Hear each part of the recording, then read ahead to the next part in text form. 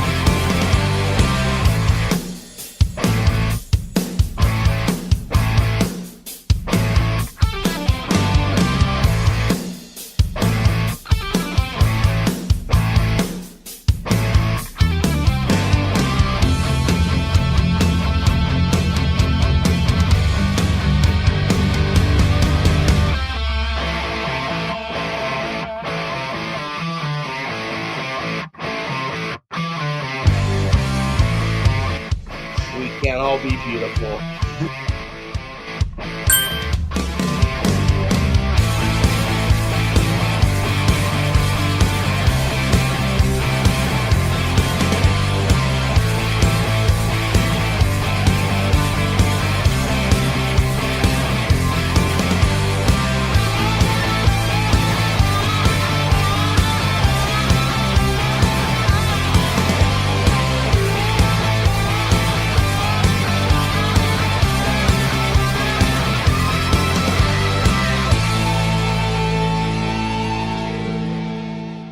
Put your seatbelts on and get ready for the ride.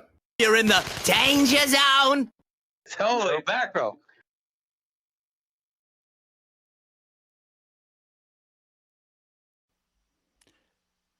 Good morning, sir. Good morning. Okay. Welcome everyone to the Danger Zone with Murph, Dano, and Bailey. Man, what's up, Murph? Man, it is Friday. That's right. It's Feel Good Friday. We got a third co-host in here already. We're killing it already. Oh man. So, dude, chat's killing it. I can tell you that. Oh, always love having these guys in here. So if you might not have noticed, sporting the other college team that I enjoy watching, because I'm just absolutely sick with my Mountaineers, just like I'm absolutely sick with our New York Jets. But we will get into some of our misery and despair as we get into the show a little deeper. But Dane, how was your week? So not bad. I mean, weeks start on Sunday afternoon or Sunday evening, right? Yeah, pretty much. Yeah, okay, good. So the Jets debacle of week 7 was last week, I like to think. After that, my week was great. Definitely put about 36 hours into construction Monday through Thursday. And then today I had an office day to round out my 40-ish. Not bad, man. Not bad. Personal life's good. It's this jet thing that is the one thing sticking in my craw, so to speak. Talk to me about your week, Murph. It was good. I tried another different type of route this week, and it went really well. It was probably the easiest thing that I can do in this company. So, other than today, it was a cakewalk all week. I will say that I know whenever you have an office day because you be in the group chat talking all kinds of shit. You be in there talking your shit, and I appreciate that. Like, you got to get it in while you can. Get in where you fit in. Yeah, it's been a pretty good week, man. Can't complain. Yeah. Yeah, I don't know, man. Dude, ramping up to this show like earlier today, I was pumped, and then like when we start getting into it, it's like, man, what can we say? What can we say to these fans that are just like they're us, man? It's just like it's rough, it's tough, it's rough and tumble, and I was just watching Jets Worldwide, and I shout out Jets Worldwide. They're our pregame show kind of. They're I guess we are their postgame show. However you want to spin that. Um, it's just like the more you hear, it's like the optimism is waning from even the most optimistic fans in our fan base here, our subculture, our it's like even the guys. Yeah, Flacco, man. We're gonna get into Flacco. Even the guys that were, I mean, I've seen strong men break already. Stronger men than I. Um, I think the only thing keeping me going in a lot of ways is a numbness. I'm a ginger, so I have no soul. Maybe that's it. What has you, Murph, still tuned in, still plugged in, still watching? Talk to me. My last name, Murphy. What can go wrong will go wrong. Murphy's Law, baby. Uh, Adversity. That's our thing. We get beat down, and we still kicking. So yeah, I guess that would be my only excuse. That, and maybe I'm just really dumb, but I deal with it every week, just like all of you guys do. I can't figure out how I want this tonight, but yeah, it's been rough. Like when you're out of it before Halloween. I mean, I guess technically you could go on a 10-game win streak, whatever, but like we're out of it, guys. Like before Halloween, before the trade deadline, that hurts. That sucks, you know. The only plus, I guess, the only thing you can look forward to is like the trade deadline, It's like, well, are we just gonna sell? We're gonna do this thing and build some capital so we can have our favorite thing, a really good off season. Yeah, kings of the off season. Let's do it. You said it though, the trade deadline. I think another thing on my for my I don't even know the word I'm looking for. My outlook in the near future, the next month is first up trade deadline, and then after that is when do we start moving exclusively to the youth on this team, the up and comers, the people who will be here in 2026 and 2027. How do they look? Does Glenn, and the whole regime start looking better? Like this can't just be a ride that's like flat, like the flat line the whole way. Can't be. Can't be. There has to be. And that's what I guess what I'm most looking forward to is the first win. Because once we get that, I want to know what we do right after that. Do we build on it? Do we go right back to where we are now, and that's just a flash in the pan? Because all of that. So when you're saying first win, are you implying that there's more than one? Yes. Okay. Because to me, it's the win. I'm looking forward to the win. I don't know. I'm obviously kidding, guys. I mean, we got to win at least two. Jesus. Yeah, you got. I mean, come on, long season. Yeah. Good. I was just talking shit. All right. I do expect to get multiple wins this year.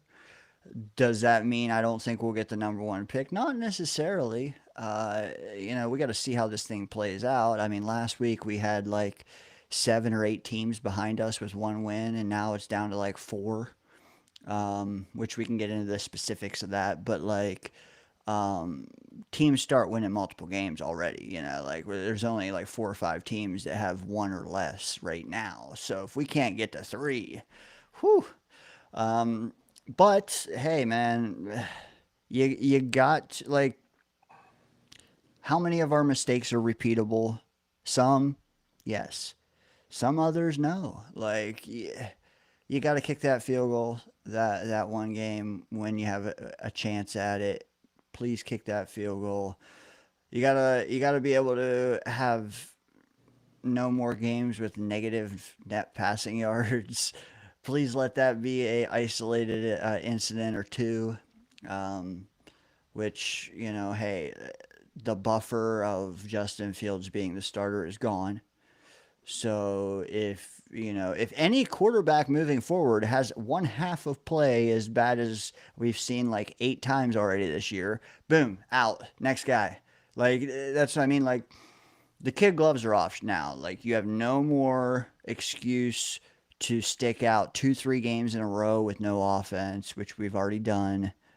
Um, you also got the bulk of the tough part of your schedule gone. You got to be able to win 3, 4, 5. Yeah, call me crazy. We'll see. Are we sellers next week? Are we sellers? Yeah, I mean, it's got to be next week, right? I think deadline is 11/4, if I'm not mistaken. It's like the Tuesday after our bye. We have 4 more quarters to showcase who we want to not showcase who we don't want to.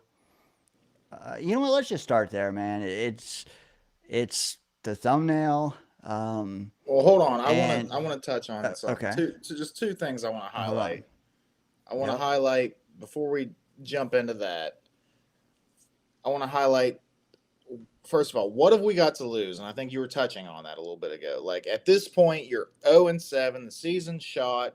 See what you got in the young guys. See what you got in your coaches. Pull it all out. See what you can do, what you can build off on next year. And then following that up is it's the time for learning. Okay, we've made a lot of mistakes in those 7 games. Players, coaches, front office, what even the janitors are fucking up out there, mopping. Like, I don't know. Like, everybody's been making mistakes in that building. It's time to work on getting better. You have to learn from your mistakes. And I'm mainly looking at the coaching staff because I've seen a lot of mistakes with the coaching staff. They're young. I get it. This is their first year. I get it. But I need to see growth. Like, because if you are the same coach week 1 as you are week 17 in your first year of coaching, probably not good, especially whenever you've been losing, So I need to see growth. We don't have a ton of rookies on the team, so like obviously like your rookies you want to see growth on and stuff like that. But there's veterans on this team. Like I know what Quinnen Williams is capable of, so it's not necessarily looking at him I need to see growth. I just need to see him be consistent and play well, whatever. I need to see growth from rookies. Especially need to see growth from the coaches. So what do you got to lose? And I need to see growth. I need to see you making the right decisions. I need to see it showing on the field and just producing a better product. It don't have to necessarily equate to wins, but just better product, man. What if I framed it this way? Do you think you have to see that rock bottom is behind us? Yeah. I would say that because you went 0-7. That's damn near half the season. I mean, I know we got 17 games, so 7-7 is 14. Yeah, it's a little less than half the season. But I need to see this next 2/3 or half in that range, whatever. I need to see that being better than that first third or whatever. Like, that was rock bottom. Now we got to climb, right? We got to climb that rock, or climb out of that chasm, so to say. And it won't happen this year. We may not see the light by the end of the year, But we need our elevation to be a little higher than it was whenever, last week. So, yeah, like that was rock we don't bottom. want to a deep cut reference. You don't want to feel like you're climbing El Capitan in Yosemite right now, like we have been, bro. Um, if you know, you know. But I want to see. Hey, we got a little Alex Honnold in us. Let's do that, man. Uh, but I do feel like, man, I feel like we got one more L in us, man. We got to get to that bye. We got to get to that bye week, and then like that. That's perfect. Bye week, week 9. Then you're looking at half and half. Like you said, man, that second half, it's gotta be better, and it's gotta start better. It's gotta stay better. Um, we'll see. I mean, we sound like we still have Looking hope for this season. Like, looking at the bye week, so we have one game and then the bye week, right? So, and this is going to sound ridiculous for me to ask you this, but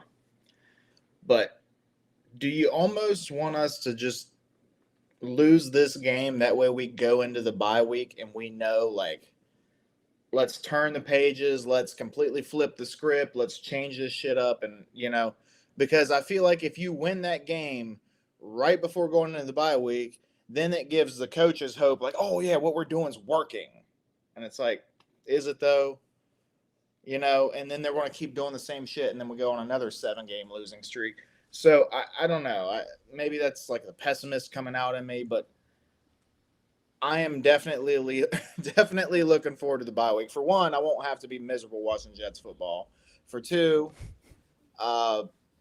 just knowing that like they have a little time off to assess themselves is going to be nice.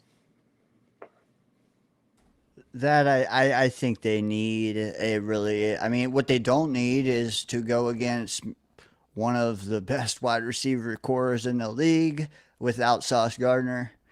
I mean, arguably, and I'm saying arguably because I don't fully like believe this, but one could say that we are going into Sunday without the best player in all 3 phases. Sauce Gardner, Garrett Wilson, Wang Wu. You're a Wang Wu truther. It's tough to show optimism tonight knowing that we have Jamar Chase and T. Higgins coming in who are going to be a tall ass order to bottle up. We got A.Z. Thomas out there making his first start against that. How much can you ask of him? Not only that, you give up 1 touchdown, and it's like we have no Garrett. Is 1 touchdown? I mean, the last 2 weeks, 1 touchdown has been enough to beat us. Yeah, exactly. I mean, we don't even know how to score points right now. And yeah, you could say our defense has been playing well, but I mean, it was the Panthers that we played. Like, like this is, like you said, this is a tall ask, and that's even with a backup quarterback. Those receivers they're good. They'll make anybody look better. So I don't know. Flacco was feeling himself in that Steelers game. So hopefully he's not feeling himself this game. But I know that there was a coach that I had faith in whenever we didn't have our starting corners, because he proved it to me. Let's hope that this coach can do the same thing. Yeah, let's hope. Let's get into it because, like we just talked about, Sunday, if we lose that game, we'll approach the bye week, maybe the second half of the season, one way. If we put it all together and we have a spectacular game, is the coaching staff and the general manager naive enough to approach the bye in the second half of the season a different way? We don't know. We don't know. But what it could sway, let me see if I can get us right here, is the trade deadline. Not because I think they're naive enough to think that they can make some sort of a playoff run. That's not what I'm saying. What I'm saying is they might approach the second half of the season a different way, meaning like, let's band together and like stay the course just to end on like to ensure we end on a positive note. If you sell, you're pretty much sending a message that the rest of the season, fend for yourselves, gentlemen. But anyways, spin zone out the way. I want to bring this up because it's been massive in not only content creation world, but social media world, media world. And that's, are we going to be sellers at the deadline? What does that mean, sellers? Like, does that mean we're trading off one guy that we're not going to, extend? We already know that. Are we going to sell off multiple guys? Can we even sell off multiple guys? Are we going to sell on pennies for the dollar, Murph? I just wanted to throw this up here because this is the rumblings in not only the Jetverse, but I think the national media is thinking this is accurate as well. Quinnen Williams, second round pick value. Jermaine Johnson, third round pick value. Will McDonald, 2/3 maybe. Breece Hall, 5th round pick. MC2. And Quincy Williams, day 3 pick. You going to sell any of these guys for that value? Breece. I'll take a 5th for Breece. There's no point in keeping him now. I mean, dude, 0-7, like whatever. Who cares? He's averaging 3 point, I would guess 3.2 yards per carry. That's just a guess. I have no idea if that's what it is, but it's probably around that range. MC2 looked really rough early this season, but I don't know. Like, I don't know if I'm willing to sell him yet for something so low. You know what I mean? Like, there's always a chance that he's just not fully healthy, and you need to give him some time, and he can come back like a bat out of hell. Quincy Williams is way better. Like, that dude makes an impact on the field when he's on the field. So I don't understand that at all. I guess you could just say that the linebacker position isn't valued that highly, but he's not worth, dude. Even if all we get out of him is the next 10 games, that 6th or 7th round pick isn't worth it to me. Quinnen, hell no. Come on. Yeah. You got to get a first for Quinnen. I'm not saying you got to get 2 firsts, but like a first for Quinnen. Jermaine, former 1st round pick. He's not elite, right? Like, I don't think that he's elite, but I think he's a good football player. And when you have a good football player with a good mentality, which he does have a good mentality, you keep him, for a 3rd round pick. No, come on. I understand selling, but at least get something out of what you're selling. That's not worth it to me. And how dare they even put Will McDonald on here? I was waiting for that. How dare they? A Connor couple, Hughes, you know what? Country Club With Connor. Yes. You know what? This tweet, we could make six solid questions I can think of out of it. One is, okay, yeah, let me start there. And I want to get to e-boogies, because that's another one. But first, I want to ask you what you feel about the rumored value of the guy. And just like first impression, like you can just, hey, what one is the most off? Which one do you think is the most on? Which one's the most off of what their value is? Yeah, and Okay. and yeah, and vice versa. I'm going to say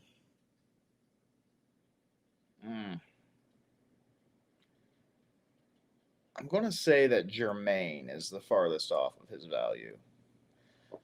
And not because I think that he's so much greater than a third. Like you see this all the time around the league. Like guys that are first round picks, regardless if it was a reach and everybody knew it was a reach, but they still got picked in the first round. Teams continually give those guys chances, and they continually pay those guys money. Look at the DT that we had that went to Washington. Got paid because of his pedigree, dude. His draft pedigree. Like that's how that thing goes, man. That's how it works. So teams are not very rarely do teams give up guys for that, or selling that low on a guy that you spent that much on, especially this early. And when they've shown that they are a good player, like he has good film out there. So yeah, I'm going to say Jermaine. And that's only because he threw in that little parentheses there. Could be second for Will McDonald, or else I'd have had a different answer. Okay, so Jermaine, you think is the most? No way. Third, no way. Yeah. What is there? Is there? Well, you said Brees that you would do that. Does that mean that you think fifth round value is the most accurate out of these 6 guys? Yeah, I think so. Because he was a second round pick. He wasn't a first, even though I guess Douglas tried to get him in the first. So he doesn't have that first round pedigree. Running backs fall off quick.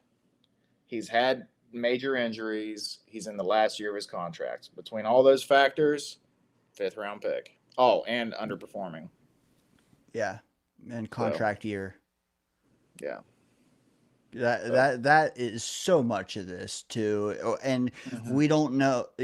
Mind you, chat and future viewers, whoever, like, we don't know which guy wants out, because that impacts things. We don't know which guy is unwilling to sign an extension with us. We have no idea. We're just going on, is this player worth that based on production, based on, salary. Yeah, Brees Hall for a fifth, man. And you mentioned it. What's his average this year? It's decent. It's 4-something. But it's 4-something because he was great in 3 games. Or he was bad, like shitty bad in 3 games. And then he was medium in 1 game. So it kind of washed, because I think he had a game where he was like 8 yards a carry. But there was 3 games he didn't even get 3 yards a carry. Just terrible. And contract year, man. Like, what I was hoping Brees in a contract year would come out and just blow the doors off of expectations. Right now it's, and you could blame a lot of things, you could, but I don't care, man. Black and white. Is he worth extending right now? No. Not for me. So, and Brees Hall, and this is kind of how I look at him. Brees Hall has evolved into a Dalvin Cook type of running back. Okay, where if there's no hole, or there's not much of a hole, or there's not a lot of space, he doesn't make it. He will not make his own yardage. He won't make his own space. You give him a good seam or a good hole, he can make the best of it, but he will not create his own. He's just become like this guy that has that breakaway speed, he has that second gear, and he can make you pay, but he won't grind it out, and he won't make plays.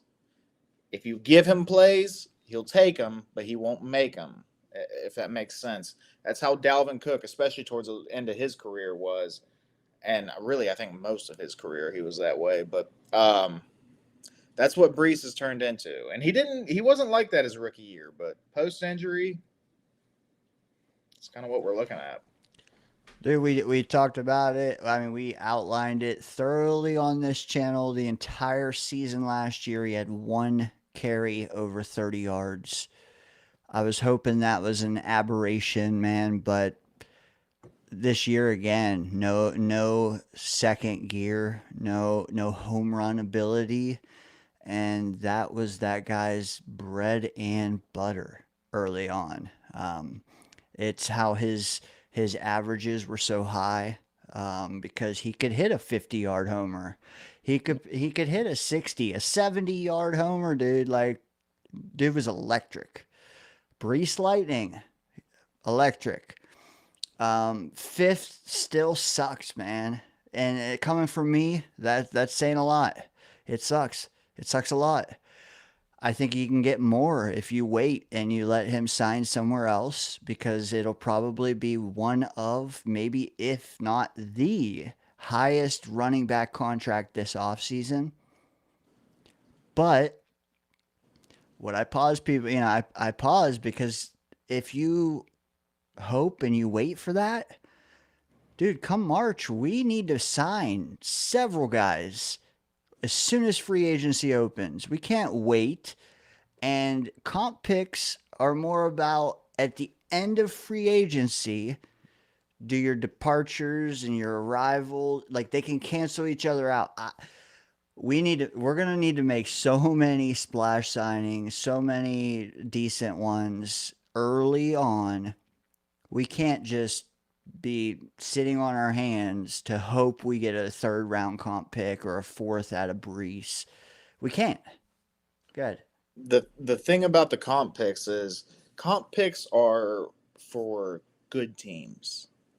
Comp picks are for teams that are set. They have it together. They're making playoff runs. They're winning 10 games a year. They have deep rosters, and they can let guys go and next man up. Or they're really good at letting a guy go, drafting his replacement, and he just hits the ground running. You see this all the time. Like, I mean, I don't even want to say that Dallas is a good team, but like with their offensive line, they'll let a guy go, draft a guy just as good as the last guy that left out of nowhere because they have good coaching. They have good front offices that evaluate talent. Comp picks are for good teams. We don't deserve comp picks. We don't. We don't. So fuck the comp picks.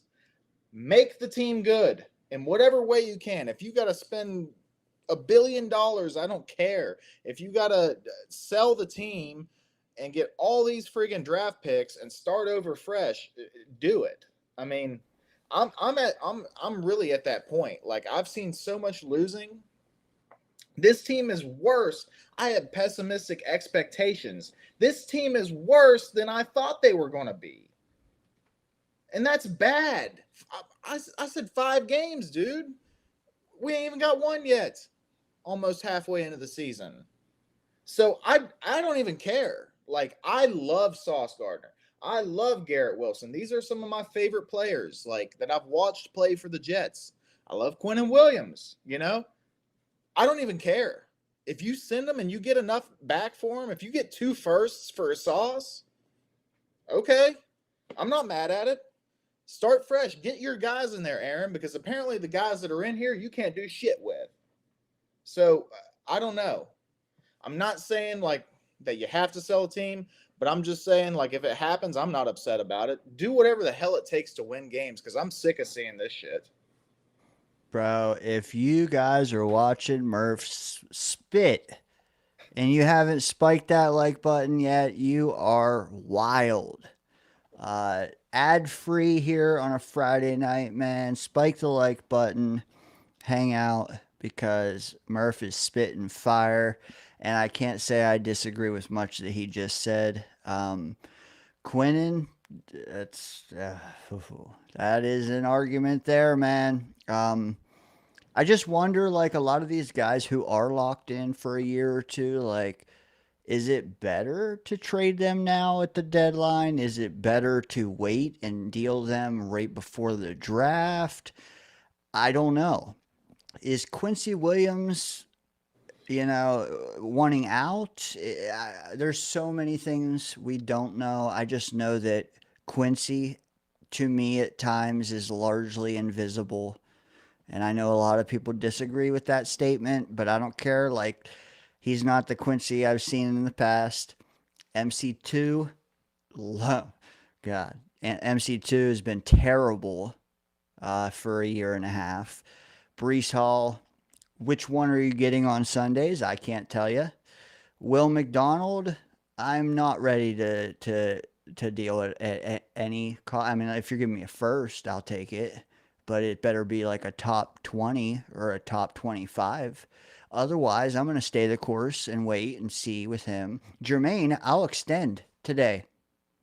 Extend him. Don't fucking care. I think he's part of the solution. I think he's part of the reason we've only given up 26 points since he come back. I mean, yeah, Carolina sucks, but does Denver? I mean, 13 points to Denver. Hey, I'll take that. Quinnen Williams, that's a tough one for me. It is, because going into this season, I was wondering, have we seen the best of Quinnen Williams already? I wasn't willing to say we had. I wasn't. Some many others were. They, his 10 sack season or his 12 sack season, that's the best.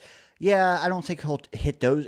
Even then, I didn't think he'd hit those numbers again, but I thought that he could cause more havoc than he's ever done before, having Jermaine and Will McDonald and him and maybe someone else all together. We would see the most havoc he's created thus far.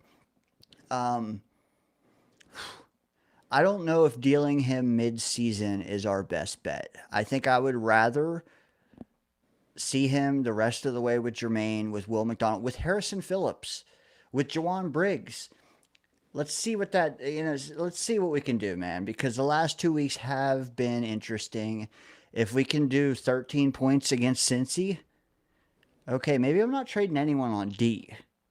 And I know that, because that's not a 1 week sample, that's a 3 week sample. Different. If we give up 40 on Sunday, I might change my mind. But I need to see that third game, especially against who we have coming in, or I should say where we're going. But yeah, man, there's so much. Damn near everyone we've said were reasons for optimism heading into this season. Having Justin Fields, having a rookie head coach, a rookie OC, all that shit.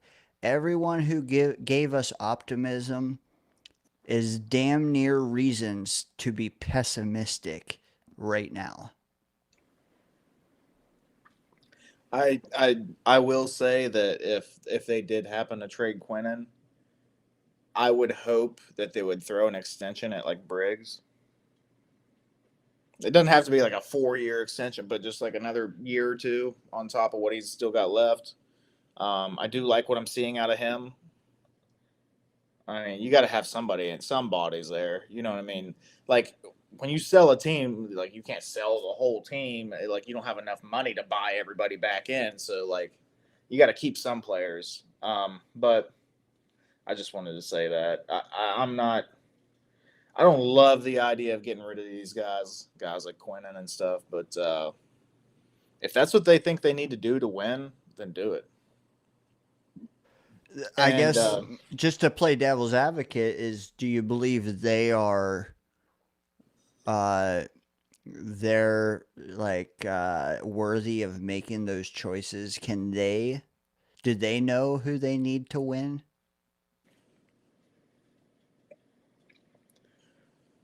Based on what I've seen so far, no. But both of these guys came from, like, both Muji and Aaron Glenn came from organizations that had turned it around rather recently and created a winning culture. So maybe they know what it takes. Maybe they've learned from where they were at before. I don't know. That's a future question. I mean, it's hard to tell right now, but right now I know I'm not loving what I'm seeing out of Aaron Glenn as far as coaching, but maybe it's, and I was going to, if you didn't highlight that comment, I was going to here in a little bit, Grinch season, like if that's what it takes, like if it's just the players they're just so used to losing, they're in a funk and they need to start over and the organization needs to start over, then do it, man. Dude, whatever. Like, I'm with you on the do whatever to fucking win because this is getting sickening. Yeah, I'm there. I'm there, man. I don't want to just sit there and talk about it for 4 hours because I think that's not going to help anything. There is some things to be optimistic. There, maybe not optimistic, more like some things I'm interested to see play out these next 2 months. Yeah, 2 months, all we have left. Um, yeah, dude, we've got punched repeatedly. We might have CTE how many times we've been punched, but let's see it play out, man. Like, I want to get to the 12th round. That's what I'm trying to say. I want to see where the chips fall after the fight, not, in the middle of the fight, because anything can happen, man. Grinch season, man, welcome. You're spitting down there. I see you. But before we gloss over it, E Boogie did ask us pick one to keep, and you might have already spouted it, but like, and if you have, just do a quick one. But I can throw the whole tweet back up there, but I think we know who they were. Pick one to keep. Who you staking your flag with, Murph? Quentin. I know I was saying like the value and stuff with Jermaine Johnson is the furthest off. Jermaine's definitely consideration. But I got to say Quentin. If you're picking one to keep, you pick the best player, and the best player on that list is Quentin Williams. Even though he's not the 11 sack Quentin that we had seen in the past, he is still a very explosive player, and he's a very disruptive player. And he's a player that offensive coordinators they pinpoint and they game plan around, and that affects things. So, yeah, Quentin. Even though he'll be 28 any day now, 28 ain't shit. Even though he's not a receiver, 20 some $1 million a year, even though. All right. Just asking. For me, Jermaine. I figured. And it doesn't have anything to do with the pick value. I don't fucking care. It's Jermaine. It's again, I said it already. I think he's part of the solution. Is he a different player without Quinnen? Like, if Murph trades Quinnen, does my answer change? I don't think so. I don't. Because of the way the league's evolving, like Murph said, extend Briggs, throw him in there. Phillips, I think Phillips we already have next year for like $8 million anyway. Briggs we have, I think, for another year or two because he's on a rookie deal. So like that's our D line. Keeping Jermaine, E Boogie. I hope that answers your question. I want to just kind of go down the list aside from Quentin here. Jermaine Johnson is replaceable, even though I think he's a good player. He's replaceable because he is basically John Franklin Myers 2.0. Okay, he's a guy that gives you a little bit of pressure on the quarterback, a little bit of production, feisty guy, willing to do the dirty stuff, hell of a run defender. You can find those guys in the league, and a lot of times they're not paid all that much. So you can find another JFM. You can find another Jermaine Johnson.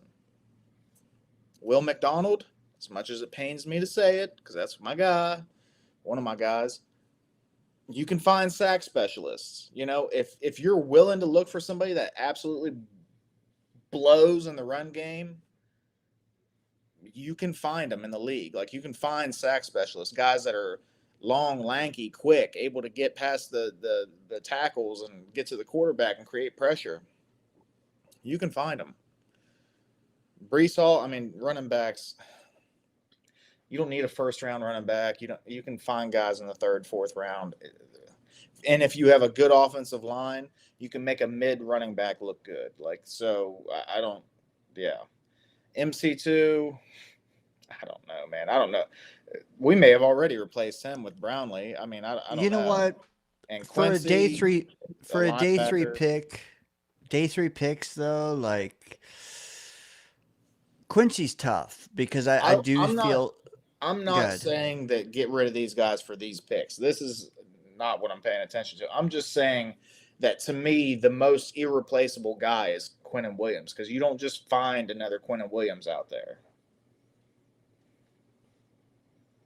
And you're absolutely right. For all we know, Quinnen and Scott mentioned it. Did he hear this week? Here, where did he put it?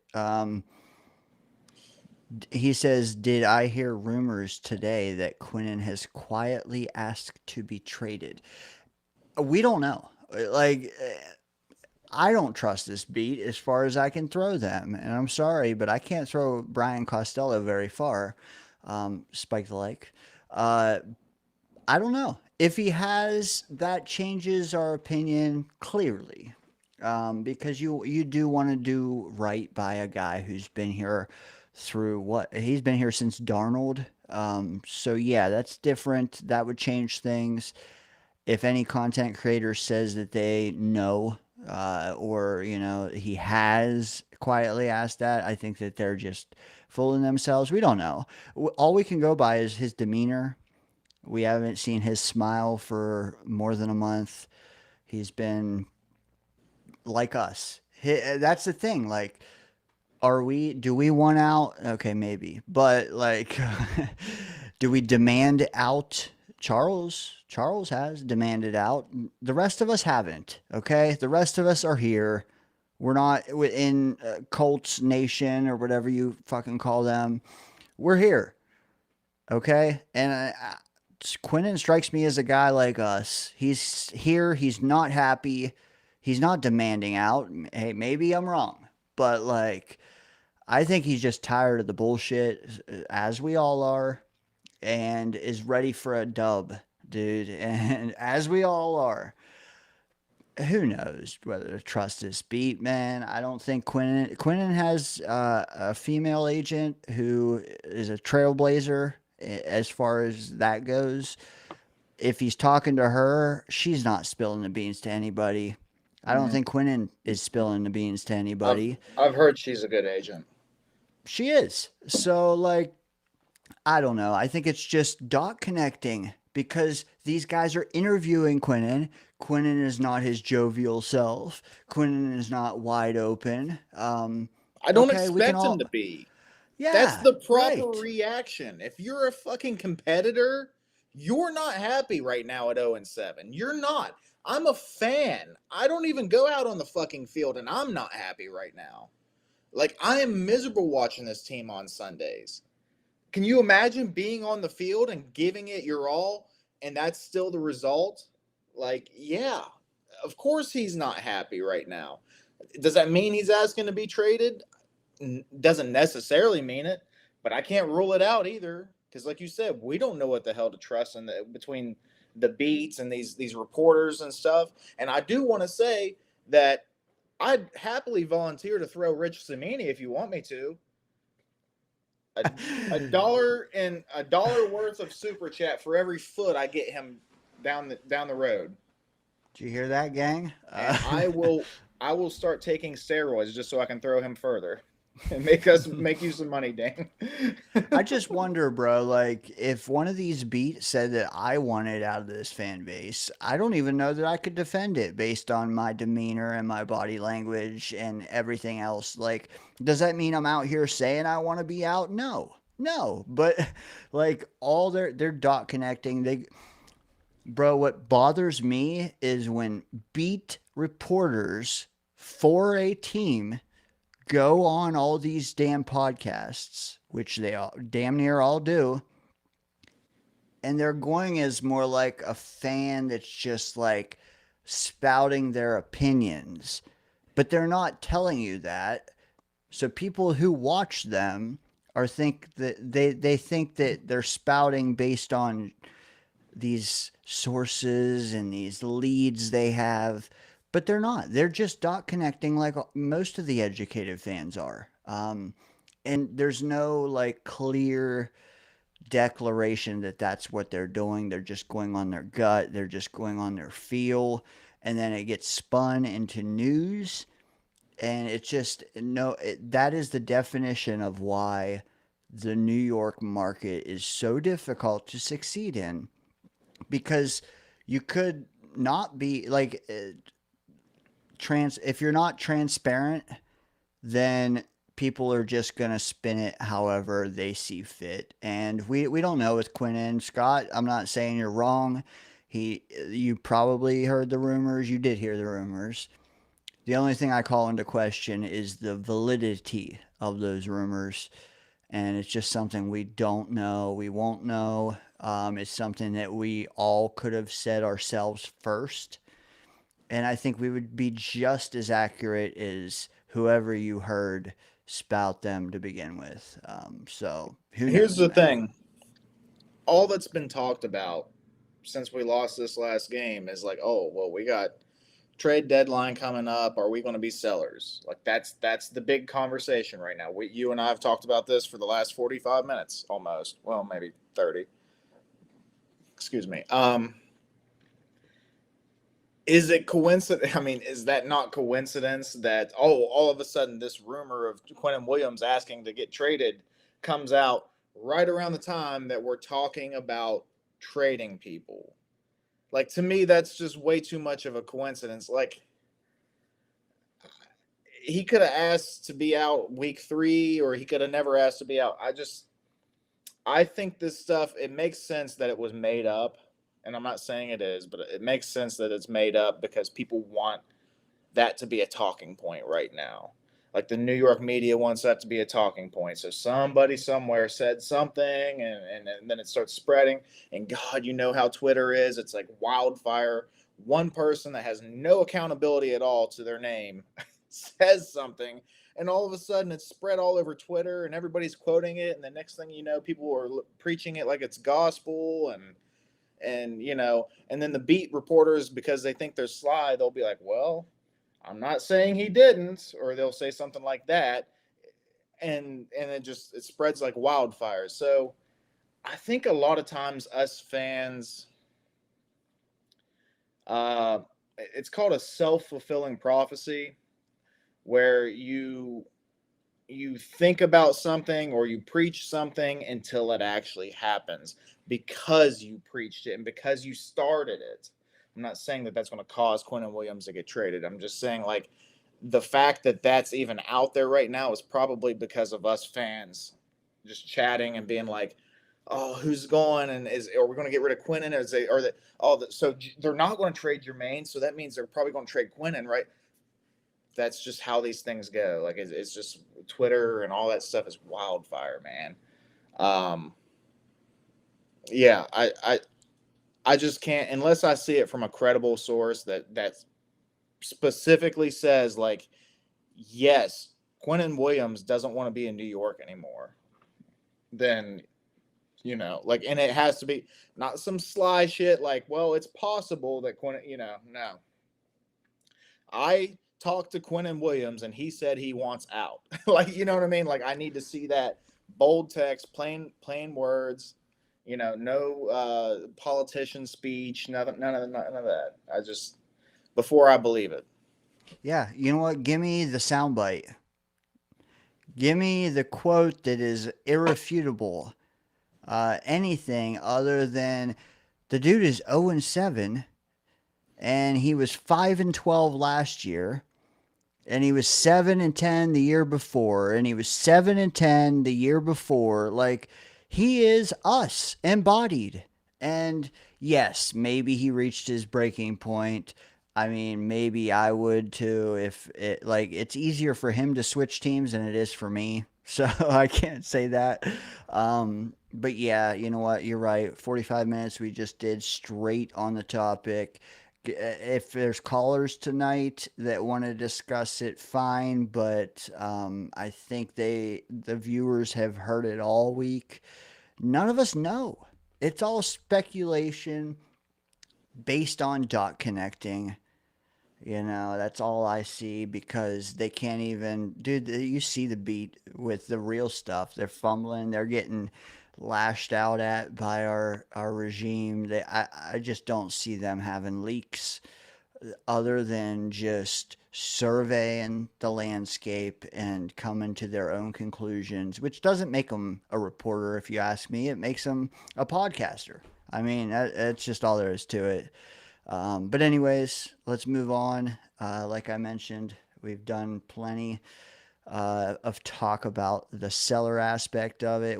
I would like to talk about, like, should we sell? And maybe we'll get into that here in a bit, but we got a hard matchup here. One we always expected to be that difficult, but not for the same reasons as, it started out a hard matchup. Burrow went down, turned into an easy matchup because Jake Browning, I don't know, man. I don't know how the fuck he's on a roster, man. Terrible, god awful.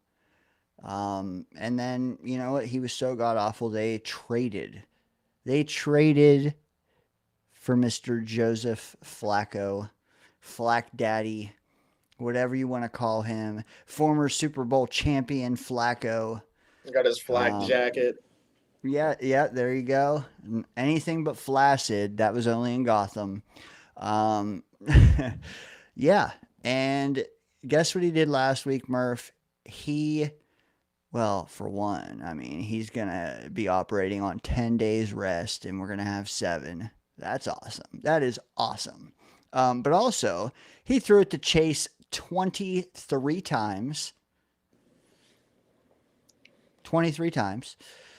And again, we're down Sauce Gardner. As you can see here in this graphic, which I can't even see. Let me go full screen. Okay. Yeah. Sauce Gardner, out.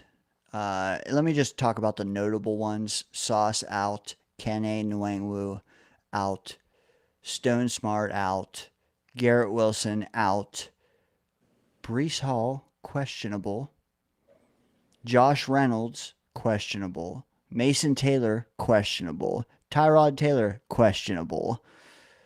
Quincy Williams, questionable. Now, I will say, Glenn said that the questionables do appear to be trending to play. So maybe we have Quincy back. Maybe we have Breece Hall and Tyrod, Mason Taylor, Josh Reynolds. Maybe we have all those. But Garrett out, Sauce out, Kenny Nwangwu out. All right, Bengals, doubtfuls. Nobody I care about. Trey Hendrickson, questionable. Whatever. They're mostly whole, I will say. So, knowing that, Bengals, mostly whole. Jets, down some guys. Does it move the needle for you? Or do you feel the same way you did about it last week when we talked about the Bengals and how Jamar Chase was targeted 23 times, and they almost won that game? I don't think they did, but they almost won that game. No, the Bengals did win. Did they beat the Steelers? They beat the Steelers, yeah. Okay, there you go, man. Thoughts on us traveling to Cincy to face Flack Daddy? Feels bad, man. It feels real bad. We're going from the red to the deeper red with all these injuries. Man, Chase. It reminds me of remember Michael Thomas over in New Orleans, like in his prime, his first few years. What was the nickname they had for him? Like, can't guard Mike or something like that. Can't guard Mike or something like that. And I don't know about that, but that's how I feel about Jamar Chase. Like, if they target him 20 times in a game, it doesn't matter who's on him. He's coming away with at least a touchdown and probably 80 yards. I mean, and that's against probably the Patrick Surtains of this world. So, yeah, it feels rough, and not having your best corner, really rough. So, Yeah, I don't know. The only thing that we can hope for is that Flacco comes back down to earth, because he's been known to do that. Like, he'll have these high moments. Um, First game or two coming in as a backup to being a starter, he usually looks pretty good, and then he like comes back down to earth. So maybe that'll happen. The biggest thing you'd have to do is put pressure on him. You know. That is key. I mean, we saw it last week. We couldn't get to the quarterback, and then our very first, maybe our only sack of Bryce Young, it sent him I don't even know, to the morgue. Um, it might have, because they turned around and they signed Mike White off his couch, and I think they're rolling with Darnold. So one sack knocked that kid to oblivion. Let's do that this week, but let's not wait till the third or fourth quarter. Let's send it, bro. Maybe with AZ Thomas, I don't know. Do you, as Baldy mentioned in the podcast today with EA, like, maybe it's time for us to set our let's press man all the time more than anyone in the league. Maybe let's set that aside and run cover 2 shell like every other defense in the league. You know, maybe you do that. Yeah, I mean, I'm open to anything. I mean, maybe this defense plays better that way. Because as a coach, you can have your philosophies, you can have your ideas of what works the best, but ultimately what it comes down to is you have to do what works best for your players. You know, you have to put them into the best positions to perform. So maybe you're a defensive coach that believes in a lot of man, a lot of press man. Well, if your players are better at zone, then you need to fucking run zone, dude. Like, it's that simple. You don't need to overcomplicate it. So I don't know. Baldy might be onto something. I know that, like I said earlier, this on the show, the gloves are off. Like, try anything. I mean, what do you got to lose? We are in what have you got to lose status. Yeah, let me bring up a chat that caught my eye because it's someone I've never seen in here before. Maybe the hashtag rule the jungle or the hashtag Bengals brought them here, Murph. Just want to get your thoughts on this from Stranger. I'm a Bengals fan, and I can tell you nobody can reliably cover Jamar. Even doubled, he will still eat decent. Thoughts on that? Its validity, and then maybe how we can combat that? We're not combating that. We with Sauce out, there's no combating it. He's going to eat against us. We just have to keep it at a minimum as we can. I don't necessarily know that I agree with you, Stranger. I read that as stronger, but I don't know. Maybe it is Stranger, or maybe no. Yeah. Anyway, yeah. So I think like Surtain would stand a chance, and I'm not saying that Jamar Chase wouldn't eat against them, but I think that those type of matchups, you can have a game that'll go Surtain's way and a game that'll go Jamar's way. And it also depends how much the quarterback feeds him. If Flacco's throwing 23 passes towards Jamar every game, he probably is going to eat every game. Now, his percentage of passes caught may not be that high if he's up against a stud corner or getting double teamed, but the he absolutely is a stud. He's probably the best receiver in the league right now. I mean, you could argue JJ, but he hasn't performed quite as well as he did as of a couple years ago or whatever. But yeah, Jamar probably is the best receiver in the league. What do you think, Dane? Is he with Jake Browning? That doesn't count. You know what? I have drafted Jamar Chase in back-to-back years in the first round. last year. It won me a chip. So I doubled down. I did it again. In the one, like, I don't know, when people talk about their fantasy team, pick the league you're going to talk about. Because if we talk about all our leagues, we're all talking about everybody. The one league that I care about, I doubled down on Chase. And yeah, he needs a quarterback, as do most of them. With Flacco, he looked better. He looked more like himself. Yeah, it took 23 targets, but a lot of those, were whatever targets. Can we bottle him up? I don't know, man. We're going to find out what Wilkes will do. Do you bracket him? Stranger, I know you're a stranger. I know you subbed to talk Bengals Jets. You may not be here next week. Maybe you will. Maybe you'll be victory lapping us. Please do. You deserve it if you do. If you lose, though, I want you here. You permanently. If the Jets beat the Bengals, you have to stay subscribed the rest of the year. How's that? How's that for a gamble?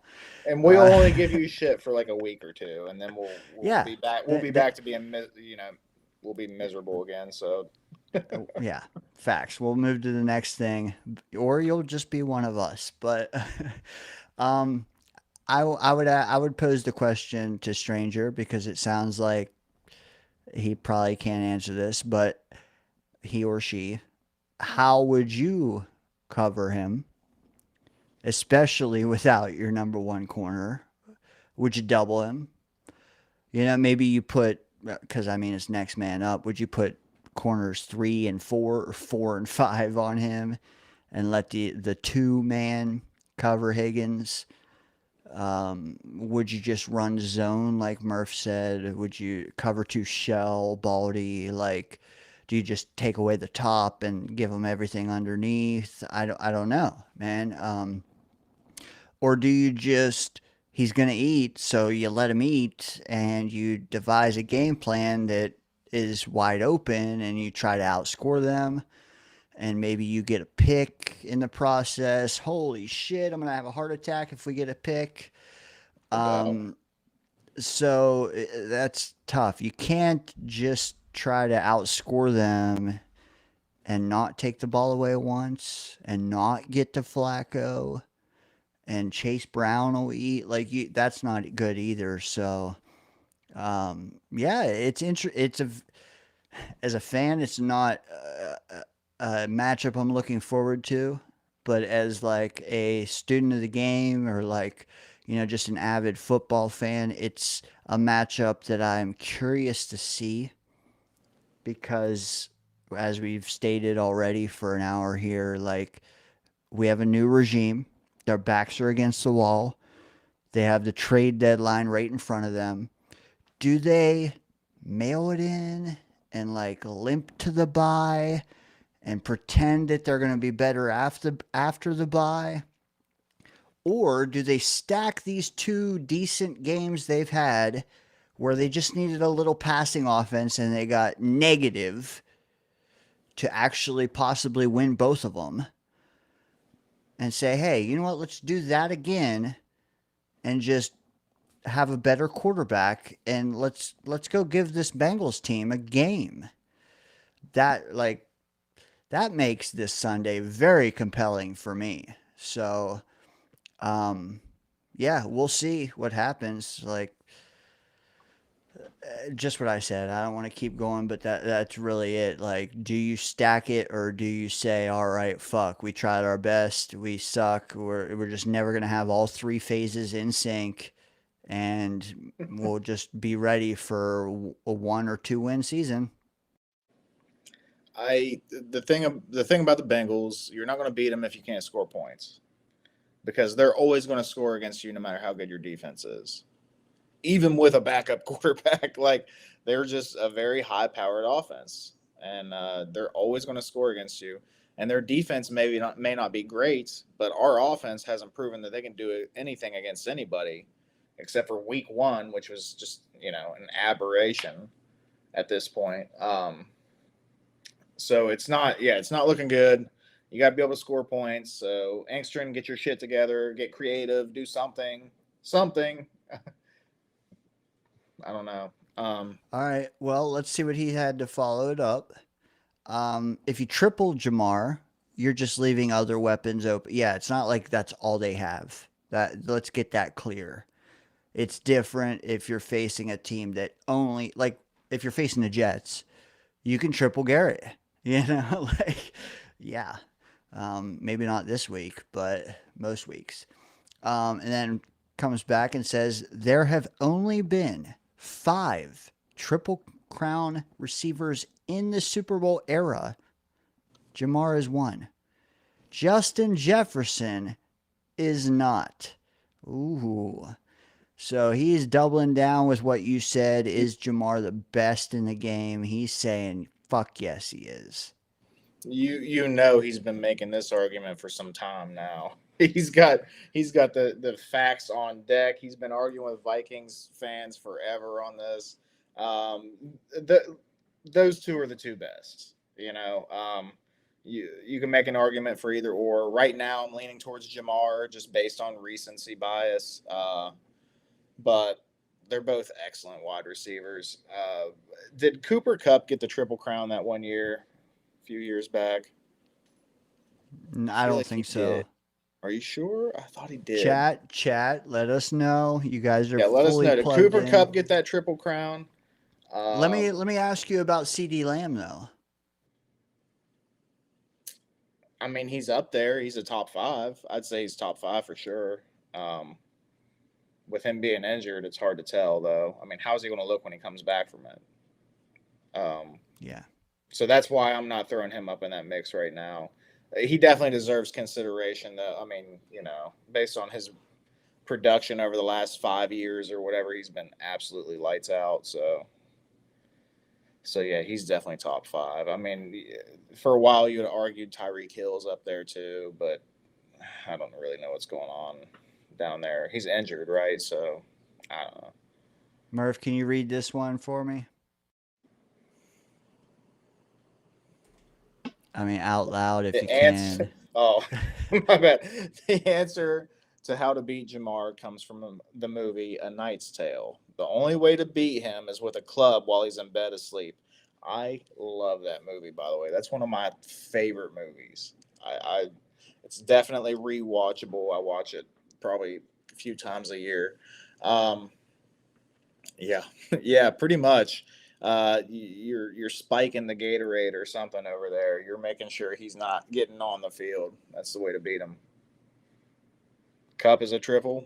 So were we going to argue that Kupp was the best receiver in the league? You know, I mean, some people were arguing that after that year, but then he kind of came back down to earth, and he's still a good player. You know, don't get me wrong. Cooper Kupp's still a good player, but I don't know.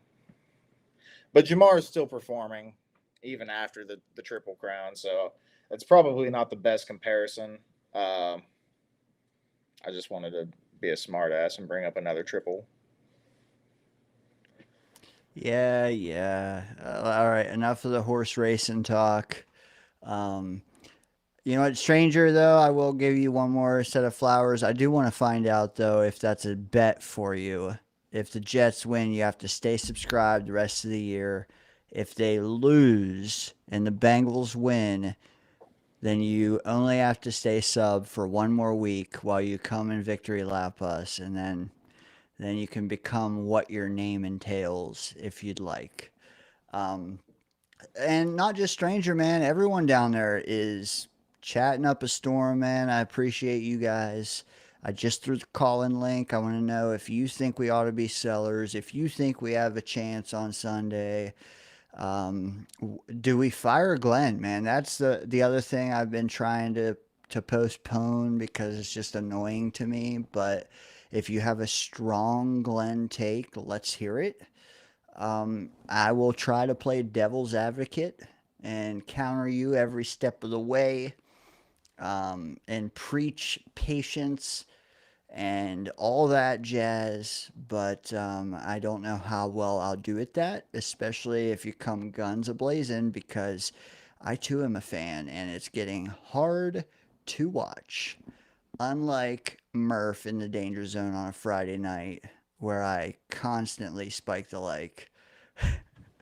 Even though he's a Buckeyes fan and he told me that Fields could pass the ball. In college, he could. In college, he could. He had a live arm in college. Accurate, everything. I don't understand.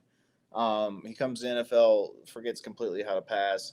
But that happens. That happens all the time. You see guys setting records in college. Just absolutely tearing it up, and they come to the NFL and they cannot figure it out. Like, the speed of the game is just a different level, man. I guess I'll let you slide for that, although you made me sign so many checks that I can't cash now, Murph. Thanks. Thanks a lot. You know what? I've been rambling. You've been concise and perfectly eloquent, as Scott put it earlier. You're preaching. But enough about us. Why don't we bring in a guest? We do have a guest into the DZ. And before I bring them out, let me just mention the DZ has exclusively operated on Friday nights for like 10 months now, outside of a short stint with Mike the Stat Guy where we broke down some film. We've exclusively done the Danger Zone live with Murph Friday nights. We're thinking about expanding a bit just to give you a little more flavor, and you guys have been so great with the chat and all that, and we're thinking about doing a Sunday show. It'll be Dano and Jet Chaos. If that sounds like something that you might like, then super chat tonight. We have a goal of 5, which is what, $10? Just do the $1.99. $10. Let's do it, man. We'll make that a permanent thing. Why not, man? Because by Friday, Murph, I think you'd agree if any one of these people talked to us on a Sunday night, which is when it would be a Sunday night, we would have one take, and then by Friday it would settle down a little bit. I in my opinion, speaking for myself, I think that you do settle down a lot because I get the group text. We in that group chat, and I see how you're feeling on Sundays. By Friday, you're in here. You're like, oh, well, let's be a little optimistic. You've calmed down and stuff. Usually, I'm still ranting by Friday. Especially this year. Yep. I don't know. I've just been a little bit more pessimistic, a little more down this year, and I actually hate that. I don't want to be that guy. But I also want to be real with you guys, and I want to be, 100% me. And this is just how I feel in the moment. This is what I'm observing, what I'm seeing, and it just hasn't looked good. And I'm just going to tell you guys, it doesn't look good. And it's not that I don't. It's just that literally. And if you've been watching for 30 years, you have to somehow evolve your opinion. I don't know, man. Like, it's not that I'm not being authentic, and I don't think Murph's saying that either. No. It's just that when it's fresh, I tend to be more emotional.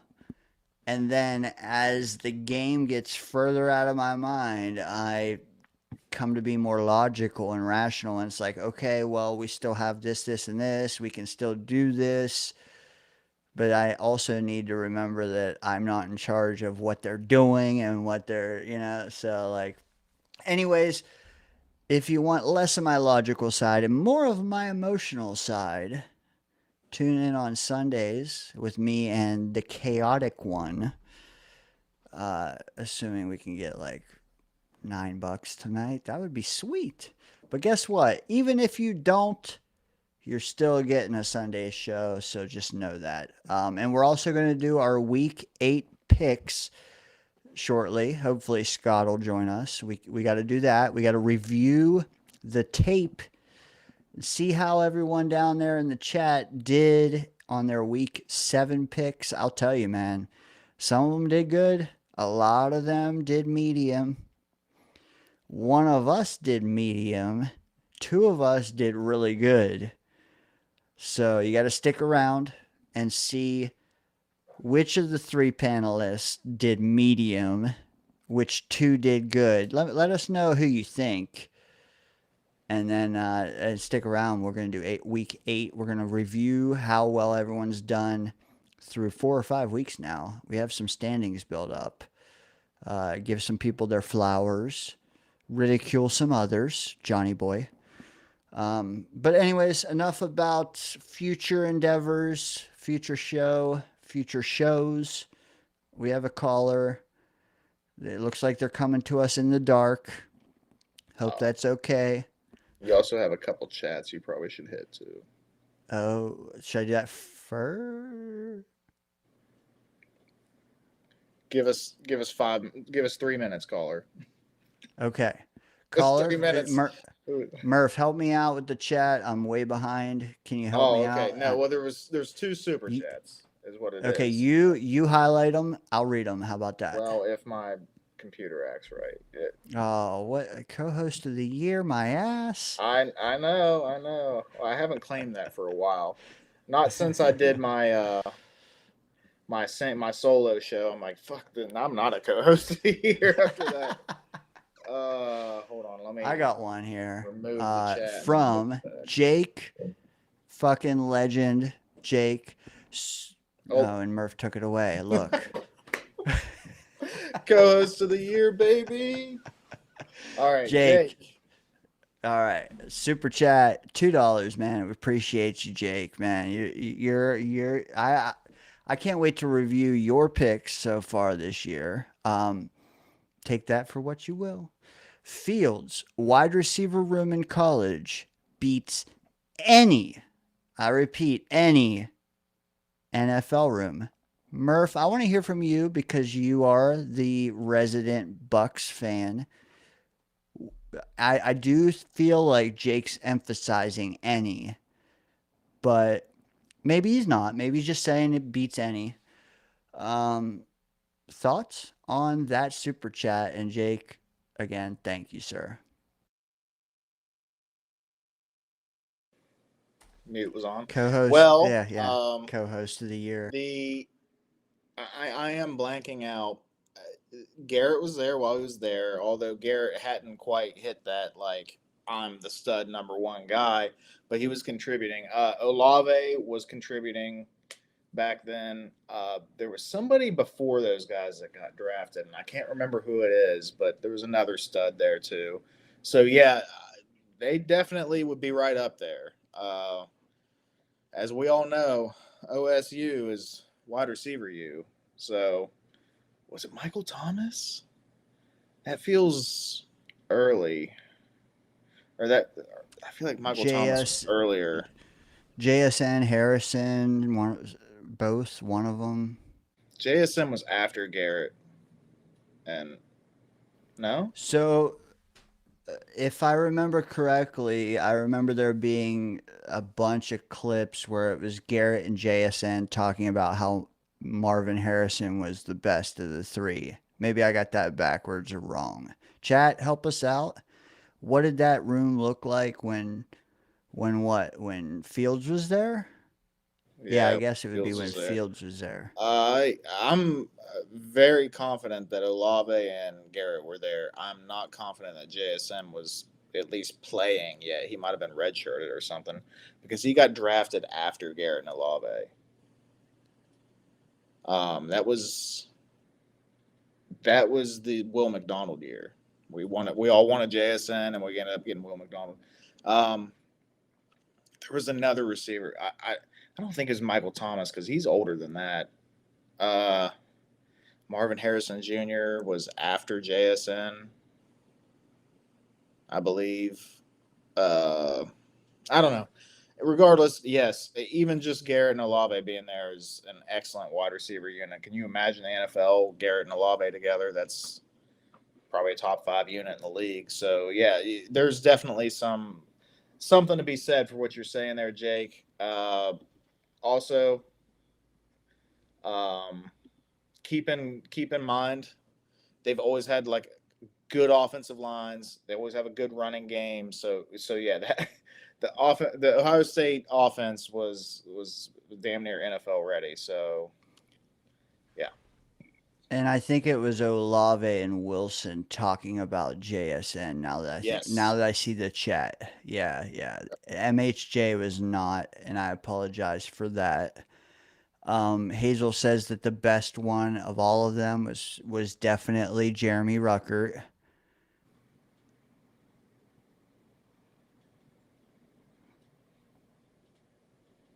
Moving on. All right, we do got a caller on the line. I'm gonna get to them, but I want to get to this. The tied for the largest super chat we've ever received, Murph, comes in from the very first member of the channel, who now has perks that we will be talking about later this episode. Hazel, super chat 1999. She says, I want paneer tikka masala, please, and thank you. She knows that I can actually procure that. And she's asking me to, Murph. So at some point, if you can spell me for 3 to 5 minutes, I can make this super chat worth it to Hazel. I don't even know what that is. I really don't even know what that is. Neither did I a few months ago, so it's no biggie, bro. Okay. Yeah. I think Hazel's just messing with me at this point. You know, I don't think she is even. Oh, you're right, yet. McLaurin. Terry, scary Terry. You know what? Okay. You know what, chat? You're cooking. I'm gonna come back to you, chat. Hazel, I asked you a question. I'm coming back to you. So you didn't shit or get off the pot fast enough. I'm going to the caller who we've kept waiting, because that should take priority. Time is money. Money is time. I don't know if this guy is even who he says he is, because all I see is a dark room. So we're about to get spoofed, Daniel, I think. We'll see. Without further ado, if this guy is who he says he is, we've talked to him once or twice, and he always brings solid takes. The one, the only, JT. Yo, what up, boys? How we doing tonight? It's definitely me. Okay, he's driving. You driving, huh? I am driving. Do I sound okay? Oh, okay. Okay, cool. Yeah, you actually sound good. Don't care about your picture. You sound good, bro. Go ahead. Cool. Yeah, I'm driving. I'm actually driving because I'm headed to Cincy tonight for the game this weekend. Dude, that's epic, man. As someone who's, I've lived in Ohio, or I have lived in Ohio for decades. So I don't know how awesome Ohio is, but going to the Jet game, man, kudos to you. Yeah, me and my dad have had this trip planned since before the season. We're actually stopping at the Football Hall of Fame's our first stop. We're driving straight through. We're leaving my dad's house at midnight. I'm actually on his way to his house now. We're leaving there at midnight, and then we're headed to the Hall of Fame Saturday, and then we're just going to go to Cincy and rest up for the day and get ready for Sunday and go to the game, and then head straight home after the game Sunday. Let me talk to you, JT. That's sweet for one, because, you know, I wish I could see this team this year. But I do know also that you and I are like-minded with the vibes and the combating the negativity in the fan base and the Tank crowd and the Fire Glen crowd. Can you just tell the viewers and anyone listening what you think? And you don't have to, you know, sell yourself down a bridge or anything, but just what is your take on Glenn and the Jets as of week 8? I think it's too early, way too early for the Fire Glenn discourse. I think it's early to even consider it at this point. Like, let's put it this way. This team has been shit since 2015. We haven't won more than 7 games. So it's obviously it's not going to turn around right away. We might have been overrating the roster as fans, to be completely honest, thinking that we were as good as we were. It's a rookie head coach. He's going to make his rookie mistakes. We have a rookie OC. He's going to make his mistakes. But they're both highly regarded around the league. Let's let them, in a year where we don't know what we were going to get, Fields, we what was it, like maybe a 20% optimism, maybe 15 he'd work out. You know what I mean? So, like, in a year where it could have fell on its face, or it could have gone either way, why not, in a year where it could fall on its face, let it fall on its face, let these mistakes happen, let Glenn learn, you know what I mean, learn from his mistakes, 10 or 2, let the team learn how to, like, come together as a team under this culture, and then let's see what it looks like after, with another off season of roster building and shit behind it. Because let's be real, we're going to lose pieces at the deadline, like you were saying earlier. Like, we're probably going to lose Brees. I've already been preparing myself for that. We might lose Quincy. I don't think we're going to lose Quinnen or Jermaine. So, like, we're going to get some draft picks to even build our team even further up. And let's not act like their first draft isn't hitting out a little better than people thought it would. Malachi Moore has looked good. A.Z. Thomas, I feel like, has looked good in the reps he's gotten. He's obviously behind Stevens and Sauce, but he's going to get some reps this Sunday against a good wide receiver course. So let's see how he looks. Mason Taylor and his minimal reps have looked good, in my opinion. He's always fighting for that first down line, something not a lot of our receivers do. When it's like 3rd and 8 or whatever, you always find him near the line, and he's always diving forward. Armand Membu is a friggin' dog. Like, we got some pieces in that draft. Arian Smith is getting separation while he hasn't had the greatest opportunities because he's always getting overthrown. And the last one last week was underthrown, and the defender made a good play on it, whether you want to, like, talk about it landing in his hands or not. The defender made a play on it. He got his arm in there. You know what I mean? So, like, he hasn't really gotten a fair shot, but he's gotten separation. Like, this draft class, while it wasn't looked at as a good draft class, has panned out better than I think a lot of people have given it credit for. A lot of the contracts are given out are short-term contracts that are not made to, like, last. They're made to see what you got in that player. You know what I mean? Like, they're 1 to 2 year contracts. Correct me if I'm wrong, but I think Andre Sisco is a year contract. You know what I mean? Like, It is, yes. Right. So, like, in a year where we're giving out a bunch of 1 year contracts, seeing what we got, Glenn is trying to start to instill his culture. Like, let's let it ride. It is what it is. We're not winning. We haven't done a lot of winning recently anyway. While it is frustrating, I will say, you know what I mean, it's frustrating for me too, as positive as I sound. Like, this year was a year we're supposed to be rolling with the punches and seeing what we got. Let's let another off season go where we can build the team up and see if we see improvements through the rest of this year. And like I said, next year is my whole take on it. So you don't think they've, as a staff, shown already that they are not enough? What do you mean? Have you seen the data you've seen thus far through 7 games?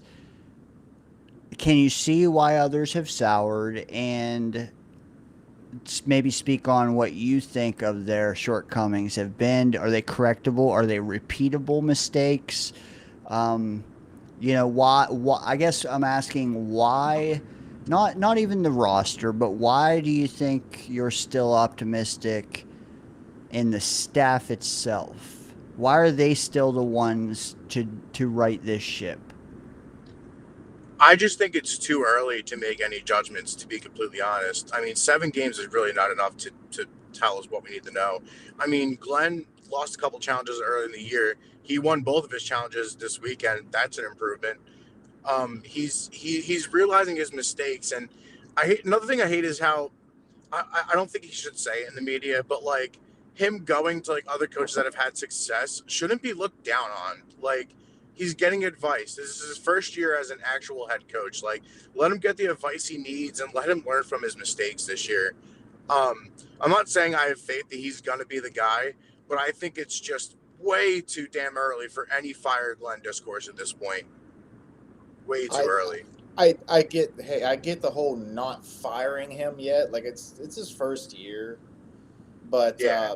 I haven't seen anything that's telling me that he's learning from anything yet. Like, I haven't seen him correct any mistakes. I mean, have you? I mean, the defense has gotten better through a move they made against Jermaine back in Jarvis Brownlee in the area. The defense has gotten a ton better. The offense hasn't gotten a lot better, but we've had Fields for how long? Like, I while I think he should have, Tyrod should have came out at some point in the Broncos game. I'm not necessarily putting it against Glenn to try to get one more game to see what you can get out of Justin Fields, but like I think now is just the time. Like it was just so many bad performances in a row. Like I think he was trying to see if he can catch lightning in a bottle, especially after that Pittsburgh game went so well. But I don't know. I just think I don't love how he was. I don't love, like, I understand backing up your players, but I don't love how he was like dying on the Justin Fields hill. And then the very following game, halftime, he benches him. Like, I just don't understand. Like, are you lying to us at this point? Like, do you actually believe in Justin Fields? Because you were dying on that hill as of like 72 hours ago, and then you're benching him already. Like, I don't know. I don't know. There's some things that I don't love. Like, I don't know. I get what you're saying. He's a rookie, man. He's a rookie. He's got to have some time. Yeah. And Exactly. You don't fire a head coach after one season. We've seen instances of this stuff before. We've seen guys like Pete Carroll, only one season out. I'm forgetting the Alabama. Nick Saban, he only got one season with the Dolphins, right? Out. Then he goes on to be the best college coach in, NCAA history in football. So right. Which granted college is different. I get it. But I'm just saying, like, you got to give a coach more than 1 year. Right. They need to get their guys in there. They need to get their systems installed. They need to find the correct coaching staff. So, but I do need to see progress out of him. Like this year, I need to see, like, towards the end of the year, can we have, games where we don't have 12 to 15 penalties? Like, can we see like some consistency out of that type of stuff? Can we, I need to see just some little things out of him where it's showing that what he's doing is starting to work.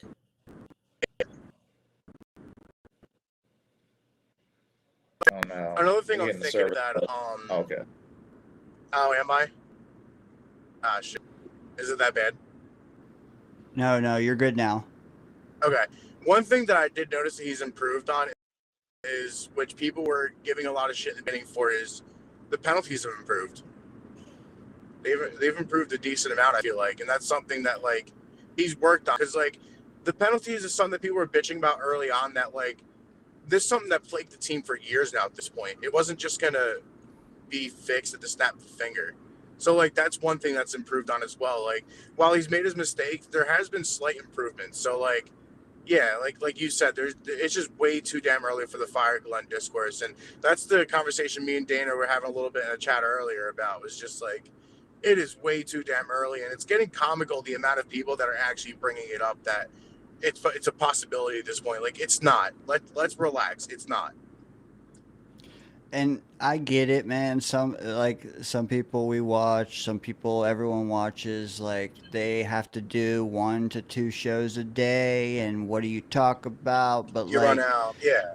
Yeah, but, like, at the same time, be you, like Murph said, stick to what you believe. You don't have to, I don't know, man. Before I go down a rabbit hole, let me just, let me highlight a chat from, user Stranger, who is from Ohio and a Bengals fan, and even they agree with you, JT, that you can't really judge a coach until after year 3, in their opinion.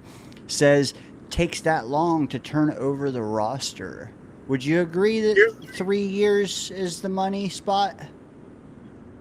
It's a fair discussion. I think by the end of the second, you start to get a real idea. But I do agree that, like, you have to take time for your guys to get your guys in the building. Like, one off season is not enough. Like, and we have dead money from Rodgers and all that. So, like, one off season is not going to be enough. And let's be real, who was really out there as a wide receiver free agent that we wanted? There wasn't nobody. Yeah. You know what I mean? Like, Yeah. so many positions, there's nobody out there. Like, some of these complaints that people have that we didn't add to the roster, like, this is not going to be a one-year thing. Like, we have to add pieces as we can. We're not going to reach on a worse wide receiver that, you know what I mean? Like, Josh Reynolds is not really a number 2. He's more of a number 3. But, like, who's really out there? Like, he's a cheap option for this year while we start to build other areas of the roster. And that's just another thing, too. Like, people complain about the roster building, and it's just, like to Stranger's point, like, how much can you really build the roster in one off season? I mean, I get in one off season, but 2 off seasons, you should have a decent chance. I think there's a lot of context. I don't think that you can just set a time stamp on what makes sense, because sometimes coaches get stuck with bad quarterbacks and for a couple years, and then by the time they get their quarterback in there, I think there has to be context whenever you're talking about this. I agree completely. And the quarterback's actually a good thing to bring up real quick. Because with us, as bad as this season's going, we're going to have our pick of the litter at a quarterback in the draft. You know what I mean? And if we can get a good veteran quarterback to at least start and teach this young quarterback the way, like, we might have a first overall pick, and that's not, it doesn't come by often, you know what I mean? So, like, we're going to have a pick at a quarterback, and with a fresh, young offensive coordinator, like, I don't know. I feel like the sky could be the limit in the future while this season sucks. I feel like it's not as doom and gloom as it may seem right now. Yeah. I mean, I get what you're saying, but it's hard to have a positive outlook when you're 0-7, man. Like, I get it. We were not 0-7 with Saleh, were we? Like, even his first year, and that was a bad year, and I still don't think that we're 0-7 that year. So, and I think that was a worse roster too, to your point as well. Yeah, and it was absolutely a worse roster, because we've seen these players that are on this roster now, like Sauce Gardner, Garrett Wilson, Quentin Williams, like those. We've seen those guys play good ball, so we know their talent. We know there's talent on this team. Right. JT, can I interject? I got to ask a question, because Clancy is freaking bringing it down there. He says the Texans fired their guy after 1 year. The Pats fired Mayo last year. I think he has another example that I'm missing, but he says he just named 3 guys fired after 1 year in the last 5 years. And then he follows it up with, what if Glenn doesn't show progress? It's been really ugly so far. Oh, yeah, he said the Jags did it with Urban Meyer. And he said that was a Doug wild situation.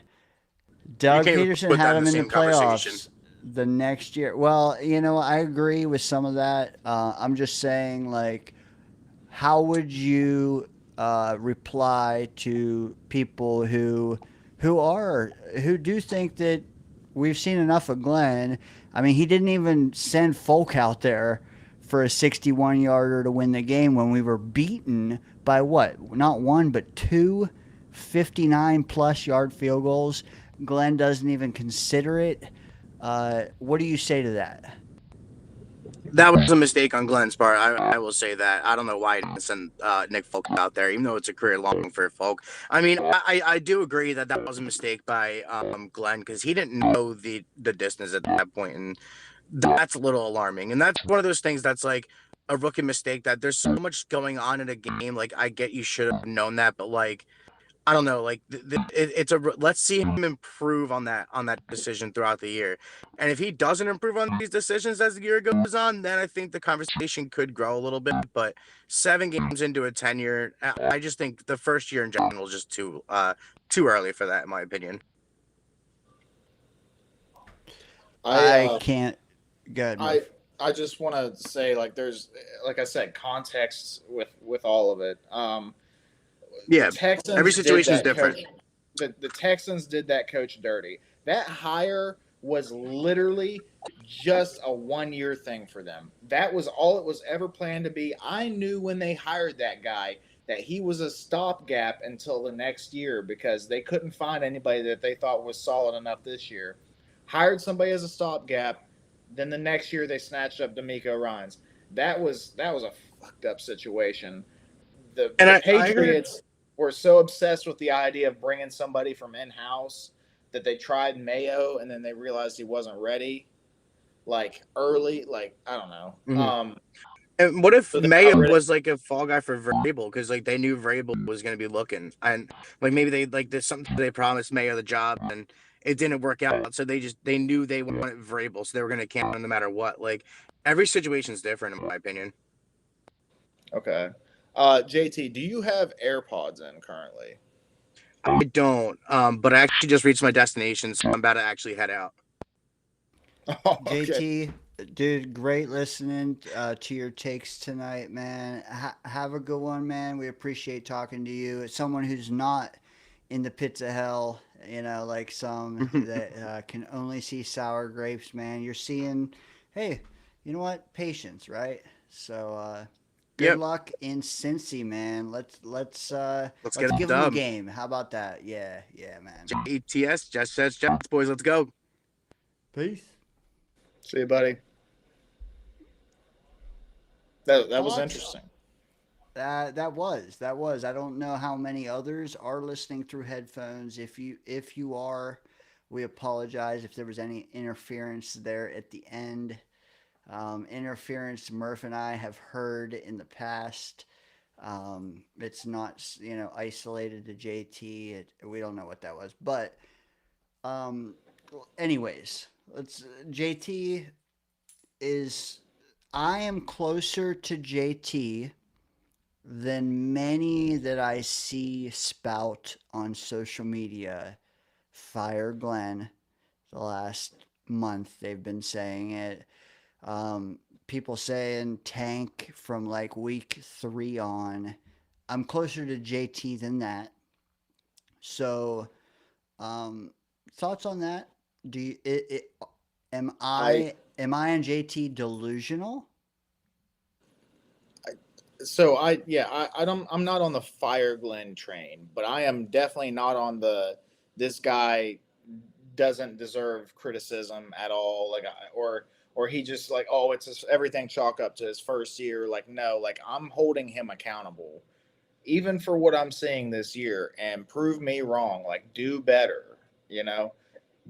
And I have to admit, I mentioned the penalties thing earlier, and JT said that the past couple weeks the penalties have gotten better. I didn't realize that, so I decided to pop on a ESPN real quick, check the penalties in the last couple games. 2 in one game, 5 in the next. That's right in the sweet spot where we want to be. That's excellent. That's good to see. I didn't realize that they had dropped that much, so I will take my L there. That seems to be progress, but it also is only 2 games. We need to see consistency out of it. Oh, look at her. Like I said, I do want to point out that I was wrong in the fact that I thought that they had been continuing. There's some progress there. Hopefully it continues. If so, then props to Glenn on that. But we need to see way more than that. Like for once, actually kick a 60-yard field goal to win a game, or that to me is the most damning. I that's the one thing I cannot defend is that you don't kick a 60 from full 61, 62. I don't fucking care. Either you don't do that. You go for 4th and 8 when there is 0 chance we're getting it. At least a field goal, you know what? Call me crazy. I'd say 35%. I mean, Folk made a 55-yarder, and that had room to spare. It's not like he barely got it there. That's the one thing I have trouble with, especially when Glenn follows it up by saying he thought it was 5 yards longer. I don't know if I believe that. You can't do that twice. That to me is a deal breaker. You have to A, know how long it is, and B, tell us why you don't even attempt it. And then also on the flip side of like not even thinking about the field goal aspect of it, Bill Lim says it right here. I was just about to bring it up. Your quarterback has been booty cheeks all game, and he hasn't had a 6-yard completion, and you're going to go for it on 4th and 8 and trust him to do it over your field goal kicker who has been 100% over the year. That just makes no sense at all. And I also want to bring up, it's not just that. There's been several instances of just like things that you're like scratching your head over, right? Like the Denver game, and Kurt Warner is generally a pretty optimistic guy. Like he doesn't usually down guys on the broadcast and stuff like that. He was openly questioning the coaching decisions as far as time management almost all game, and not just time management, but like what was it like as we're going to go into the half? Kurt Warner was like, "What are they doing?" We went the fake punt with Breece Hall and the entire offensive line out there. That I can excuse that because in a huddle, maybe the D doesn't recognize that Breece is in there and the O-line fast enough, and you're like, you know what? Worst case scenario, they call a timeout. Fuck it. They don't. You convert it, and then you have no plan after that. That was tough too. I can even excuse that, and that's I think what makes me closer to JT, because I'm like, okay, maybe Boyer had the great decision and play call to get them where they needed to be, and then Angstrand fumbled, or Fields fumbled after that. I can rationalize it, is what I'm trying to say, but I don't know how you don't kick the 61-yarder. I really don't. You're on the 44. Once you cross midfield, that's my first thing in mind is where are we past midfield? How long of a field goal is this? Am I comfortable with Folk here if we gain 0 more yards? That's the very first things I'm thinking of, and every head coach should be thinking of. That's the only thing that doesn't have me full JT or even further than JT with the patient brigade. Like, because I do still think he gets the rest of the year, but I also think he gets the off season too. I think he gets the draft. He gets to pick the quarterback.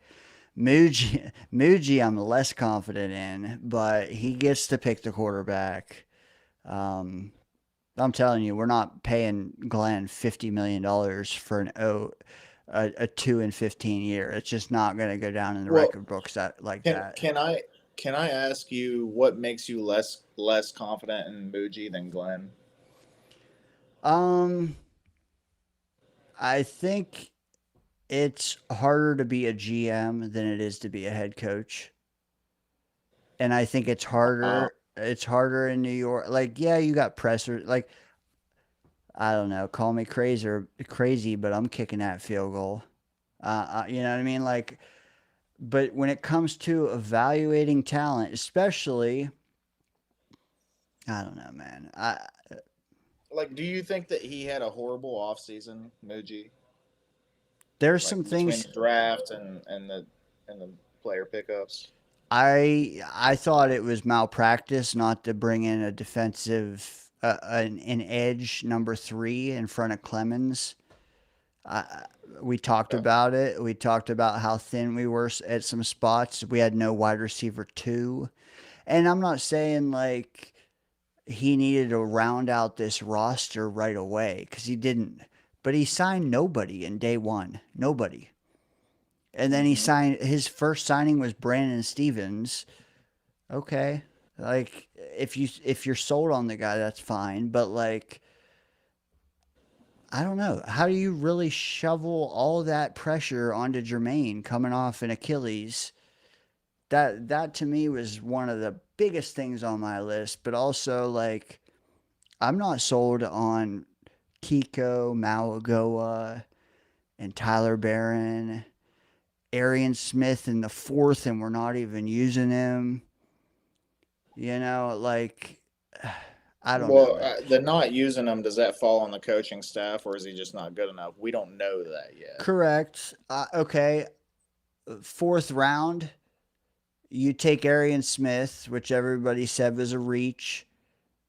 I could justify that because he was one of the few burners left. But then 30 minutes later, you trade up for Malachi Moore. And after reaching on Arian Smith, you couldn't just not trade. Like, 4th round, take Malachi Moore. And then Arian Smith falls to you, which everyone expected. Yeah, I don't know. There's just a lot of things. I mean, I was also a Joe Douglas guy though too. So like I will tell you that I'm not saying that I'm not biased or partial or like a little out on Muji before he even started, but like I think it's gonna take, man, damn near savior to come in here and pick the right quarterback in the spring when there may not be a right quarterback or a right quarterback for our market, for our fan base, for anything. He might be doomed, but I don't think he is that guy. Yeah, I don't know. I'm just pessimistic on that. I don't know that anybody's that guy. Like that's a tall ask. It is. If you're factoring in the market and everything else that's going on, that's a tall ask for anybody. For Joe Douglas, Joe Douglas couldn't do it, you know. And I'm with you. I was a Joe Douglas guy too. I would have been totally fine if we would have kept him and got rid of Saleh. And then, you know, I thought that Joe Douglas still knew how to get talent on the team. So, and I feel like he was good at getting the talent that the coach wanted on the team, like the type of talent. So, anyway, Joe Douglas is gone, whatever. Muji so far has been hit and miss, which I think most GMs are. No GM bats 100% on all their signings and all their draft picks, especially later round draft picks. Most of them miss on them. You know, they're shots in the dark. You know, after 4th round, usually is even 4th round is a bit of a shot in the dark. So, I'm not saying that, like, I feel like he did something, you know, that showed me like, okay, he might know what he's doing to an extent. We can't forget the trades for the defensive tackles when we made those and how crucial they have been. Like Harrison Phillips has been playing decent ball. Juwan Briggs has been, I mean, he just came off with a sack and, you know, gave us a chance in that game because he took Bryce Young out of the game. So, Yep. I mean, No, those were great. Juwan Briggs has been pretty solid. So there's been some hits, you know. Brandon Stevens initially were like, holy shit, what the hell? And then the first few games of the season were like, oh my God. And then now he's been kind of settling a little bit. He's been playing a little better. I'm not saying he's good, but I'm saying like he's been playing solid ball as a CB2. He at least knows how to fucking tackle, which is something nice. But so Andre Sisco, I thought he was going to be good here. Ends up being a miss so far.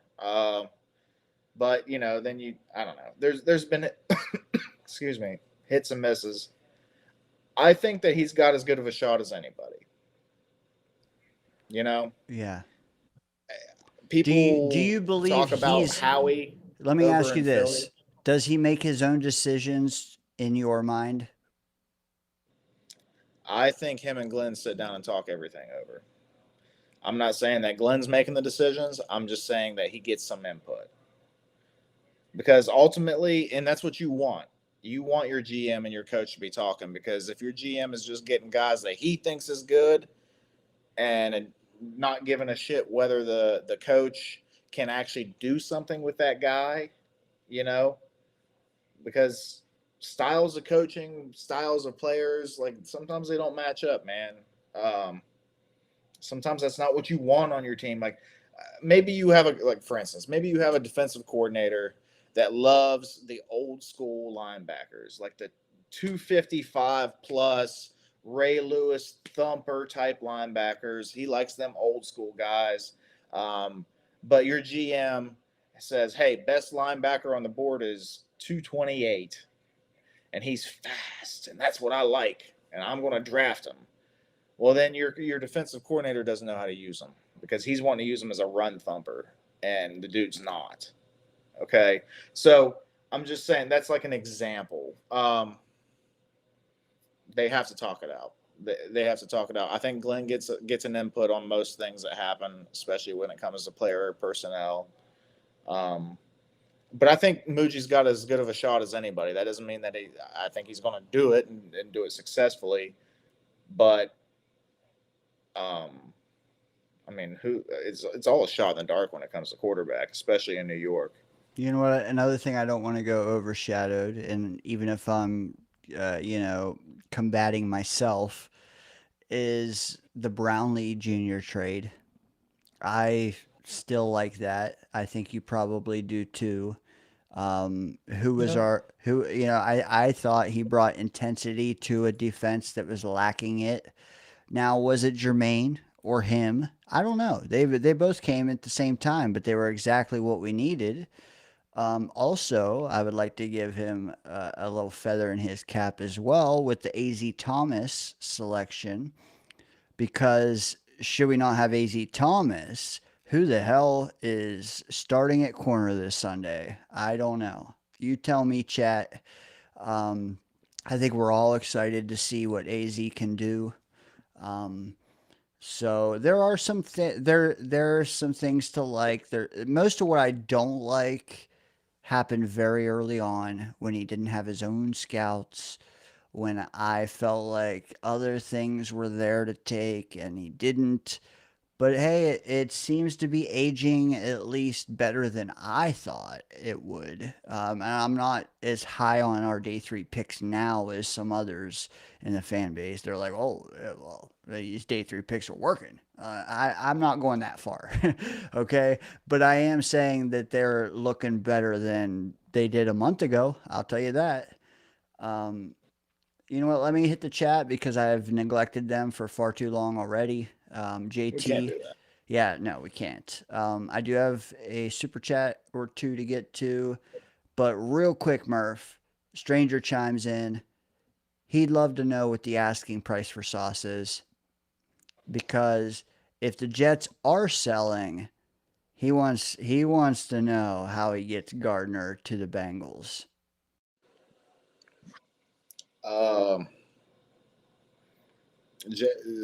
Stranger knows ball. He knows that Sauce is good. He's not listening to all these other people saying, "Oh, he's a DPI machine," and he knows ball. Sauce is good. Maybe he's not quite Patrick Surtain, but he is a top 3 cornerback in the league. I still think so. Greg, Sauce is not for sale. I kind of, my heart says the same, Greg.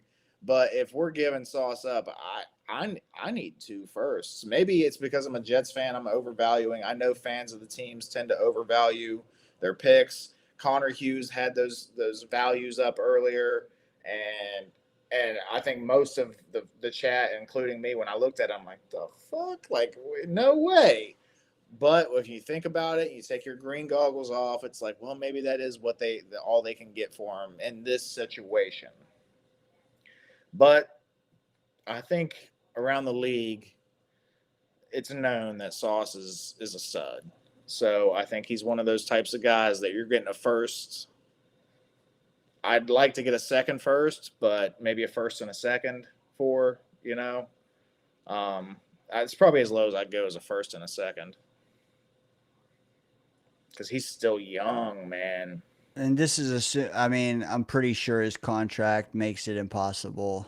This is assuming that it's not like $100 million cap hit or But yeah, if someone could just take his contract and give us picks, it's more than a first for me. It's a top 10 first. Or it's a first and way more, like Murph outlined. But honestly, at some point we should be rewarded. If we're not winning, we should at least have lifelong Jets that are fun to watch, are fun to root for.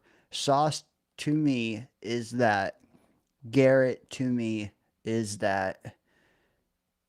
We're either going to suck together or we're going to win together. But guess what? We're together. You just sell everybody and we lose. I don't even know that we're together, okay? Just saying. JT chimes in after his phone call, late getting to it, but he chimes in with the super chat, Murph, $1.99. Keep up the great work, fellas.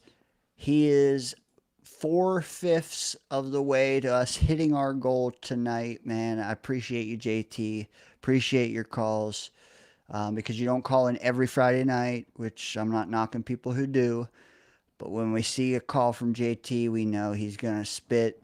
He's been waiting to spit, and he's going to bring it. And you did. Appreciate you, man. Also, one of our few people who, even if they can't watch, they'll still listen, man. And I appreciate that, because hopefully it means that it's worth it for us to upgrade mics and all that. You know, it's worth it to listen, even if you can't see my co-host and his eye candy that he brings to the danger zone. You still listen. All right, we had a goal, 5 super chats, and we will be live twice a week in the danger zone. Number 5 came in during our rants there, Murph, from none other than Jake, the legend himself. Scott, man, this is a call out to you, brother. Some of these people are waiting to do the pick'em, man. It's 11/11, make a wish. And they wish for a week 8 pick'em soon. Jake chimes in, $5 super chat, which means he wants to say more than 49 characters, okay? So I'm going to read it just like he would read it. If you guys know about the new football rules, oh shit, I can't read it like that. If you guys know about the new football rules are now and how they can work them, a 60-yarder is almost the same as a 50-yarder last year. That was bad. Murph, what do you say to Jake when it comes to how bad that decision was to not even try what we know as a 61-yard field goal? I'm not sure if there's any new football rules that are causing field goals to be like longer on average than what they used to be. I could be wrong because they change rules every year, and I hate that. I feel like they need to just do that like once every 5 years or something. I don't like this whole changing rules every year thing. But anyway, I do think that these boys are the legs. Like these guys, I don't know. They're figuring out tricks to the trade on how to boot these balls further, and it's definitely become a more common thing. A 60-yarder was unheard of 10 years ago. Like only a few guys, like the Janikowskis of the world and stuff, would hit those occasionally. It's becoming every other week one gets hit now. So yeah, it's kind of like how a 50-yarder used to be. So I agree with you, Jake. I don't know about the football rules causing that. It was bad. It was bad. You got to try it, man. Even if you think that Folk doesn't have the leg for it, you still think, well, he's got a 25% chance of hitting it. If he gets a gust of wind at his back or something, 25% chance. 4th and 8 with the way Fields was playing that game was like a 3% chance. You know what I mean? So you just weigh it out. I don't know. It was bad. You're right, Jake. And thank you, by the way, for the super chat. Again, he's killing it. Always, man. Legend for sure. Chris B chimes in. He says, contribution super chat sent, man. 5 of 5. You know what that means? That means the Danger Zone YouTube channel will be live on Sunday. Tune in for the premiere of Chaos in the Danger Zone. Hopefully you guys enjoy it. We will be chopping it up probably round about halftime of Sunday Night Football. Probably have one eye on that game as well, so we can hang then, talk about the Jets, talk about Sunday Night Football, talk about Scott Foster's beard, talk about Murph's pecs, talk about Hazel's paneer tikka masala, whatever you guys want, man. Talk about how our week 8 picks are going. How about that? Shout out Scott Foster. Let's get into that. We've got to soon. These people are waiting, Scott. They're all waiting on your glorious goatee. Let's do it, because Dano could definitely Drano. So come help a brother out. The main Ovino. I Couldn't help it. I think Scott said he was sick in our group thing. Man, I'm not. See, I can't. Too many devices, man. I guess got Scott. Hey, Scott is more than welcome to sit out as long as we have some clarity. I do have the data pulled. You know what? While we wait, I think he's just scared that I'm coming for him. oh, you know what? While we wait, and I'm sure he'll furnish some clarity for us as we approach 11:20 on the East Coast. I'm going to show us how everyone fared. Oh shit, wrong one. You know what? Don't look at that one, folks. Don't look at it. These are the up and coming crew members on the channel, how they fared week 7. And as you can see, we have quite a few people in the 8 to 9 win range. This is our up and comers who have to, they have to have a week like 2 out of 3 of our panelists had last week to really get, to really set themselves apart. These folks are all batting 550 down to Johnny Boy level. Holy moly, Johnny Boy. Where are you at right now? Johnny Boy, I think, is only picking the Jets games, which explains a lot. Snowball, I think he's doing the same. He's only betting Jets. But JT, we got to get 13 selections out of you guys. If you're listening to us right now, you don't have to wait for this segment to make your picks. You don't have to be live at all on a Friday night to make your picks. You just have to put in the comments after we're done the 13, 14, 15 winners for that week that you believe are winning their games into the comments section down below from Friday night when we're done to Sunday morning, somewhere in there. Post in the comments your picks. You will have them recorded here, but you have to have it in by Sunday at 1 o'clock or 9:30 or whatever. Murph, looking at this graphic, as you can see, only 4 people made their picks last week. The other 5 or 6, they're MIA. They're standing on, they're 10 toes down on their picks the week before, as they say. First thoughts looking at this graphic, maybe if you want to look at the 4 who did participate last week, or just them all as a, just talk to me. These winning percentages are looking a little rough there, guys. But they're still way better than the Jets' winning percentage. So bravo to you. You're better than the Jets. That's really, so like, oh my goodness, a little shit talking got him in here. Let's go. I didn't hear any of it, Murph. Oh, I didn't say a thing. I didn't say a thing. I said, Scott, your beard looks beautiful. All right. Sounds good. Oh, welcome in, sir. How are you doing this fine evening? I'm a little under the weather, but I still got enough to dominate you guys in this little pick'em thing. Oh, Oh, and there it is. Speaking of domination, look at that. Oh, Sheesh. ouch.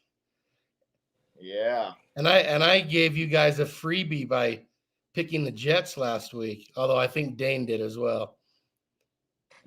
Of course, Dane did. Come on, we need more shit talk. At 12-2, guys, both of you. Oh, how about the chat? Oh, Clancy had a couple 10-4s, huh? Yeah. So yeah, Clancy was his first week coming in, making all the picks. He came in and killed it. Well, he So he's got doesn't that. have enough total picks to qualify yet. That's still a good week. You're going to build off of Clancy. He said he was going to take a ride and come back and make his picks. Clancy, if you don't happen to make it in time, and that goes for anybody listening right now or after the fact, if you want, in the comment section on the video, you can post all your picks in the comments, and Dane will. I mean, clearly I contribute to this stuff too. One of us will get in the comments there and tally up your picks. Might I add that it is way harder for me to record our picks and the chats. So I missed you last week, Murph. Why, you ask? Because it is far easier for me to just scroll to the end of the show and then review chat messages than it is for me to listen to audio of me and Scott trying to make our picks, because we explain each pick, dude. So yes, co-host of the year is back on, brother. Assuming you never do that again and you go to bed early. What the hell is Here, that? I'm ready. Oh, Yeah, shit. this going to bed early stuff. What is that? Yeah, man. What are you, 12? Come on. I'm just kidding. Murph stated it. Whether you give our picks, hey, you can give our picks 5 weeks ago on a stream for this week. I don't care, because it'll notify me that they have been submitted. Clancy, man, I don't knock that 10-4 being too premature like Scott, because I know now that Clancy got his fix. He had tied for the best picks of all the crew members. He's hooked now, man. He's hooked.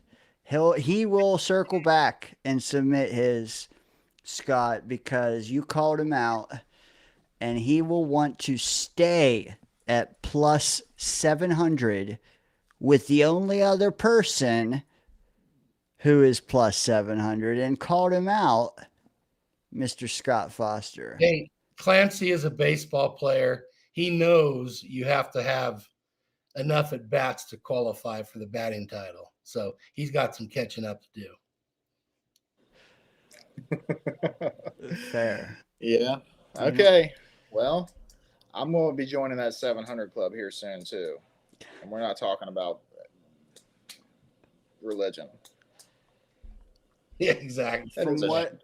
Okay. It was a show, wasn't it? 700 Club is like an Yeah, old, okay. it's an Yeah, old yeah. people. I don't know. Scott, I was making sure I wasn't crazy there.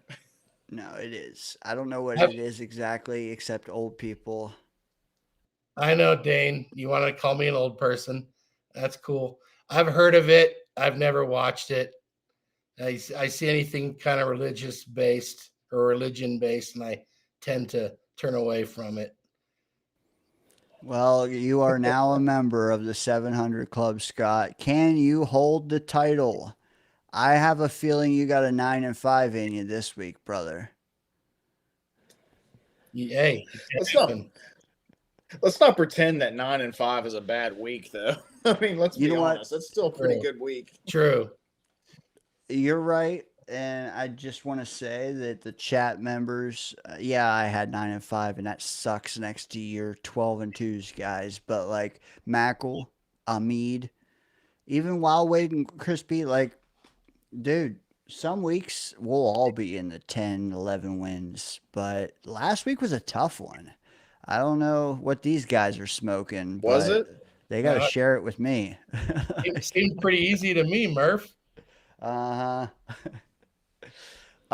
Before we get to our selections, which if you're watching us live or listening or watching over on YouTube, just literally 2 minutes, we will be making our picks.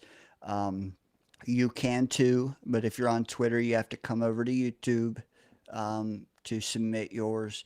I just want to put that Jake submitted another super chat, and I believe he's right. There is something different with field goal kicking. Did not like before this message, I had no idea what it was, but I have heard grumblings around the league that like something has changed with kicks, and that's why we are seeing more 60-yarders. Jake is saying he knows what it is, and that and I quote from Jake, kickers can now work in the ball all week. Yep. Do you guys feel like that's I don't know what that why? means. Scott, you say yep. Do you know? Speak on it. Yeah, they were never allowed to do that. They're always kicking a brand new ball. They're allowed to work the ball in, and they say it's added 5 to 10 yards on kicks. Oh. Okay. So that's the difference now this year. And So it's like- and back to the Denver game. Take this for what it's worth. Maybe he's just holding the team line, being a good teammate. But our boy Kaz talked to Folk, and Folk said he had 58 yards in him. He said there's a way higher chance of getting a first down than him making that kick. I disagree strongly. So anyway, even knowing that, literally in my mind, I was thinking Folk probably said he had 58 in him, maybe 60. The 4th and 8 to me was still less likely if you watch that game. like I Do you said, disagree, Scott? Yeah.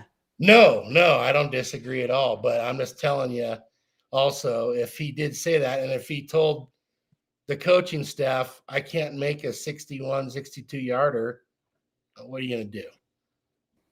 Yeah. Go out and tell them, go out and do it anyway, I guess, but yeah, I didn't have any faith they were going to get a first down. That's for sure. Yeah. I'm with you. Murph, anything to chime in before we make our selections? No, I just didn't realize that they could use the balls that they've been practicing with and stuff. And I didn't even know that really made a difference, but it's like Deflategate, except with kicking now. I don't know. Except they can all do it. So I don't know. So you don't feel like it makes it fun. But you don't think that you would perform better if your balls were like massaged a little bit? Yeah.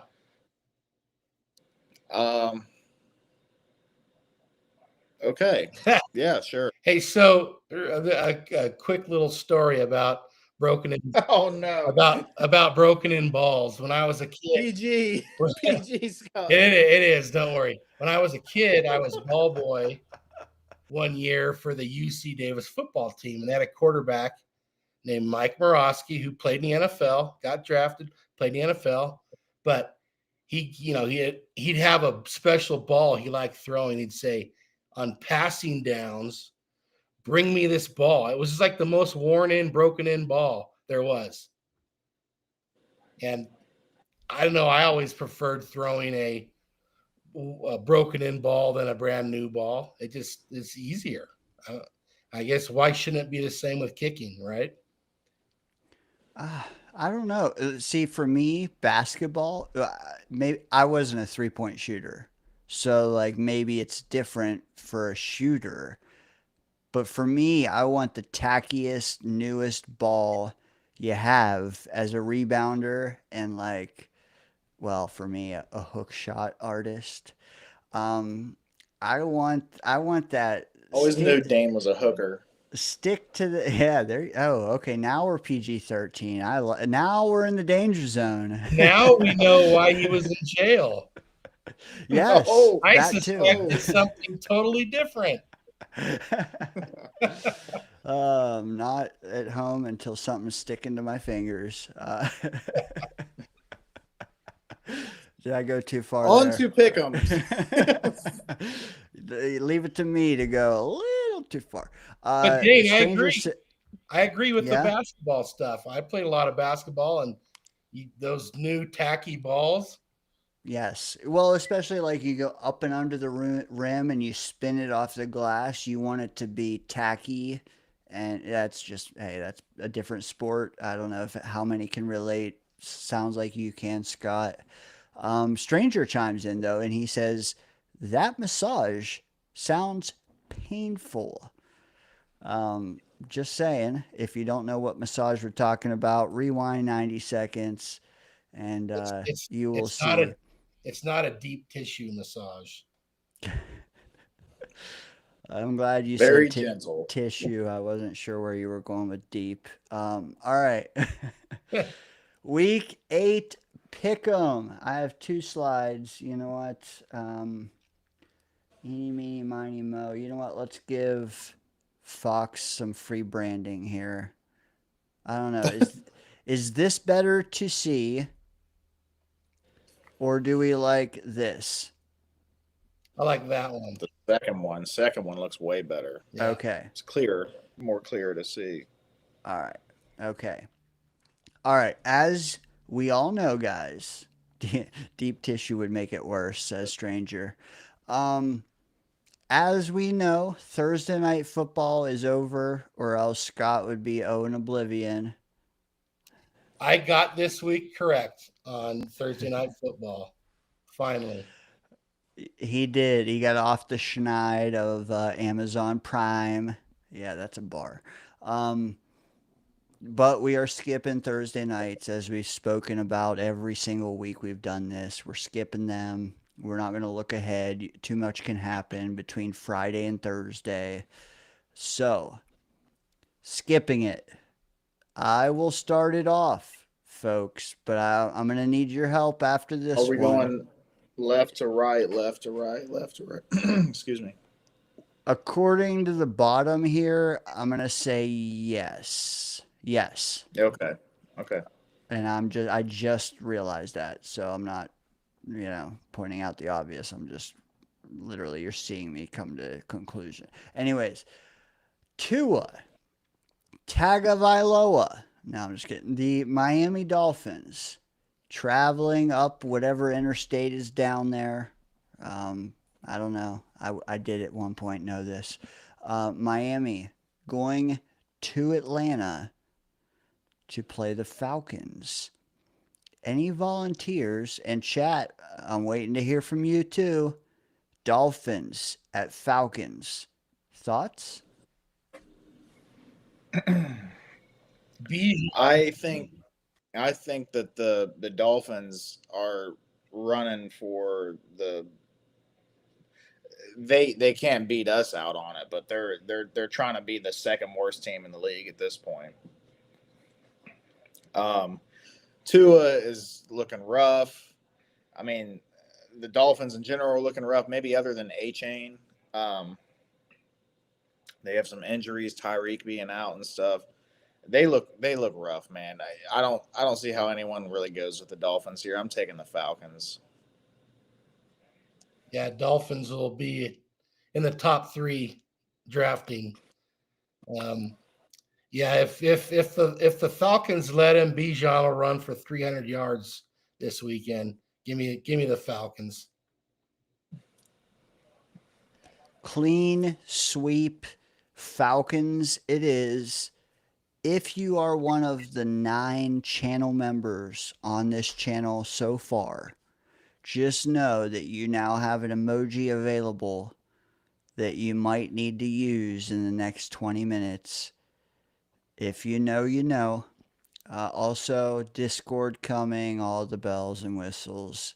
Stay tuned. I'll be working on that tomorrow, but I do have a 9 to 5 throughout the week, so I'm sorry for the delay. Falcons, clean sweep. Next up, Chicago Bears and the fingernail polish traveling in to the Baltimore Ravens. Do we have Lamar? Do we know? Anyone? I think he was projected for points on fantasy. Now they may, you know how they change this stuff every day. Let me double check here real quick because he's on my. Yeah, they still got him. They got him projected for 21.3 points. He's questionable. Let me click on it. Hamstring is expected to return for Baltimore's Week 8 home matchup against the Bears. Okay, so yeah, likely having Lamar back. Isaiah? What about Isaiah likely? No, I said it was likely that they're having Lamar back, and it's likely that likely is going to be excited to have him back. Yeah, he's been non-existent this year. Ravens. Yeah, I feel like Lamar coming back, watching his team struggle without him, he's going to come back, you know, chip on his shoulder with something to prove. I think Lamar is going to come in and put a beat down on him. Yeah, I'm assuming Lamar's back.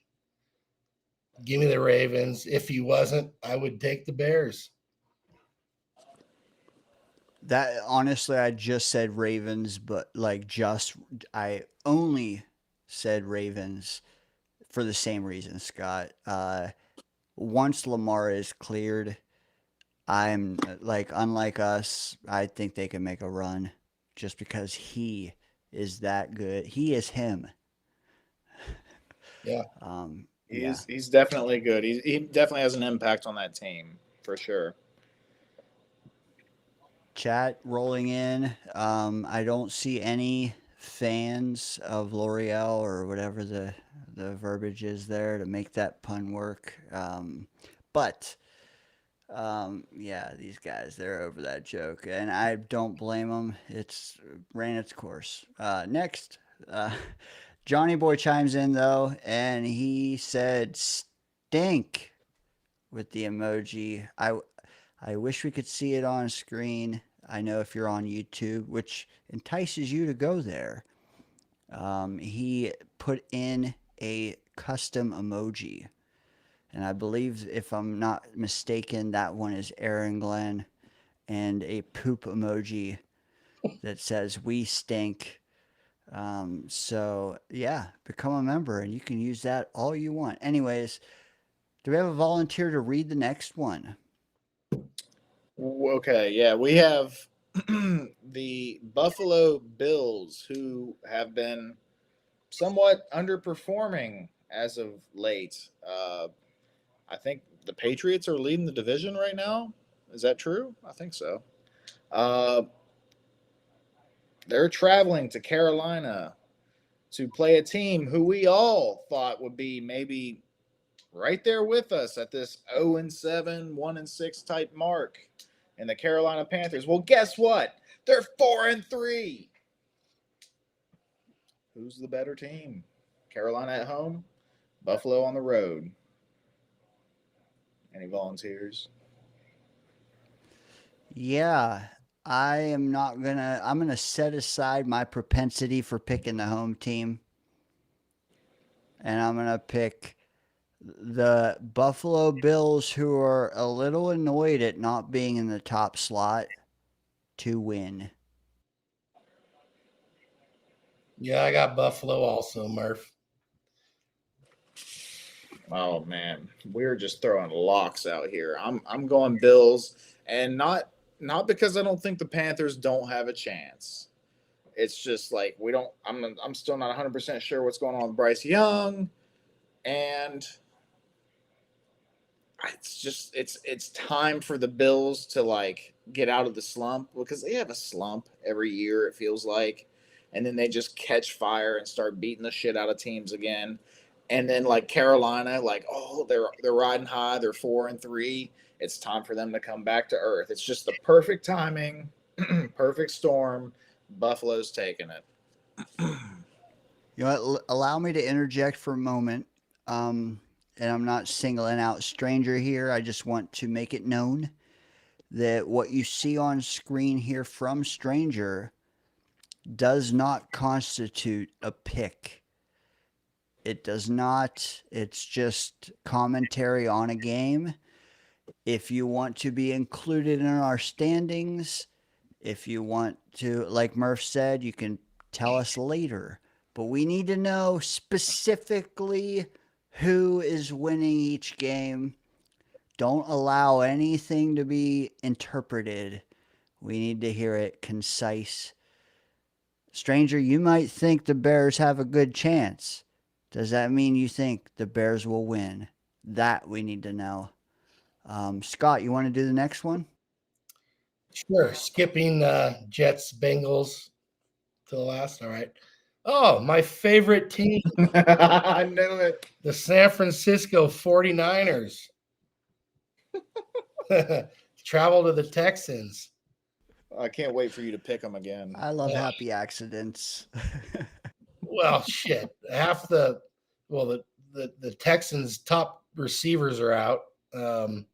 Not that the 49ers don't have a bunch of injuries, but I'm going with the road team here. Give me the 49ers.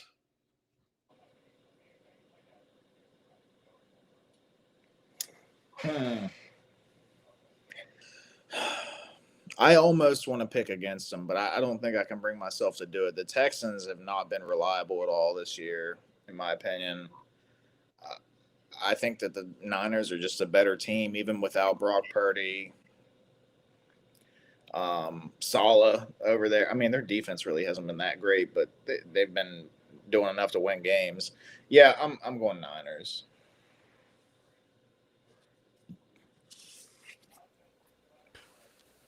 You know, I hate CJ Stroud with a burning passion in my soul. D'Amico versus Saleh, though. Whew, that's some context. Texans defense could win this game for them. I just don't expect much out of their offense, except for our guy Woody. And I don't mean Woody Johnson. What did you guys pick? We both took the 49ers. Ow! Oh, Lone Wolf it. There we go. Houston Texans, FTW, which doesn't mean what it meant in the 90s. It now means for the win. If you want to figure out what it used to mean, that's on you. But yes, tie goes to the home team in this scenario. I have to set my hatred aside. Houston Texans and the first lone wolf of the night. I know you're going to regret that. You already regret that because you don't like Stroud. Yeah. Tough watch. But that's the thing. The Texans do have like talent on that team. I mean, I don't think any of us can really deny it. I just don't know why they're not putting it together this year. A lot of it probably falls on Stroud. He's out of sync. He's not what he was his rookie year. And they fired that offensive coordinator too, which is kind of interesting. I don't know. I don't know what they're doing over there in Houston. But moving on, we have the Cleveland Browns traveling to New England to face the AFC East division leading New England Patriots. Oh, man. And Scott, that was the coach we wanted. I know. I was saying it then. It's just too bad that once the New England job opened up, it probably was never going to happen. Yeah, I think that's where he wanted to go from, and it makes sense. He played there, Sure. But could Woody have paid him enough though, just to get him to? I would have been fine with Woody paying him the fuck too much. Doesn't hurt. Don't affect me at all. So they raised ticket prices regardless anyway. So I will say the Patriots, they're playing good ball, right? But the Browns, like that defense isn't a joke. They may not be a good team, but they have a solid defense. So you guys want to throw your thoughts in on it? Yeah, Quinshawn Judkins is him. he's a stud. But New England shuts the run down. I think I heard no one's rushed for over like 50 yards against the Patriots this year. Might have to sit Judkins, even though he's like their whole offense. You know what I like? I like the discourse first and the picks last. Like, Okay. chop it up. What do you think of that? Us three chop it up and then boom, final answer. Oh, you want me to convince you who to take, Dane? Is that what we're talking about here?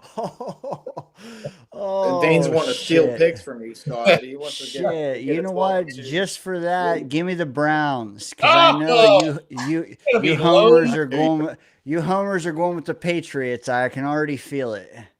You know, unfortunately, the Patriots have their coach and they have their quarterback. And here we are. Give me the Patriots. I gotta agree. I just think they're just the better team Oh! overall. More capable of scoring points. They also have a pretty solid defense. I just can't see Cleveland winning it. Not with Dylan Gabriel back there. Yeah, he's a Quack, quack. he's a little guy playing a big man's game, but he is starting in the NFL. Hey, good for him. He's doing way better than I am. You know, if you guys pick the same answers all year, then Scott's gonna win, right? I'm aware. I would love to pick a non-favorite, but I just haven't seen any that. There's a couple coming up that could go either way. You know what? Let me just chime in. Midnight Mike Show joining us live every Saturday and Monday on the YouTube, on the tube as they call it. Mike, Not no porn, ball. not porn tube, YouTube freaks out there. He says the Pats will win. You know what? These guys might have gotten me in a poker term on tilt, but you know what? We'll see. Because I might have to go on tilt to succumb their 12 and 2 weeks that they're putting together. We'll see. I think that's a coin flip game. You know, the home team would tie. Like I picked the Texans because I think that's a coin flip. They both picked the Niners. I'll go with the home team. They got me back with the next one. So, hey, Mike, we want to hear your answers.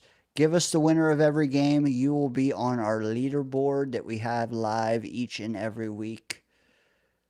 Rolling right to the next one, man. I hear myself howling in my head repeatedly. I don't know. That might be mental illness from following this team for 29 seasons now.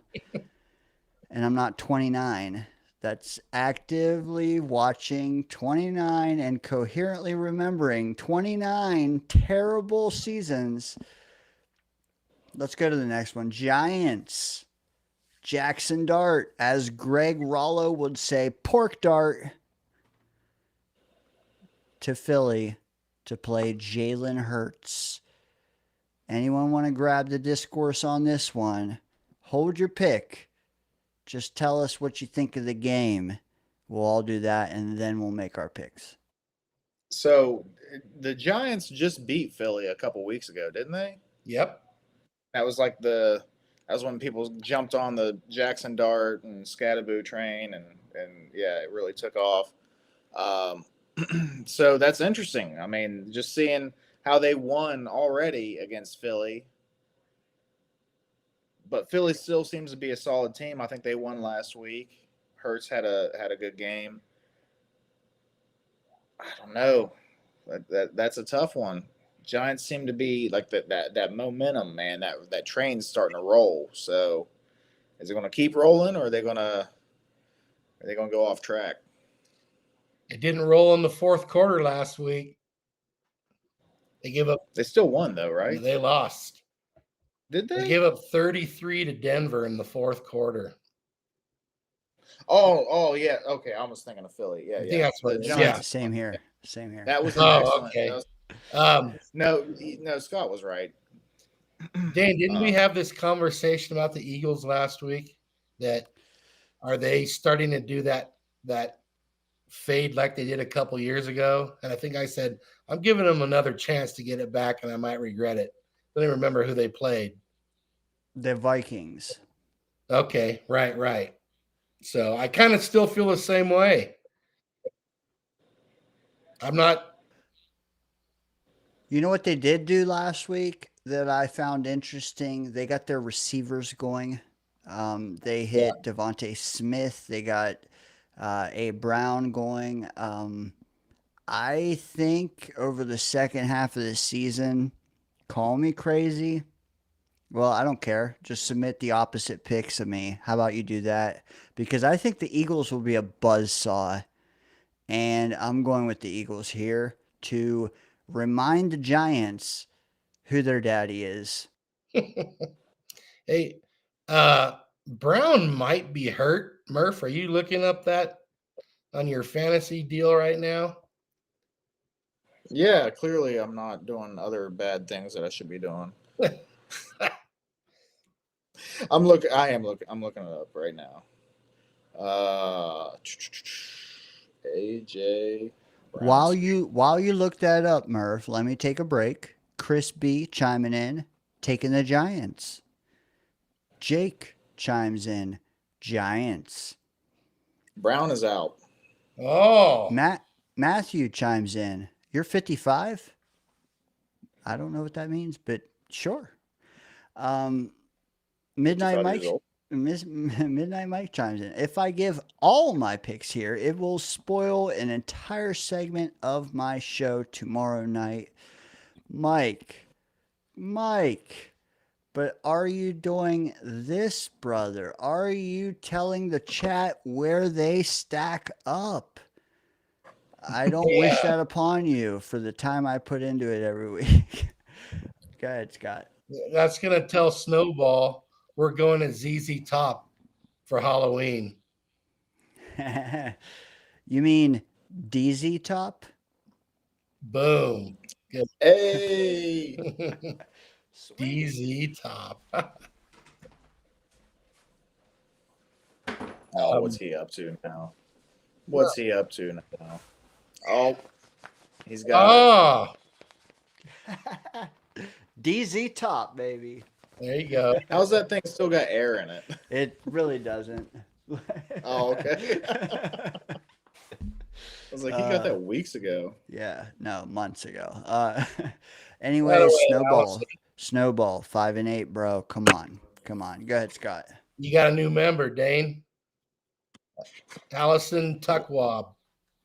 Allison, awesome, because she is not only our newest member, again, Discord launching this weekend. Not only is she our newest member, but she also called in last summer. We loved hearing from her. I'm sure she'll call in again at some point, but Allison, welcome to the gang. We're here every Friday night. We're now going to be here on Sunday nights. So appreciate you, man. As Chris B says, awesome. Awesome to have you. All right, let me get back to it so that the folks participating don't have to wait around for 3 hours. I The said discourse thing, bad idea. Yeah. I said Eagles. Did you guys submit yours? I did not, but I'm telling you right now, it's the Eagles. Unanimous. Train's going off the track. I really want to take the Giants. Do it. Really want to lone wolf it, but I got to go Eagles. Ah. I said Eagles, not chickens, Dane. All right. Fair. But I do want to hear you howl at least once tonight, Scott, okay? There's challenge accepted, hopefully. Hey, that all depends on you guys. Jake, you know what? I'm sorry. Jake says, why is he not on the list? Jake, that's because you are on slide number 1, sir. There you Oh, you're go. on the top crew. Oh, yeah. Some might be late joining us. That is the upper echelon, however you say that. So yeah, Jake, submit your picks. You are actually third amongst chatters. Just like me, I am third amongst panelists because these guys just pick the same teams every week. These bastards. Um, I think if I recall, maybe it was 2 weeks ago or was it last week? Murph had the most lone wolf games. he did. Yep. Do you remember when I had the lead and I said, you know what, I'm going to throw you guys a bone and pick the Jets? Scott isn't willing to make a pick like that anymore because he has the. I picked the Jets last week. He did. He I'm did. just. I'm, You may I'm, not see it I'm again just until Miami comes to town. All right. Oof. Whoever All wants right. to. We go ahead. are moving on. We have the Tampa Bay Buccaneers traveling to division foe, New Orleans Saints. Baker Mayfield is playing. He fully practiced on Thursday. He is playing. Bucky Irving still out. I think Mike Evans not looking good for him. I think he's out for the year. They're talking like he might be retiring. Like that's how serious that sounded. But yeah, so they're going to New Orleans to play the Rattlesnakes. I mean the New Orleans Saints, led by Rattler. I thought my puns were bad. Yeah, I couldn't come up with anything better. I'm just I kidding. thought about doing like a baby rattle or something. I don't know, whatever. You remember when these games used to be epic to watch? Tampa Bay and the Saints. The old- NFC South is so fun. Dude, you had Breeze versus Glennon, man. Oh wait, okay, maybe not those years. Matt Ryan with the Falcons. Yeah, that division was fun to watch. Cam Newton. Tampa Bay to Louisiana. I feel like that's not that far of a trip either. Not really. Rattler, I made the mistake of picking. I think it was last week, and that's where I went wrong. Is I thought I saw enough of him to count on him to win a winnable game, and I was wrong. Anyone else on this game? Just the dynamics of it. I think the Saints can play them tough in the dome. I think the Saints are battling. They're not very good, but they are battling. Yeah. Something to keep in mind too, like Tampa Bay, rough outing last week. Rough outing. I know the group chat was talking about it. Baker didn't look himself. You know, it just wasn't the Tampa Bay Buccaneers that we've been seeing this year so far. So is that going to continue, or are they going to bounce back? Was Baker dinged up? Is that why he was playing a little rough? You know, he practiced fully on Thursday, so they're saying he is good to go. Now, if he is not and he gets dinged up again and has to sit down, I guess their backup Teddy Bridgewater is out with his teeth.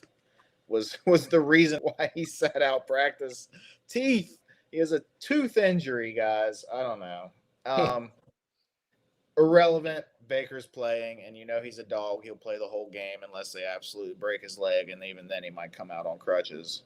And that's why I love the guy, and that's why I'm going with the Buccaneers, man. That's my NFC team. I hate to tell you guys, I wasn't going to stamp it earlier this season. I'm stamping it now.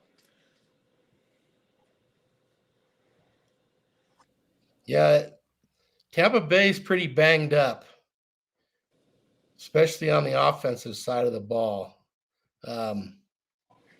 I think this game will be tighter than we are expecting, but give me Tampa Bay.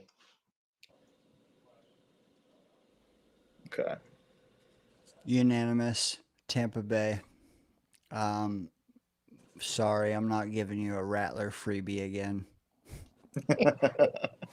Mike Evans, okay, sure, I get it, but guess what?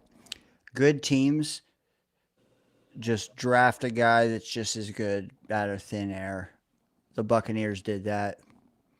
Call me crazy. I don't even think you will because Ibuka, fucking good, man. Well, Murph, you're a Buckeye fan. Scott, you're a football fan. Like Ibuka is good. we all saw him cook us. Yeah, Igbuka. Sterling Shepard's playing ball over there. Your Say your it, your Dane. your duck, your duck. Tez, He's baby. out there. He's Tez. quacking. He's quacking out there. He got a touchdown on his resume already.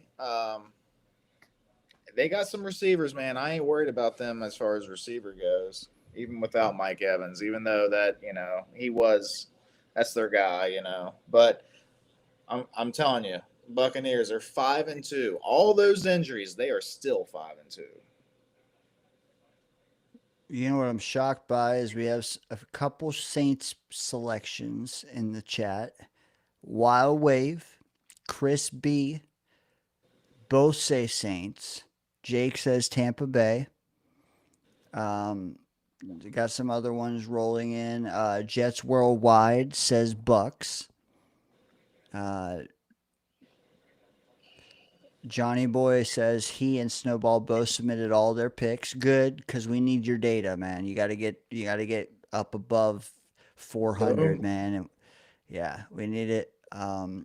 If you're late joining us, submit your selections for who will win all of the games. All of them. Just put them all in. You will be on our leaderboard next week. And you have to come back and see how you did. Don't just Google it. You have to come here next week. Even if this is your right. first week doing it, there's plenty of football left. Yeah. Because we'll look at these leaderboards at the end of the year, and we'll be looking at percentages at that point because everybody will have a bunch of games under their belts. Even if you miss a few weeks or whatever, it's fine. Yep, just give us at least 50 games. I mean, that's 3 full weeks. I would say, if we're all in the hundreds, maybe 100 games. But you know what? Let's just start with 50. You could do that in, like we said, 3 weeks. And guess what? There's like 10 weeks left. So, late joining us, put your picks in. Grinch just did. Snowball just did. Johnny just did. So what are you guys doing? Come on. If you're here live for the next half hour, just give us them one at a time, and you can enjoy the discourse that we have going. I think we were unanimous there. We all said Bucks. We did. Okay. One more sidetrack before you get on that, because I saw you sharing it in the group chat. What do you guys think about, with you guys being Duck fans, the collab with the Grateful Dead? Matthew Smith is on it. He already ordered him a shirt. I love it, dude. I love it. So do I. I actually had a hat all picked out, ready to go. They weren't available yet, so I had them emailing me like when they dropped, and I ran to get one. Sold out. Wow. Yeah. The Deadheads will buy that shit up quick, man. Yeah, they're the next in line after those Swifties, man. Yeah, probably. Yeah. Oh yeah. Yeah. The Swifties are second to none. I could promise you that. But yeah, the Deadheads. There's even some cool just picks coming out. There was a varsity jacket that came out that was $800 that sold out in like minutes. Insane. And maybe to resell, probably people snatching them all up, but like it sucks. Grateful Duck stuff. Wow. Yeah, $800 like bomber varsity jacket gone in minutes. Like, hey, shout out Matthew Smith if you got a shirt, man. Congrats, because you had to be there fast to get anything. Wow. I didn't realize it flew that fast. I mean, I knew it was going to go quick. I didn't know it was going to go that fast. Murph, Uh, ducks are fast. That usually do have a lot of speed on that team. They're Yep. not You know fast what? enough to beat this team, though. Guess what? Guess what, Mert? Guess what Yeah. college? And you probably know, but guess what college is going to have 4 of their former quarterbacks start this week in the NFL? Oregon. Now, which one of those quarterbacks are good in the NFL? Whoa. You know what? I'm going to need to know. Keep that energy for There's this one. next one. There's like Keep one. that energy for this next one. We just watched one last night. We did. Yeah. We did. I think he was pretty good. What about this next guy who is facing the highest paid quarterback in the league? We have Dak Prescott and the Dallas Cowboys, who now have CeeDee Lamb again, which we talked about in hour 1. CeeDee Lamb traveling to Denver, which is, I think Scott's like second favorite team in the league. The Denver Broncos. Bo Nix, talk to me about the Cowboys playing the Sean Payton-led Broncos. I want to bring up the fact that with CD coming back, CD's a stud. Everybody knows that, right? Is that going to be a good thing or a bad thing, though, with Pickens? Because I think anybody that's followed Pickens' career has noticed, like, hey, dude's a little, you know what I mean, Scott. He's a little ball hoggy, diva-ish, Is he going to be, because he was eating while CD was gone. So is he going to be pissed now because CD's going to be getting those targets? Is that going to cause issues on the offense? I don't know. But I don't know. If you just look at it in a simple way, you add CD Lamb to your team, you're getting better. No doubt. And, maybe that time without CD kind of opens their offense up a little bit to spread the ball around even more, which I don't know if that's a guarantee that Pickens won't be a pain in the ass at some point anyway, no matter how many targets he gets. But good combo right there, no doubt. I think this is going to be a good game. I do too. This is one of the ones that we could get a little howling going here. Yeah, I don't know. What do we anybody's put any chat in it? No. Nobody's putting it in yet. Just the guys that are putting all their picks in. I'm gonna say, the Broncos won last week. They squeaked it out against a hot, New York Giant team. Broncos are a good team, well coached. Dallas has a good offense, man, and they're only getting better with CD. I'm gonna go out on a limb here and take the away team. I'm gonna take Dallas. Ooh, okay, all right. Maybe a down week for the Broncos. I don't know. Good pick, Murph. Very good. Good, Scott. Howling is the question. This is a tough one. If it was in Dallas, I would take the Cowboys. What the fuck is that? Is that a Pez dispenser or a? It looked like a. Come on, Scott. It looked like you want the boys. Tell them you want the boys.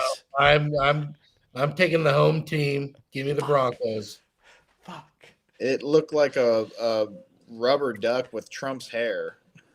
I don't know. Like that's what it reminded me. I don't know. You know what? I wanted to be the one howling on a home team. I will not be. Give me the Broncos. Ow! Finally, I get one. Only the second.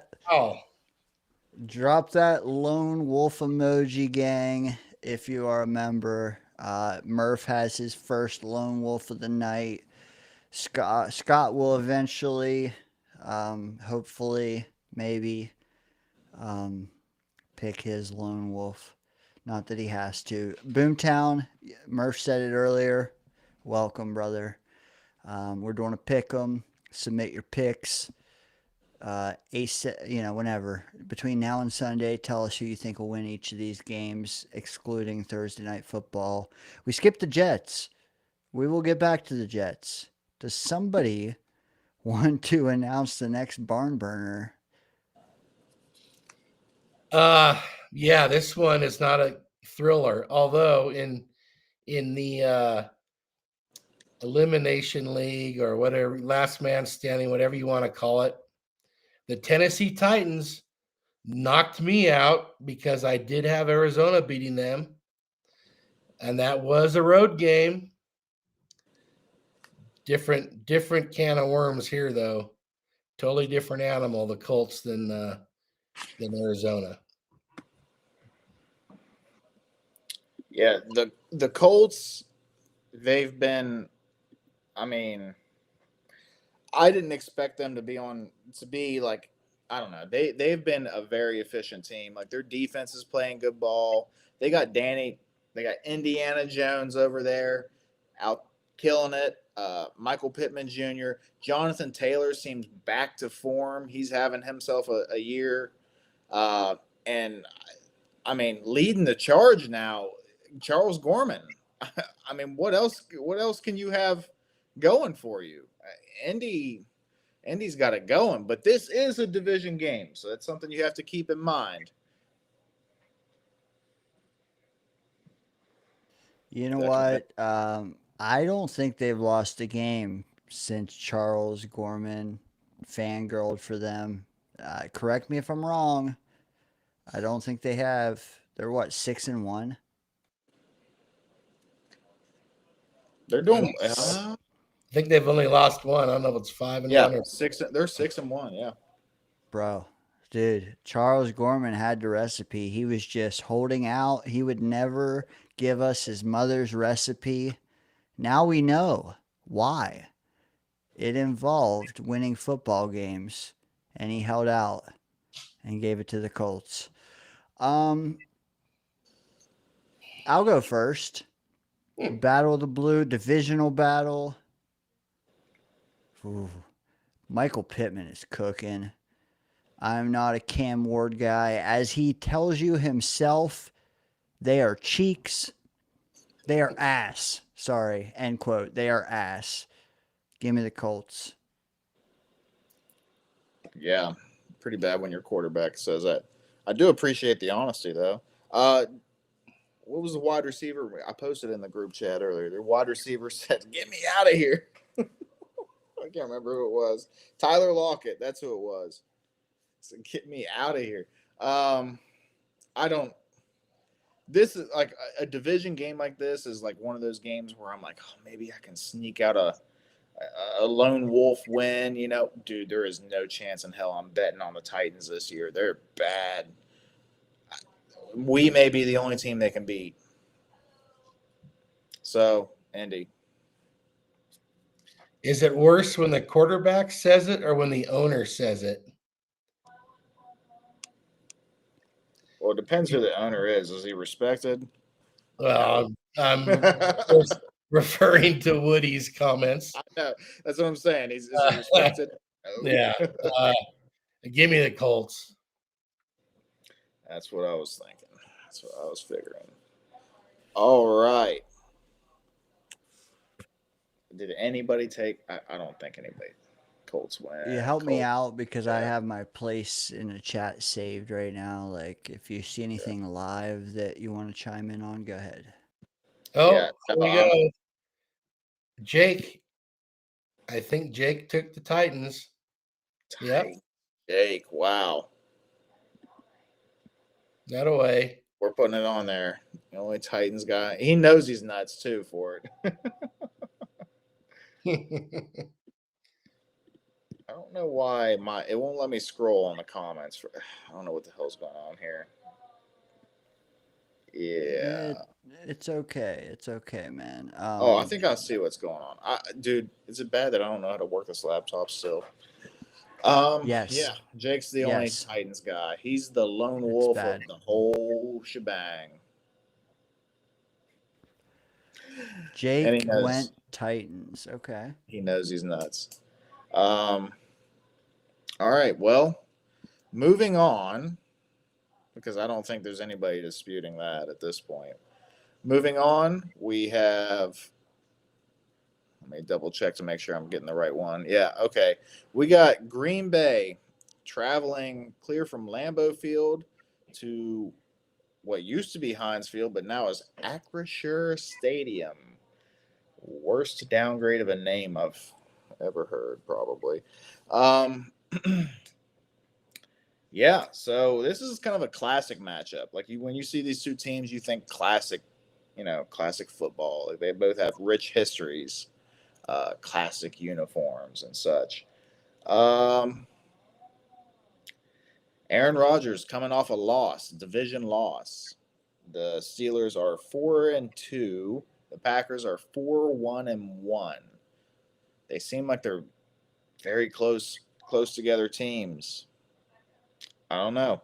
Are the Steelers going to have a two game losing streak like that? I don't know. What do you guys think?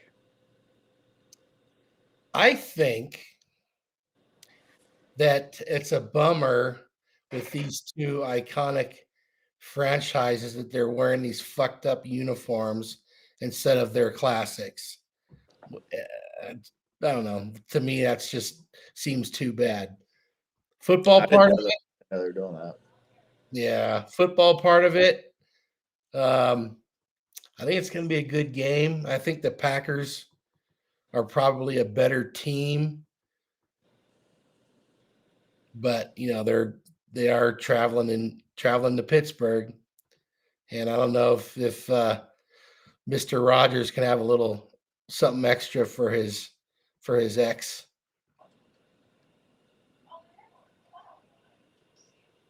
Yeah, I mean, there's always that factor too. But it's been what, 3 years now? I mean, is he still on that? Knowing him, he probably is. Yeah, who knows? Go ahead. He acts like he doesn't, but everyone is calling bullshit on that. So I believe everyone. I'm trying to look here to see if there's any notable injuries. Dontavian Wicks out. Not that he was super notable. Yeah, really. Obviously, Jaden Reed is on IR. He's been on IR though. Dude, what's his name? Watson is close to coming back. I think he's been practicing. Christian Watson. Although if you watch the Packers, I don't think it matters, man. Love spreads the ball around. Love loves everybody. Do you know who the receiving yards leader is for the Packers right now? Dobbs. I would say Dobbs. Wrong. It's Tucker Kraft. Tucker Kraft, baby. Fuck off. Thoughts on their uniforms here, Scott? Well, you already heard it. That's go for these two teams. Go with the classics. So.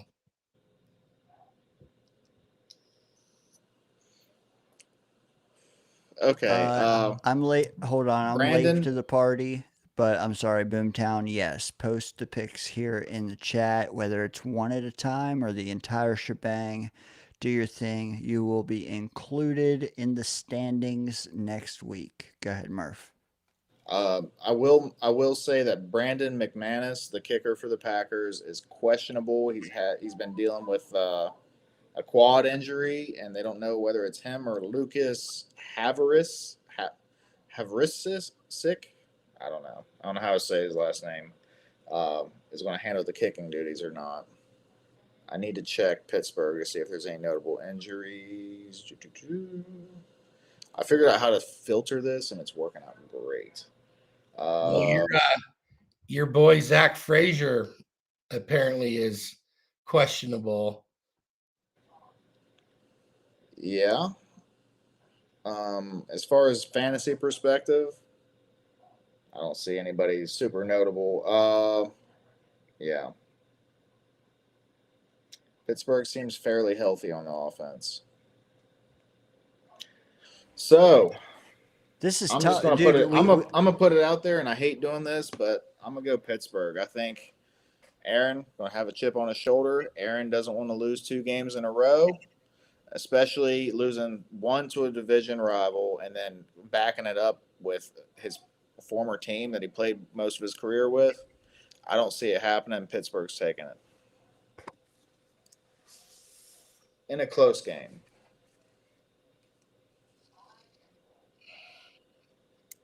Dane, you waiting on me? You know, Yeah, yes. you know what? No. You know what? You have 0 lone wolves. Let me go first, Scott. This is tough, man. Very tough. I do typically in this scenario lean home team. But for the same reasons Murph just mentioned, chip on his shoulder, stick it to your former team. I think I'm going to go the opposite way.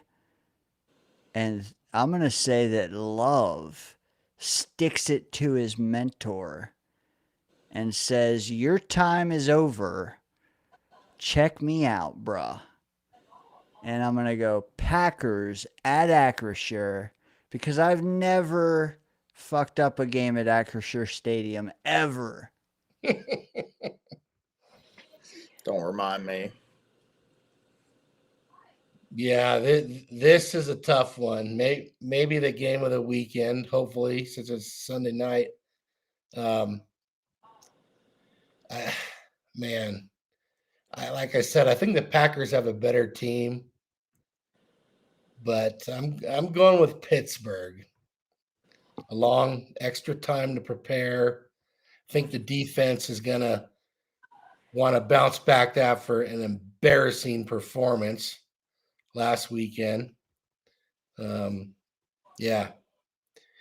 Give me the Stillers. Stillers. Yeah, do it, Dane. It's all you. I went Pittsburgh. He went Pittsburgh. It's you. Ow! That was I the will saddest sounding lone wolf I've ever Dude, heard. you know why? Because I haven't seen the emoji in the chat. If I did, I would give an authentic one. Really, bro? You both, you know what? You both are sensible. But at the same time, will sensibility win this game? I don't know. It did last week. We'll see over the long haul. Chat, submit your picks. You know what? Green Bay is favored by 3. I checked and found out after I selected them. Even in Pittsburgh, Green Bay is favored. You know what? You already picked. We're going to the final game, or I guess the final 2 games we're going to. But what do you guys? Do you have anything to say about Pittsburgh being the dogs in their own stadium? Yeah, I don't think people trust them after watching how bad that defense was against Cincinnati. I mean, that was just ridiculous. I think they'll be better though. I really do. And they don't have Green Bay doesn't have those 2 receivers running around either. If they were on neutral field, I don't even know that they would be dogs. You know, what is it, like a 2 or 3 point swing for home field, whatever. So Green well, Bay, yeah, it's no, the opposite way. I'm not doing the math right. You're right. Yeah. That is interesting. If it was in Lambeau, No. I would have taken Green Bay. But we have to remember Pittsburgh's had 3 extra days to prepare, right? Jake chimes in. He says, "You guys think that Rodgers at like 42 is going to deal with Micah Parsons?" Yeah, by getting the ball out in 2.2 seconds.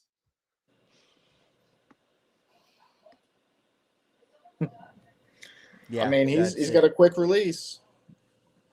And Eh, Mount Washington getting it in there a little bit too. Well said. Well said indeed. You know, it only takes one sack fumble, though, Jake. I don't think your take's bad at all.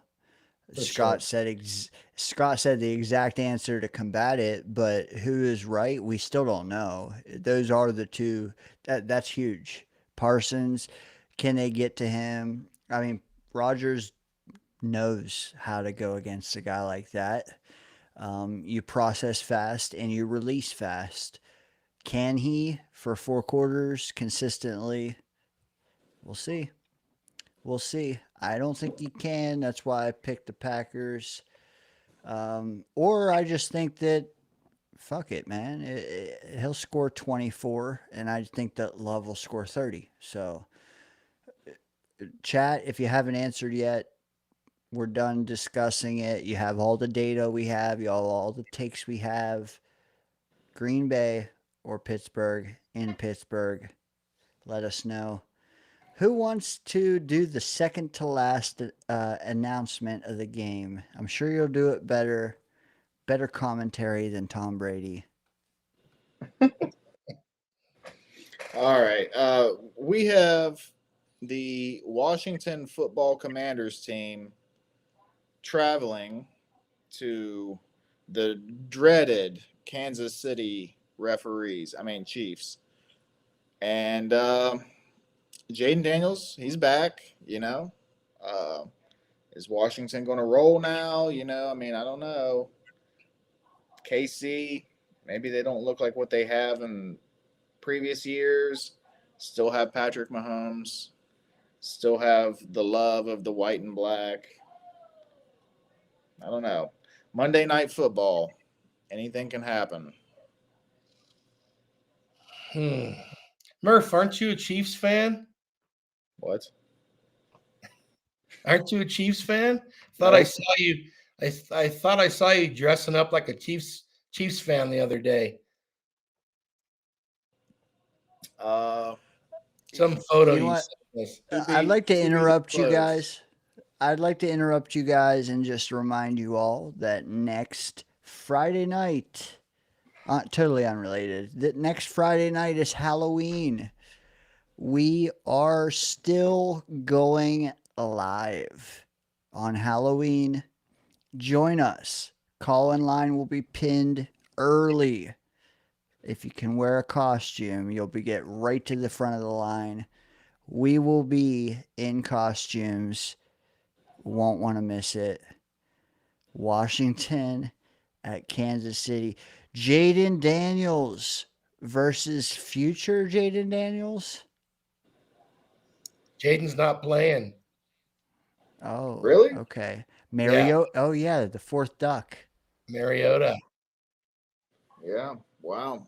He Heisman came back Trophy. and then now he's out again. That's weird. Yeah. Okay. Let's see. I know Debo was out for a while. Let's see if he's back. I don't know if that really sways anybody or not, but Rashee Rice is there. That's for sure. oh, Yeah. true. Two touchdowns last week. Stranger getting in on the love. This is the only one I've seen live that he's selected. So he could be 1-0 next week. I don't know. I'm just saying. I got to go through all these chats. But he says the commies get crushed. Zebras, though, by 3 scores. I believe he's affectionately calling the Chiefs the Zebras. Commies get crushed. You know what? I'm with Stranger. Give me the Chiefs. Yeah. Me also. Even though I'll be rooting hard for Mariota. Yeah, the Jaden Daniels thing just completely threw away any possible chance of me going with Washington here. It's KC. I will say that Washington's got some interesting receivers that aren't active on game day. They have a good buddy of all Jets fans, Robbie Chosen. That's his name now. They got rid of the Anderson. It's Robbie Chosen. They have Traylon Burks. I don't know if you guys remember that fella. And there was one other one, Michael Gallup. What a fall off. Yeah. None of those guys are active on game day now. I think they're practice squad or just straight up just on the team but inactive. Crazy. Weird. The NFL's weird. What do you guys think about the Jets once Jaden Daniels is back trading for Mariota? I ain't going to do any good. Yeah, that'd be fine. I'd like rooting for him, but what's the point? Mariota is. I don't know. That would have been Tyrod. That would have been something to do if you really wanted to kind of fit an offense to a running quarterback to do before the season. Let him. What if we did it in 4 months? And what, go with him and Fields? I'd be pissed. Yeah. What are we doing? I'll always root for Find a better quarterback than Mariota. He's had his chance, kind of like Fields. I'm more successful than Fields for sure, but are we really going to see that much more? He won a playoff game in Kansas City. Fields has never sniffed the playoffs. I mean, Taylor Heineke won a playoff game too. I mean, did he? With the Commanders. You remember that where he ran out on the bootleg and dove for the score? And yeah, it was a whole thing. I thought they lost that game. Maybe they did. I don't know. But he looked good at least. Regardless, we're arguing over two failed quarterbacks. Yeah. I just think one of them failed more than the other. I'm not high on Mariota at all. I thought maybe whenever he went to Atlanta and had a chance there that maybe he would revitalize career. No. Fail, absolute fail. And I just I'm off the Mariota train at that point. Now he would be a good backup locker room guy, but that means you're starting Fields for another season. Do we really want to? I mean, if you listen to social media and all these people's freaking takes, they're over Fields to the point where they just cut him and eat it. They draft a rookie, and then you give Mariota $5 million to come in, be QB1 or 1.AB or whatever the fuck you want to call it. Yeah, okay, Murph, with the thumbs up. Did I do something? I didn't even pay attention. This was a thumbs up to. I was scratching my beard, and I guess I gave a thumbs up somehow. They say cut Fields, just eat the money, eat Rodgers' money next year, draft a quarterback, sit him, pay dirt cheap for a veteran, and have a room like that. You know what? We could go 30 more minutes talking that. Murph, where are we at with Washington, Kansas City, according to the records? There? It was a lock. It was a lock for KC. Lock. KC. As Chris says, I will not forget the Jet game 2 weeks in a row. He's telling us, hey, there's one more. That's right. Who wants to announce it? Do it, Murph. We have our beloved New York Jets that treat us so well as fans. They honestly, they do right by us. Traveling to Cincinnati, not too far. Traveling to Cincinnati to play the Cincinnati Bengals, led by Flak Jacket himself, throwing 23 targets a game to Jamar Chase. Bengals defense, not not looking too great. Trey Hendrickson, I think he's questionable. Yeah. Yeah, I don't know. Jets have a laundry list of players out and questionable. I don't know, guys. What are you thinking? I think there's a path to a Jets victory. It requires rushing the hell out of Flacco and running the hell out of the ball on offense. I remember one bunch point of in time we used to have Cincy's number. You a guys remember bunch of that? Isaiah Davis, right, Scott? Well, hopefully he gets to start, Dane, so you can nail one of your hot picks. Hot takes, Shit. I guess I should say. You are right. He will, dude. The way things are trending, he will. Yeah. You know what? Flack Daddy revenge game. I think Murph, you're driving up for that one, aren't you? That's not that far. I will not. JT, shout They'll be out lucky JT. if I even watch it on on TV. Honestly, at this point. Shout out JT. He's traveling there now. You Shout out heard JT. from him. Yeah, hour 2, man. He was on his way, and sounds like he's going with his dad. That's pretty cool. Yeah, man. Jamar Chase, T. Higgins, dude, Trey Hendrickson. They're all gonna be there. They have talent galore. So do we. Our quarterback, we're skeptical on. I don't. Are they? They might be too. Are they? I don't know, man.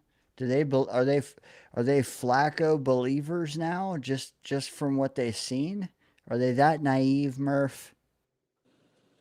Oh, I think they're bought in. I think they're bought in on Flacco, but so was Cleveland at one point. So were we at one point. It's like I said, Flacco. He'll come in. He'll play a couple good games and get everybody all hyped up, and then he'll lay an absolute egg and return back to. But with a team like the Bengals, even him returning to form, like he could probably still win with them. So I don't want to downplay it too much. I don't want to shock you guys or anything, but I'm picking Cincy here. If the Bengals can keep the pocket clean, he can still throw the ball. Yeah. He really can.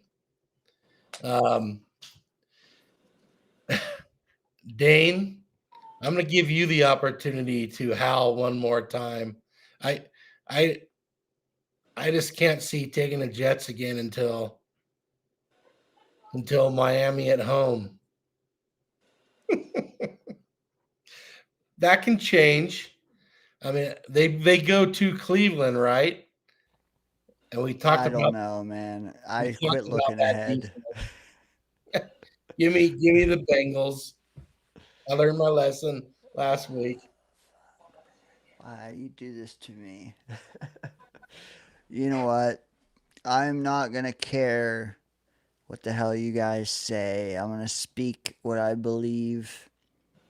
What I believe is that I should probably, after this stream, log on to DraftKings and bet the over on Jamar Chase, bet the over on receptions, bet the anytime touchdown, bet the Bengals -6.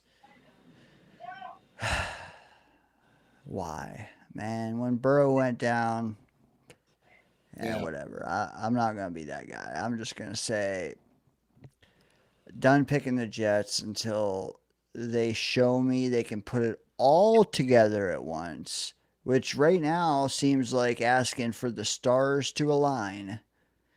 Can the defense and the offense show up? Can the defense, the offense, and the specials show up? Guess what? We're going to have a game where the O and the D looks great, and Folk misses 2, and McNamara can't hit the broadside of a barn, and we'll lose again, I'm sure. But I don't think that'll be this week, but I do think we lose. Bengals for me officially.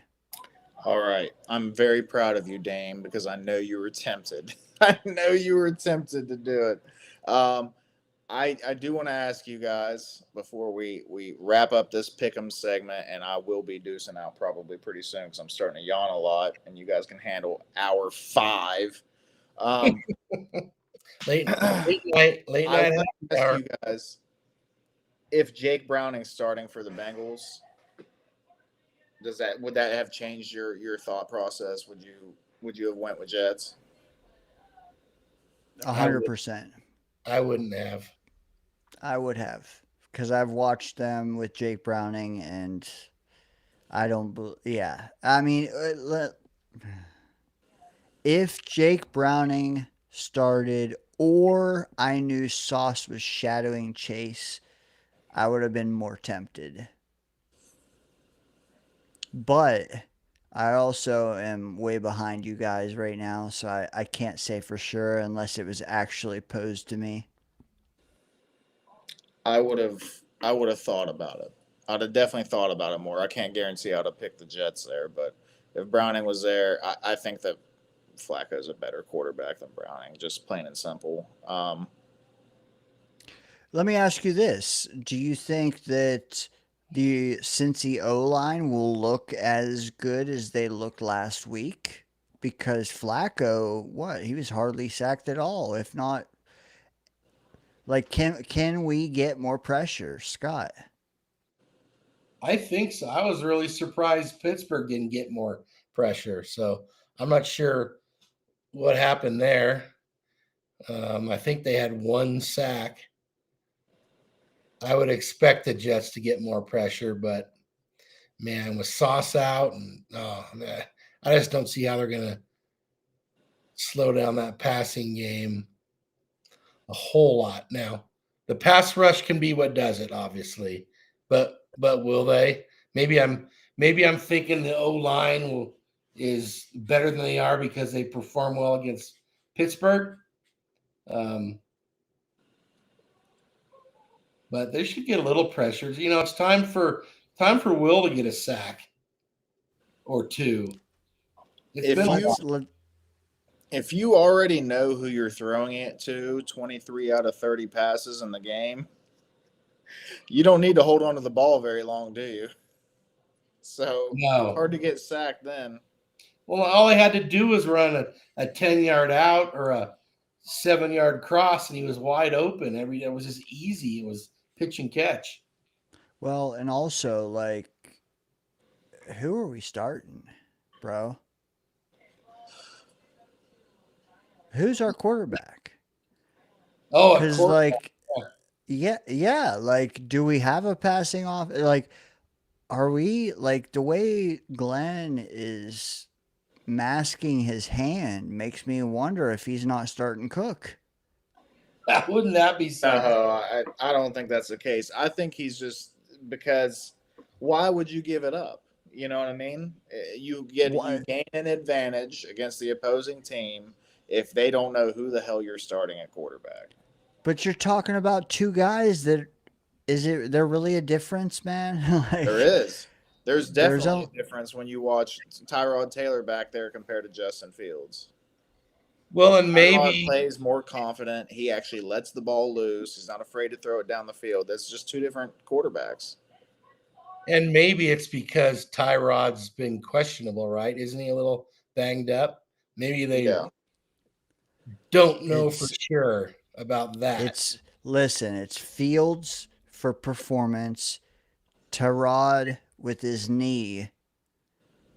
I don't know, man. The thing that would keep me up at night is, or the thing that would catch me off guard is if you say, oh, well, Tyrod's not healthy enough, Fields sucks. Who's left? Well, I'm not saying kid. I don't care. I'm down. Yeah, well, I'm not saying that you don't want to start the kid either. I'm just saying, like, Tyrod and Fields to me is a DC. I could give a shit, man. I prepare for Tyrod, and if they throw Fields in there, it makes no difference. Yeah, if they throw Fields in there, you celebrate and play football. Yeah, right. But if they throw Cook in there, all of a sudden maybe am 10% not prepared. If they throw Fields in there, fuck it, that's an advantage me. If you prepare for Taylor, I just I don't know. have the TV on right now, and they're showing Jets QBR this season. Boy, Taylor's 32nd and Fields is 35th. Let's get Cook. I don't care so much about that, but maybe that would be interesting, and it would give me my one of my hot takes in 8 weeks. And I said Jets have 3 different starting quarterbacks this year. Man, you never know. I don't know. Murph. Yeah, go ahead. You want final thoughts? Yeah, last thoughts. Tyrod is the better of the two. Like, I've said it since before the season started. I'm saying it again now. I understand he threw 2 picks last game. It felt desperate. Like, they threw him in there, and they're like, just make something happen. It felt desperate. It wasn't like him to underthrow receivers. That is not typical for Tyrod. Like, he usually has good deep ball accuracy. That's like the one thing that every beat reporter's ever said about him. Everybody that's ever watched him practice or play, like, the dude's got a live arm. He throws a great deep ball. Not typical for him. I think if he knew that he was going into the week starting, maybe he was ready for it a little more. Maybe it'd be different. But either way, Tyrod, he's in there. He's got more confidence. He's going to complete passes, unlike Justin Fields. He doesn't quite have the running upside that Fields does, but he's just the better quarterback, man. So I don't know. He was in a little bit of a funk last game, and it still looks better than Justin, as far as I'm concerned. Those picks, I'll take them at this point. I'll take it's a punt, is all it is. You throw a deep pick, that's a punt to me, whatever. And that's what we're doing with Fields anyway, whenever Fields doesn't fumble it. So, yeah, I don't know. That's really all I had to say about it. Is he the best? Start Cook, fuck it. You said, yeah, I was just going to say, you said Tyrod's the best of the 2. Is he the best of the 3, Murph? Probably, but I don't know that. Until I see some real NFL game film of Cook out there playing against starters, not preseason snaps, I kind of liked what I saw out of the kid over, in the preseason, and, but we'd have to see him actually out on the field.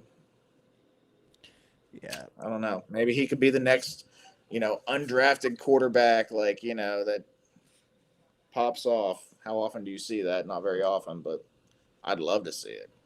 How lit we would be. Dude, he's no Martinez, but I think I would take him at this point too.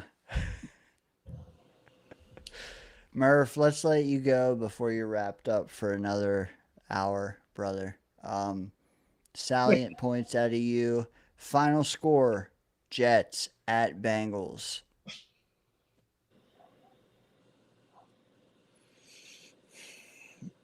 Bengals 31, Jets 13. Oh, man. All right, brother. Hey, have a good night, Murph. Good night, fellas. Later, Murph. Peace. Hey, Clancy's back from the dispensary. Oh, yeah. Clancy, just gotta just give them all to Dane in one line, all the winners. Just blow your load on me, Clancy. Okay, wait, no, don't do that. Just give me all your picks. Scott, I got to get to this. I know it's way up, but I missed it, or I didn't miss it, but I had to get Murph out of here. He's got shit to do on the weekends. Jake, super chat. He says his last game was the final game at the old stadium with Rex against the Bengals. God bless everyone doing this new shit. I'm just done as an old fan. Scott, you're an old fan. I'm an old fan. I think anybody who's actively watched this team for 20 plus years, I mean, that predates Rex. And I don't mean they're 20 years old. I mean, they're like 28 plus, because I'm telling you, man, you don't remember the bullshit until you're at least 8 to 10 years old. As anyone who's an old fan, um, what do you like? How do you, what do you say to Jake? Well, I've said it to you. I don't let what the Jets do ruin my love of football and my love of football on that day. Um, like I've told you, I didn't grow up a Jets fan until they drafted Ken O'Brien. That was when I became a Jets fan. And for those of you that don't know, my dad coached Ken O'Brien at UC Davis. So, but then there's also, I rarely got to watch the Jets play. I mean, it was a treat when they were on national television. So that, I haven't watched much of the Jets over the years until I got the football package. Yeah, So, dude. The first 5 to 7 years I rooted for this team, I was on dial-up internet listening to radio calls of the game. okay, So that makes me a little younger in terms of Jets longevity, like, because I didn't have to see the bullshit. I just had to hear it. And then come like 2003, we started actually being on primetime a little more with Mangini and, then Herm, then Mangini, then Rex. We were on TV a lot, but like the Parcell days and shit, dude. Where I was, we got a lot of Steelers, a lot of Cowboys, some Rams, some Vikings. Dude, we had like greatest show on turf. Great football to watch, but I was still on dial-up internet listening to the radio calls of the Jets first and foremost. well, yeah, for me, other than getting a couple highlights here and there off Sports Center or Monday Night Football or whatever it might have been, it's looking at the box score the next day in the newspaper, not on the laptop or on your phone, going down Monday morning, getting a newspaper and looking at all the box scores. And we were doing fantasy football in those days, and we computed it all by hand. That was how we did it in the start. Dude, I once had a fantasy football team that was named Natrone Means Fan Club. That's going back a ways. Yeah. That is going back, man. Yeah. But we just weren't on, like, you can't, like, now where you see every game, you know what I mean? But Well, yeah, and Cowboys and Steelers, man. for me, um, the difference was I had my Saturdays, my dad's team, wherever it may be. That was the team that had me, that I lived and died with. So any other team besides that, I could root for a team. But that was the team that maybe gave me the feelings like some of you guys feel rooting for the Jets or whoever Cowboys fans feel, or whatever it might be. But that was always my number one team, and it wasn't close.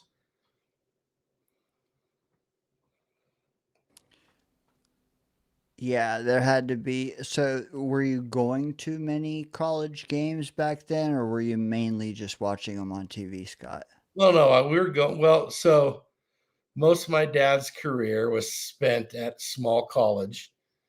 And so most all the games were close enough that we could drive to and go to, UC. So UC Davis is where he was, and they had their conference. First, it was called the Far Western Conference.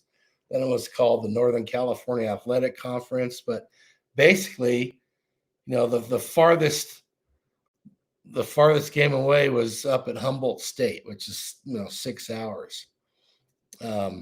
So we went to almost every game, unless I had a game myself. Sometimes I had to play on Saturday and I couldn't go to their games.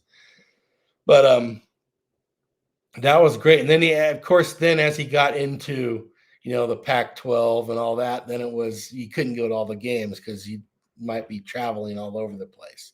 Plus, it wasn't in my hometown anymore. So, but I did get to go to a lot of games, a lot of different stadiums. That was lots of fun, no doubt. When he decided he wanted to retire, we all were like, he's all, we were telling him, don't retire. And he'd say, this is a lot more fun for you guys than me. This wears my ass out.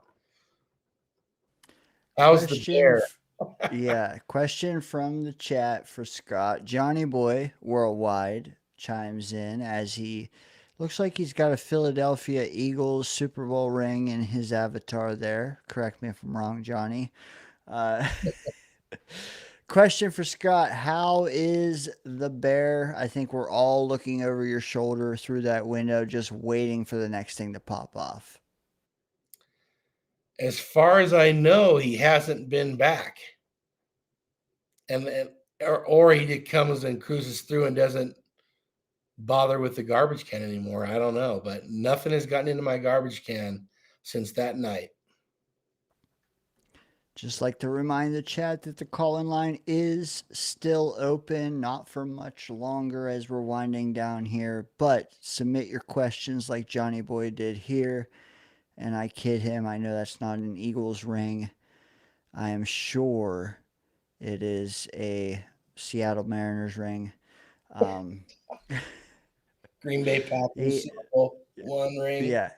Okay, Super Bowl III ring indeed. I know how big of a Namath fan Johnny Boy is, so that makes sense. Yeah.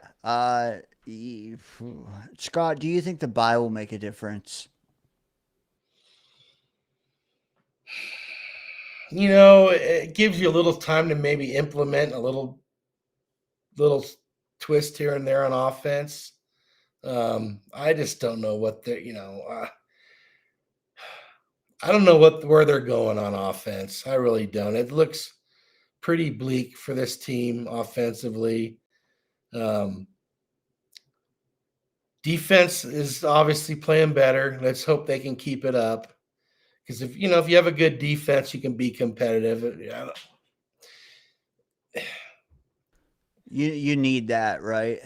They got to have that. Yeah, they got to have a chance to win a game. They have to have that. Because I don't think it matters who we play at quarterback. Then we're missing GW as well. Not that the offense has been great with him playing either. I just don't think there's a lot of hope for the offense. Would you call Garrett Wilson like a cheat code or instant coffee, maybe? No, I don't call any. I hate that old cheat. Remember, our quarterback was supposed to be a cheat code, right? Yeah. No, but I think one thing, and jokes aside, I think one thing is for sure. If the D regresses, it doesn't matter who the quarterback is. And at the same time, I think if the D stays the same, like you said, you can stay competitive in some games, you can win some games, but you can't have the O do what they did either. No, and I think, by me saying that it doesn't matter which quarterback, I think the offense will be better with Fields on the bench with Tyrod, but I don't think it's going to be a great offense. We're still going to need a pretty dominant defense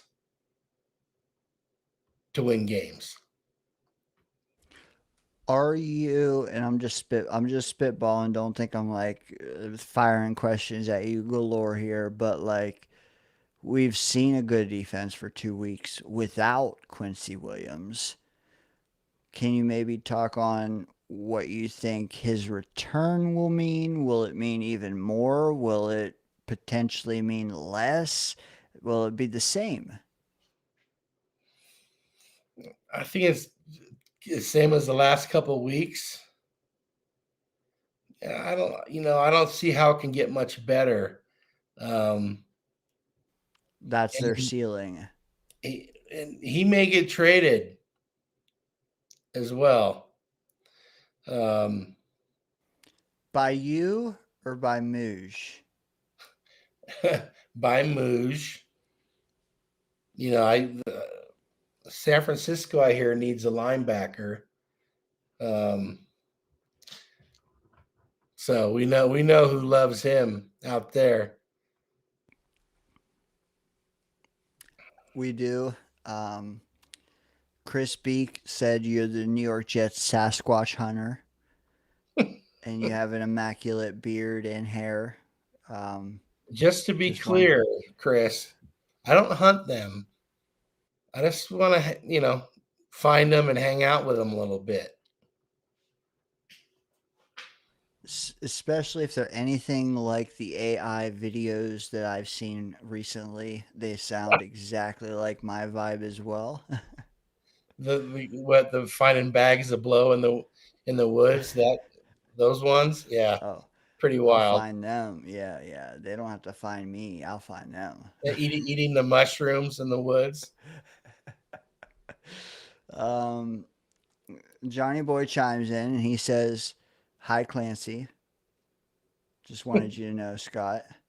Okay. No, I'm just kidding. He also says, "Will Arian Smith ever reach the end zone and score? Or will AZ Thomas ever have an INT?" You know what? Let me rephrase that, Scott. Which happens first? No, I'm not saying. Yeah, AZ Thomas pick or AZ Thomas pick, Arian Smith touchdown. Which happens first? Okay, Johnny. I'm gonna tell you right now. Arian Smith scores this weekend. You still want the Bengals? I do. Damn it.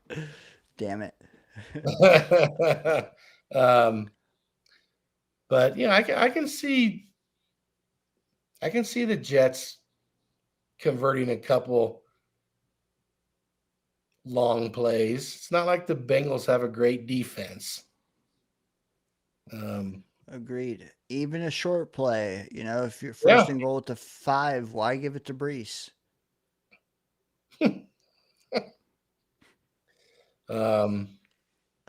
Here's another one, and I like that answer actually. It would not shock me one bit if AZ Thomas didn't have if he got a pick this weekend. I wouldn't be shocked. At the same, especially like Jermaine crushes Flacco on a ball and he just he half chucks it. It could happen, but I will lean Arian Smith as well, Scott. I'm with you. Stranger chimes in and he says San Francisco needs a linebacker, and the Bengals have one for sale, but they would offer draft capital, and I'd prefer a defensive player like Tariq Woolen or a 3-tech pass rusher. What do you think of that? Do you know, are you plugged into the Seahawks? Do you think Tariq Woolen would be available? I think so, because I don't think the Seahawks have been very happy with him. But they're also pretty decimated in their secondary right now. So until they're healthy back there, they can't do anything with him. But I know I've heard, and I'm not totally plugged into the Seahawks, but I am enough to have heard that they're not real happy with how he's been. They say he's gotten worse since his rookie year when he kind of broke in the league and was really good, I guess. So, and then what was the other thing? A third pass rusher? A 3 tech pass rusher, but I'm more concerned with the first sentence. If San Francisco does need a linebacker, we know they do. Do you think Sala will have, and I know this answer, but tell the viewers, do you think Sala will have tunnel vision for Quincy Williams, or will he more talk to, it's not him, it's the GM, John Lynch or whatever. Do you think he'll more scan the landscape and like just pick whoever he thinks has a better price? Well, I think he'd be smart to scan the landscape, but he knows what he can get in Quincy. And based on what I hear, and I don't have any ties, but just hearing 49er people talk, that they're kind of letting Saleh do his thing, build his defense. So if that's the guy he picks, I think they'll bring him in. I like it. And guys, you might be like, well, what the hell does Scott know? Scott is from that area, pretty close. He's also the closest to it now as well. So it's not just unfounded speculation. I just want to, put that out there. I do want to. Yeah, but also think about what Salah's already done. Who he's brought in that played for him in New York. Right? Quincy would be the third defensive player, because he's already got Surratt. He's already got the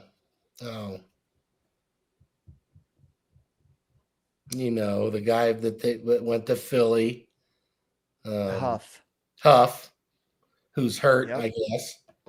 So anyway. he's shown a knack for liking his guys just like he did here. So stranger, yeah. I'm not saying you don't have a wise point there. Bengals have one for sale, but Saleh is Saleh, man, and he loves his guys. That's for one thing for sure. And Quincy was an All-Pro playing for him. The only thing I would wonder is, like, do they have the long-term funds to re-sign him, or are they just renting him? Yeah, I don't know that. I really don't know about that. But right, they're a playoff team, so a rental might be good enough. You're right. Just would that meet our asking price? Like that's the only thing I would say. And it still might, because if we know we're not going to sign him, then how high is our asking price? At this point, we just seen our defense play as good as it has all year without him. Yeah. So we don't know if Quinnen, his brother, is even staying. Is there even a dynamic there to worry about? We don't know. But I think we've given that enough. Clancy says, yeah, Flacco will throw him a couple that he could grab. Can we see the quarterback throw Arian a couple, maybe, that he can grab? That I would like to see. I think we've all been clamoring for that. He's gotten a few bad ones. He's gotten open and not been hit. We haven't seen him get many contested. It's usually he's open and we don't hit him. So how can you judge that kid at this point? You can't, in my opinion. But Scott, just bear with me 1 second. We have a super chat. $10. So this is from Jake King of the super chat. Love it, bro. You literally make me want to be a better creator, so I do appreciate that. Jake, he says, I didn't have a lot of good memories of my dad, but made me a Jets fan. Remember the last game with the old parking lot crew when we made the playoffs against the Bengals with the old Giants stadium? Do you remember that at all, Scott? No. It must have been regular season because I mean, I remember some Bengals clashes. I remember Brad Smith losing his shoe. The ones before that, they get murky. I would need reminded of them. I'm not even gonna front, but like, and also I have never lived in the market, so I do know like Giant Stadium, Meadowlands, even Shea, but like I never really differentiated when we switched between the two, between the three or four. Um, but yeah, Jake, shout out to you. A lot of good memories with your dad. But he did make you a Jets fan. That's a big thing this week. We saw the young kid go viral for talking about how he was made a Jets fan. He'll always be a Jets fan, but he hates this team. We all saw that. We can all relate to that, I think. I wasn't made a Jets fan. I chose this, but I still feel for that kid. I still hate this team quite often. Um, but at the same time, there's some good memories in there, enough to keep me going. I don't know. I'm out of market, and I wanted an underdog. I've always wanted to root for an underdog, but I also wonder, would I like this team if it was a perennial winner? Scott, do you ever ask yourself that, or am I alone in thinking obviously I'm here because I wanted an underdog, so would I still like them if they weren't that?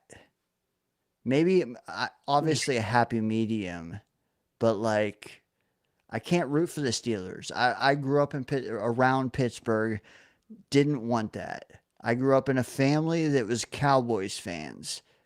At that point, they were perennial winners. They were perennial Super Bowl contenders. Didn't want that.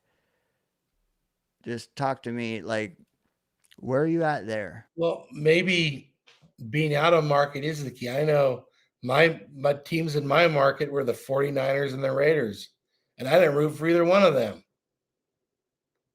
So, but did success rate play into it at all? with the 49ers, I would say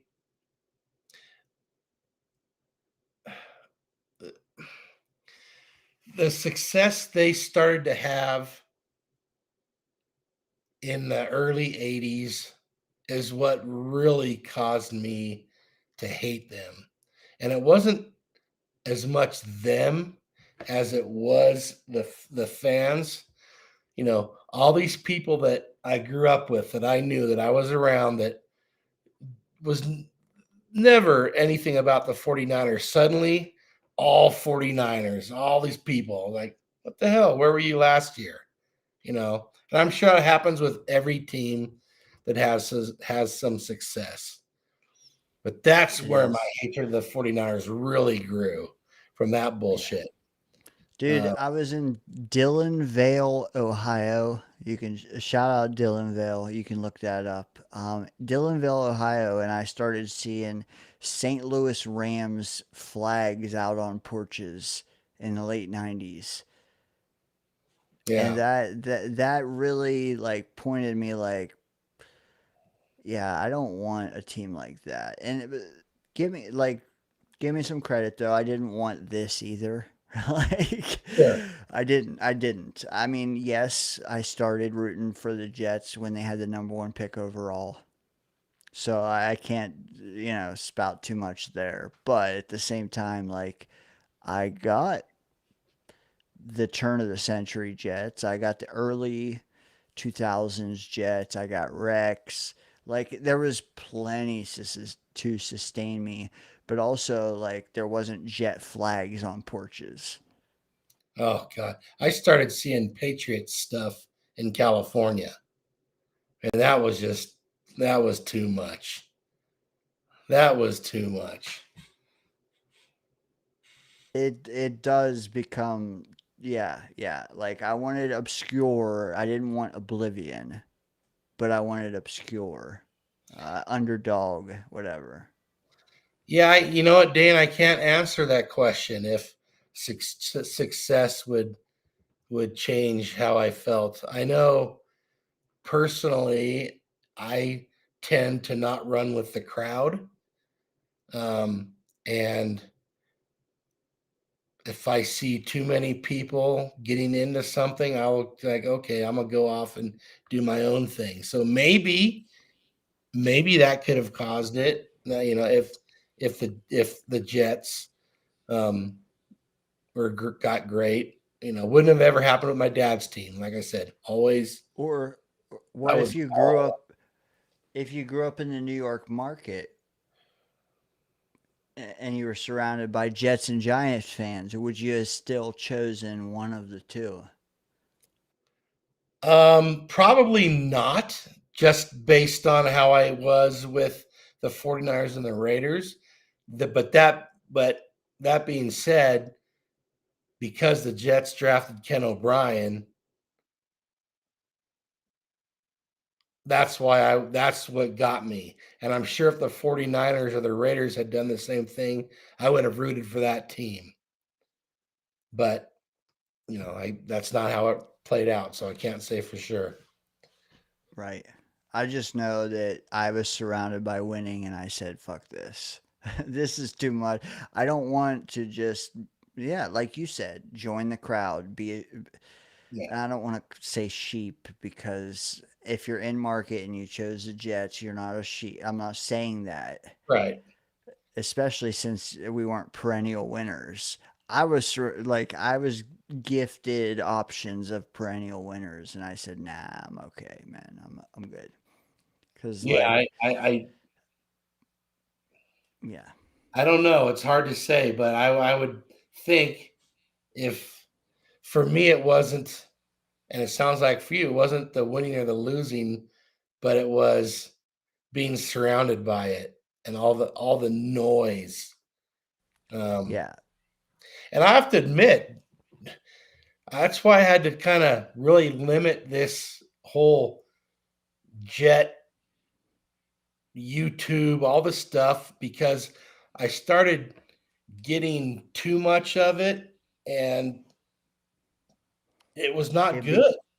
It was it not good for became my it family. became it became what your childhood, what you recoiled at, or what you resisted in your, yeah. It was Yeah, you're just becoming common again. dude. I mean, we all know. I mean, 3 years since even once I discovered this whole YouTube world, it was like, you know, before Rogers was a Jet, and came across Jake, and that's where a lot of us met. But then it was, oh, now this show and that show, and that was just a whole new world to me. And I OD'd on it. I really did. I totally overdosed on that. So You you kind of do, it's kind of an evolution because I think everybody does. Everybody stumbles across Jake. Everybody, you know what I mean? Like you almost have to be, yeah, it's like the evolution. You have to get over saturated by it, then get taken, like, all right, back, and then reevaluate this, and then where you really land is where you land. yeah, We're here. this right, is right, this is after we've already gone through all that. There are others who still are. Um, so yeah, your story's still being written. But you're right. Like before you two, like I was late on it. Like I'm about where you were. Like the Zach Wilson era is when I really dove into the Jets. YouTube, like video. I won't even say YouTube. I would say video content because for me, before that, well, before addiction and all that, before that, like pre Darnold, was message forums. That was like my introduction into, hey, other people that I can talk to often are Jet fans. Do I like this? You know? Because it's like, this is kind of my thing, and I'm out of market, and I'm the only one liking it. But then it's like a balance of you're either in or you're out. It's like you have your, yeah. I don't know. I don't Yeah, know where I'm going with this. I'm just it's a delicate dance between being obscure but also reveling in obscurity. I don't know. yeah, Clancy says there he's in market, and I know that, and I wanted to get his take on being in market and being a Jet fan. Is it like you're just one of 50%? You know, are you going to school and like 300 people are Jet fans and another 300 are Giant fans? He said that Jet fans in market are the opposite of sheep. I'm sure that matters what age you are as well. But Clancy is my age. He says opposite of sheep, especially. I mean, Giants saw some success since I was born. Um, but he said everybody was Giants fans. Um, Thoughts on that? yeah, because they were the successful team. Um, I'd say where I was, there were more 49er fans, but even as the Raiders kind of got to be a shitty franchise, they still had a lot of loyal damn fans running around there. Even when they left Oakland, um, but Northern California was, I would say, dominated by 49er fans. Like me growing up on the edge of Ohio and PA and West Virginia, like that tri state, Pittsburgh, Pittsburgh, Pittsburgh, but like also 90s era was you got pockets of people who liked the teams that were actually on TV a lot back then. The Cowboys, the Packers, Yeah, Brett Favre, Elway, you yeah, know, yeah, Aikman, but also like the next closest teams were the Browns and the Bengals. You never heard anybody like them until you saw like Palmer and Chad Johnson come up, Ocho Cinco, TJ Hushman Zada, baby. Like Who's I to don't even say? think. Like then they started getting a little fans. You'd hear out of Cincy. Nobody ever liked the Browns. I mean, I don't think anyone still does, but um, yeah, it's like Pittsburgh. Like, but I often question like, how hard is it to be a Steeler fan? That's a question I might take to the grave. Would I like had I chosen to be, a Steeler fan, where 99% of my elementary school was, and 89% of my middle school, and most of my high school? Like, you know what I mean? Boring to me. But at the same time, this might be a little too far the opposite way if we don't win some games. Hey, Dane, you did it tonight already. Lone wolf it, man. You're lone wolfing it there. Yeah, I think so. Rex, man, you might have been the greatest thing to happen to my fandom, or you might have been the worst because you really cemented me, motherfucker. Dude, those years were Here awesome. come the Jets, baby. Oh, let's go get a snack. Um, Uh, uh, Good years. You know what? Before that, though, like, don't sleep on the Herman Edwards era. dude, I Great love Herb. years. Love him. And Um, it's funny listening to Jets fans um, complain about ex coaches and like I've heard so much negative about Bowles, for example. No, he was the last coach that even put a different team on the field, wasn't he? And now look at him. Yeah. Yeah. So And it's grass isn't always greener. how much do you think of it, at least with Bowles, as mainly just his demeanor? Do you think we overstate the sideline demeanor and the presser demeanor? I don't know. I don't know, but I'd love to never watch Aaron Glenn in another presser. He's awful. You know, of course, you like me can make that happen. was You just never. stop watching. Yeah, well, I don't, but but I still see clips. I never just watch the whole thing. I don't do that. I don't care. And the thing is, who knows how bad, well, especially in my lifetime, some of the pressers might have been from coaches because we didn't get to see all this. We see everything now if we want to. You're right. And it's literally driving Jets fans crazy. Literally. Like we just talked about it a few moments ago. You kind of have to get oversaturated with it to be broken, to then be a phoenix that really becomes who you ought to be. Like behind Murph's ear there. Yeah, the Raven. Yeah, quote the Raven, nevermore. You, it's like, dude, I see people that are literally going crazy, but also still watching the pressers daily.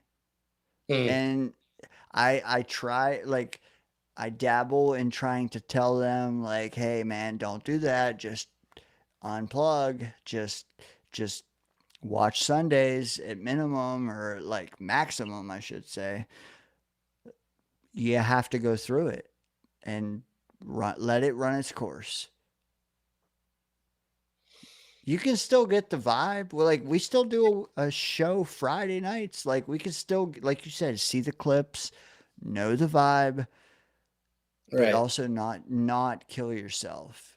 This season, if like maybe the Rodgers era, maybe we all needed to kill ourselves. Like, don't come at me, YouTube. I'm not saying kill ourselves, but that was worth plugging into and seeing. Well, there We was a all lot should have. of excitement. There was, and with cause.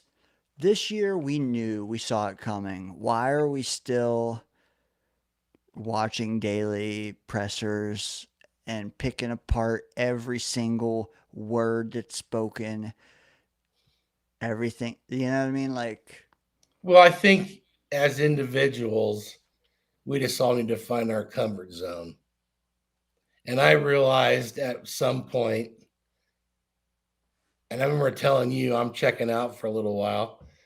But I remember at some point just thinking, this is too much. I gotta turn it back. Because I was watching every show yeah. as or some of them. First, what I did was I said, okay, I'm not going to watch anything unless I can watch it live. That was my first limits I set on myself. That's one step of the evolution, I promise Yeah, you. and then it 'Cause I went did on the from same there. thing. And then it went on from there, of course. So anyway, here we The are. lie. But everyone just has to find their own comfort zone. I mean, I've been around enough of the shows. I'm still in and out that I see people that are on every show, and it's like, wow. And I remember thinking, If oh, yeah, I used to kind of do that, but not anymore. Anyway, I if don't. we were- if we no, and I'm not blasting people who are, and I know you're not either. It's No, just like you that's said. It's my point about your own comfort zone. what you don't want to see is people doing that and also driving themselves crazy, which you also do see. You see Dude. people who are negative on every single show, but they're still plugged into every single show. It's like, you know, maybe circle back when we win a few games. Well, I won't use names, but I've watched people start with Boy Green in the morning, call in, Mhm. give their take, and then I see them in like, 6 different shows all the way into the evening, calling in with the same exact take. Like, oh, okay. Yeah, there you go, Clancy. Misery loves company. And gummies. And gummies, Clancy. Yeah, and that's all this we're just BSing here in the 5th hour. We're just worried about a few people because we made it out the other side. That's all. Sure. Well, And what else yeah, that what? I saw? Like, once the 49ers got good, I'm gonna fall back to that one. Is okay, they're good, but they became the greatest team in the history of the NFL, according to some of the fans, on 1 or 2 Super Bowl wins. Now, there's an argument there that they can call themselves one of the greatest teams, but every Super Bowl team was the greatest team that's ever played. So that would, maybe happen here. You know what, Scott? And I just want to go back to what you said about people calling into every show, man. That's why I enjoy you and Murph. I just wanted to state that because I think the chat also has only grown as strong as it has on Friday nights because you and Murph and I, we don't do that, you know? Right. If we had, I don't think this show would become what it has, and it's not even made it, you know? I'm just saying, like, I do think people appreciate the fact that when they tune in on Friday nights, they get you, Murph, and I giving our first take to them. You know, we're not on 28 other shows saying the same thing we've already said the same way. And you said it. You see the same people, the same takes, don't evolve. They're just saying it again to a different host. The same chat, but a different host. And that's not as fun. Um, so I appreciate Murph coming in and spitting with me for a bit, and then you coming in and you overlap. We do the picks, and then you closing out with me because I do feel like it's 2 different shows. One with Murph, well, 3 different. One with all 3 of us, and then me and you. Um, Also, like Johnny Boy, you know, some people just appreciate your feet. Johnny knows. Johnny knows when to chime in and say exactly the right thing Yeah, because he's worldwide. well, hey, I don't know. I don't think the show was called Worldwide at the time, but my feet did make an appearance. It was it made for some good laughs. I don't know how to find that one now, but that was Clancy knows. my feet talked to Bonesy. Let's put it that way. The shoe salesman. What do you think of Clancy's comment here on screen, Scott? Salmon snatchers. Yeah, well, my feet have talents. The salmon running right now? You know what? In some rivers, they are. It's that time of year. It Probably up, is. I'm up. probably up where you are. Yep. And they're waiting on the talons of Foster. Clancy Oh, says he remembers that night. Jake's chiming in. He said it's here. Let me. Chat's moving fast. There we go. Easy to be negative, but Glenn is the least of our problems. Can you buy me 30 seconds and tell me what you think of that comment, Scott? um, He's one of the problems as far as I'm concerned. I think the biggest problem is ownership. I don't think teams with good ownership are bad for this long. There's been a bunch of coaches. I do feel like Glenn's in over his head. And I'm not saying fire him. Certainly don't fire him before the season's over. But depending upon the draft, who's available as a coach in the off season, it's going to need to be under consideration without a big turnaround.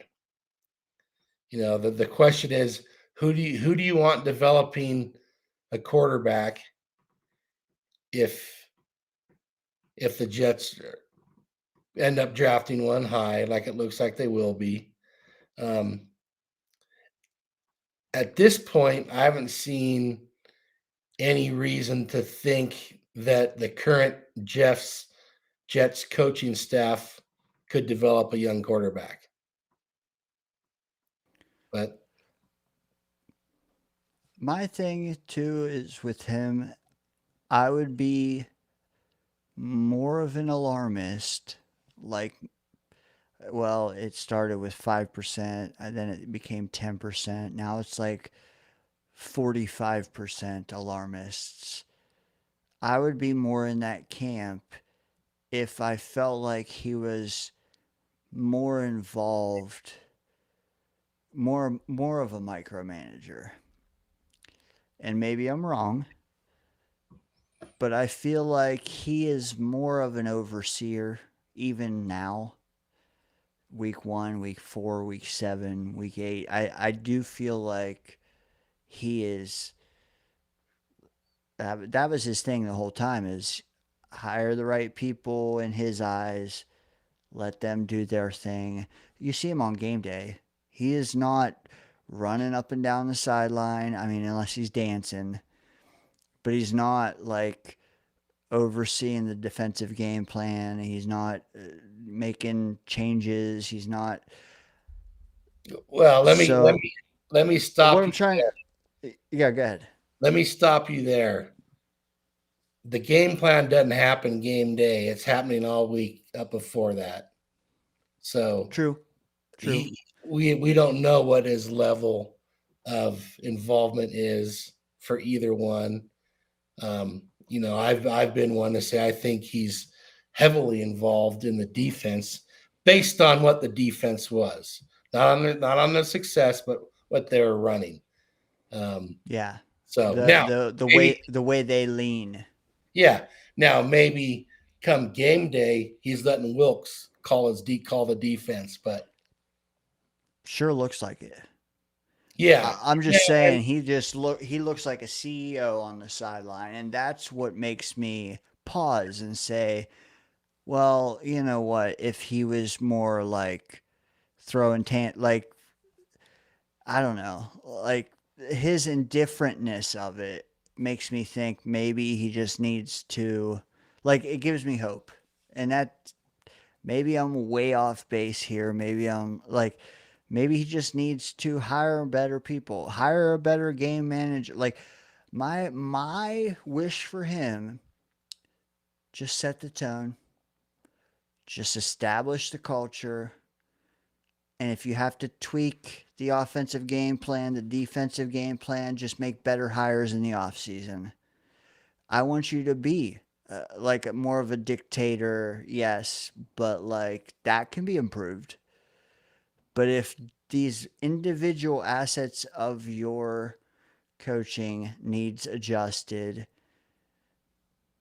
make better decisions this off season. Like if he was running everything down to a nitty gritty and we were 0-7, yeah, fire him now. Just give him $50 million, send him packing. I think he's still giving his guys leashes, and maybe it'll take a bye week to change. Maybe it'll take an off season to change. I need to see more. I don't know. Maybe I'm the one guy on YouTube. Maybe you are too, that thinks that it's not a lost cause, even with the mistakes that have been made. I don't think they're totally unlearnable. And I just made up a word. But what do you think of that, Scott? Well, I'm not for firing a coach before they even get a year in. I mean, that's just ridiculous when that sort of stuff happens. Um, so the one thing that this off season, and hey, Glenn hired who he wanted to, right, for this staff. Is that a failure, or his hires a failure? I don't know. Some probably are, some probably aren't. But the other thing is, it doesn't matter what we think, what Jets fans think, but whoever's going to make the decisions on who works for this team, Woody, is there something better out there? Or do I make a change just to make a change? Right. And at Now, what cost? At what cost, too? yeah. So what if who John Harbaugh is available? Tempted to bring him in? Let You know him what? let him put together a coaching staff? I'm shocked it's gotten to this point before Harbaugh has been mentioned on this channel, because I've heard it a lot in the Oh, last sure. couple weeks. I've Yeah. heard who else? Tomlin. Although that's kind of cooling a little bit, but McCarthy. oh well, you know what? McCarthy might, that might work. It's worked It everywhere might. he's been. It But got tired too. yeah, but he also inherited Brett Favre to Aaron Rodgers. Now he helped develop Rodgers, so that's cool. To Dak Prescott. So yeah, if you bring someone else in, are they an improvement? I mean, that's a question that has. If you cut your quarterback, is there someone else you can bring in that's gonna be better? I'm not even talking about Fields, but just in general. Anytime, and it's usually fans talking about, we got to get rid of this guy, we got to get rid of that guy. Okay, well, who are you going to replace him with? They don't think about that much of the time. And I So wonder how many people are willing to take a step back to take a step forward. Because like, man, four regimes in 3 years, you could say, with Sala, Albrecht, and Glenn, and and I can't call Sala and Brick two different. okay, fair. I I'll give can't you that. do that.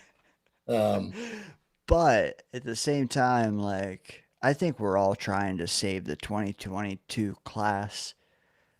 We're still trying to make them our cornerstones. I don't care as much about the coaching staff as much as I want clarity on, are these our cornerstones, or are they not? Like, are we just starting from ground zero? Do we have, you know what I mean? Like, a big difference between having three or four cornerstones, between having just three or four more picks. I don't care how good they are, picks, but like, there are people that would ask you, Scott, right now, like, would you rather have nobody and an excellent shot at the quarterback you want, or have all these people on the trade block that we have, keep them and pick third? Well, pick first, and you got to sell half of the people on the list I showed earlier. Would you rather? Here we go. All right. You can pick two of these guys to keep, but you got to pick third. Or would you rather sell them all and pick first? Oh, then you're just bringing in a rookie for a team that doesn't have anybody else. But you also can change. Else to serve it. What if you can change coaches too? But to who? If I can take John Harbaugh, I'm doing it. You know, Aaron Glenn, things might improve, but so far, the evidence we have so far, he's not a good head coach. That's after 7 games. Things could improve. So hard to answer that question. You know, what if there's who's a hot young offensive coordinator right now that people are talking about? Are there any out there? The next Tampa Bay guy, it seems like whoever that guy might be now. The same ones, dude. Cliff Kingsbury and it's Kingsbury. the same people. The same people we talked about in freaking December. It's annoying. And I'm not a Kingsbury fan. I've seen him. I've seen his team when he was the head coach. But there's a large percentage of Jets fans that would send Glenn packing right now if they could get Kingsbury and he could draft a quarterback he wanted. Right? I don't know if you're one of those. I'm not because I don't envy the reason I want to take a quarterback and try my chance at hitting on one is because the cupboard isn't bare. You know, if the cupboard's bare, you're saying, like, if you sell all the guys on this list, let's say you sell them all, do you have more picks? Yes, you do. You're also, in my opinion, 2 more draft classes away. Like, that negates the rookie contract benefit that is everything. Unless you hit home run after home run, obviously. But, like, the reason I want to draft a quarterback next year is because you keep most of this list. You keep Sauce, you keep Garrett. What are you, 1 class away? Well, all of a sudden, you have a sophomore quarterback on a rookie deal with a not bare cupboard. You can tweak the next class, you know, you get a few more of your guys. All of a sudden, man, you can compete for 2-3 years at a high level. But you got to hit the quarterback, obviously, in either scenario. Okay, so you're not playing the quarterback as a rookie. No, he's sitting 1. Okay. Yeah, maybe he plays December. Maybe he's Jackson Dart. Maybe, but do we know how this will affect him long term? I mean, the first 3 games he played, he only had 500 yards passing. Yeah, but I think he's got the makeup to be a good quarterback. I don't think this will impact him at all. Yeah, he's got the opportunity to be good. But quarterbacks still need players around them, which is kind of your point. So no, getting rid of all those guys to move from 3 to 1. No, because I don't know that there might be 5 quarterbacks that could end up being the best quarterback in this class for all we know. So okay, and this isn't the same question, but it's a branch off question. Are you a big time seller at the deadline, which is 10 days away? I would sell anyone that you're not planning on bringing back. Now, I heard the discussion earlier where you might get more value for them. I don't know, but I can see right here the bottom 3 names on that list. I hate to give up on MC2, but maybe he just is never going to be what he was. But they're all gone. I can't believe, I do wonder about Quinnen because I'm not sure he wants to be here.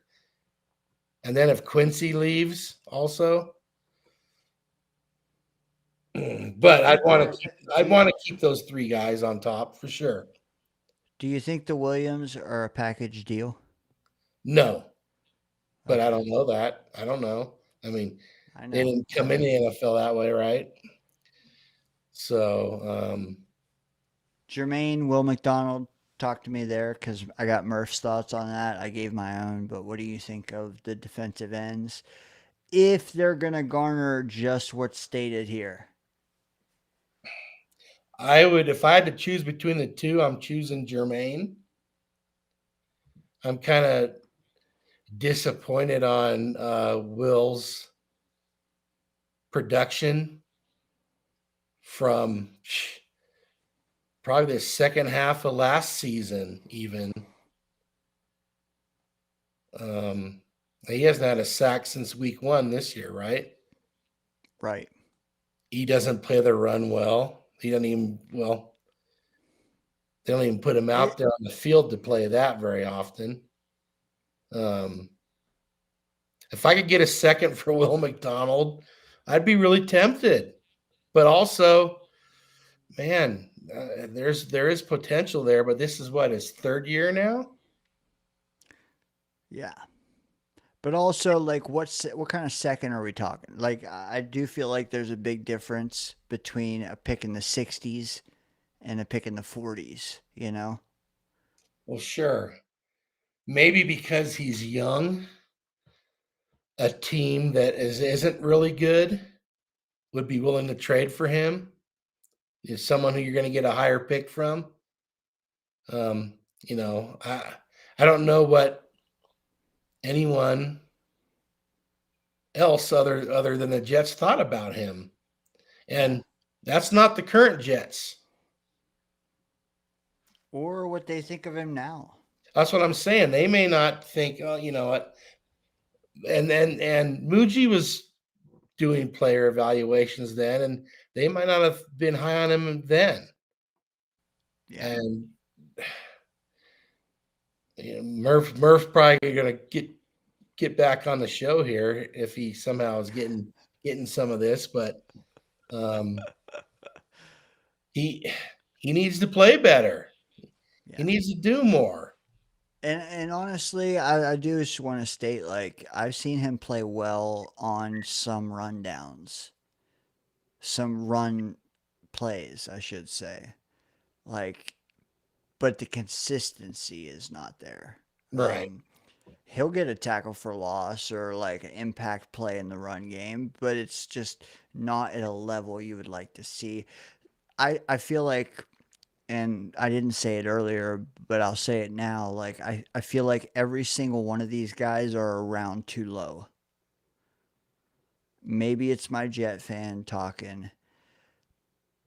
Besides Brees, I think that's probably accurate. MC2, I don't know, man. I don't even know because he's not cheap. Like, who's trading for him for even a day 3 pick? And you're gonna pay him what, 14 million a year or whatever? Like, I don't know, man. I don't know that anybody's gonna take that contract off of us. But Jermaine for a 3rd, get out of here, man.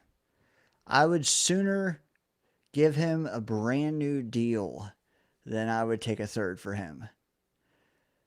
Quinnen a 2nd, that's interesting. I think I would have to take 2 2s. Sure seems like nobody's calling with a 1st unless it's Jerry Jones. This is from Connor Hughes, right? So I saw this interview with him talking about this. I mean, you probably saw it also. And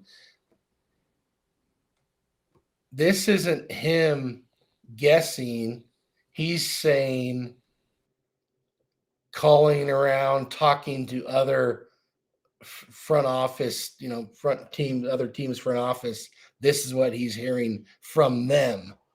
So, assuming that they're the ones talking to the Jets, but yes. Yeah. So I don't know. It's a hard. these guys have all been doing nothing but losing. That's a big element too. It's who's fed up, right?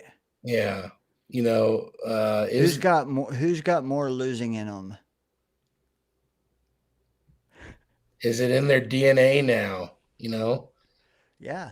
Who's got too much losing in them? Who's got a little more and who's got too much? That's the question. Right, right. Because it'll take a little more, right?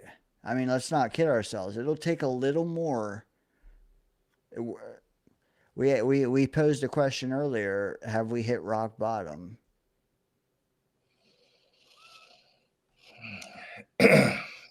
When he sighs like that, folks, I know I posed a good question. um, kind of hard to say for sure, but it feels like maybe that the Denver game possibly was, with the backlash about not kicking the field goal, and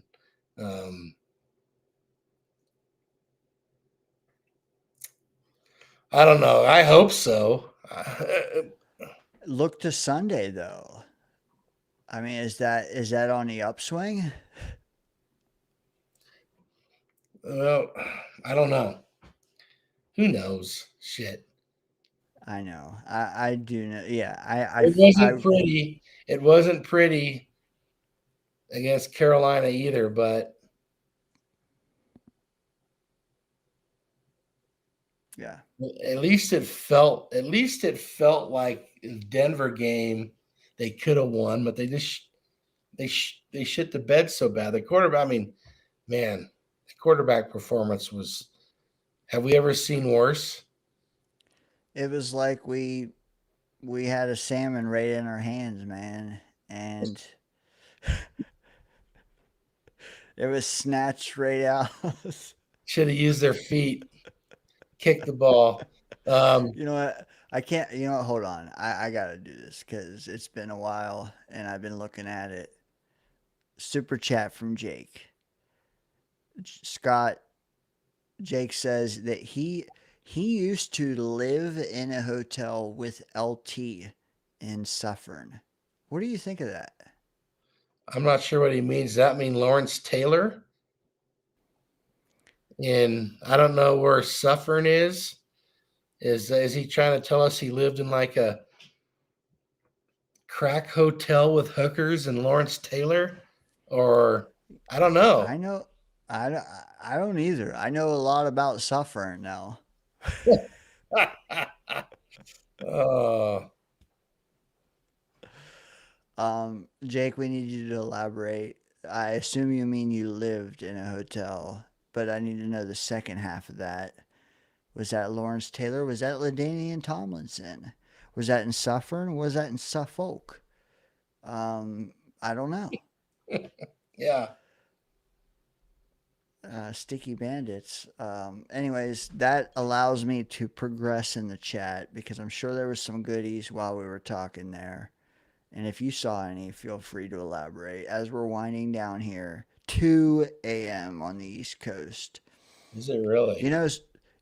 Scott, like, I was looking back at our previous live streams, and the last 4 have gone incrementally longer. Really? Yeah. I think we know that people are going to unplug, so we got to milk it, right? I don't know. You always seem to have like a late night influx. Facts.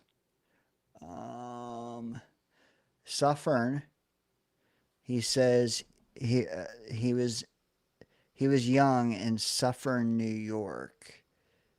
Was it Lawrence Taylor? I assume if he's from New York, I guess so.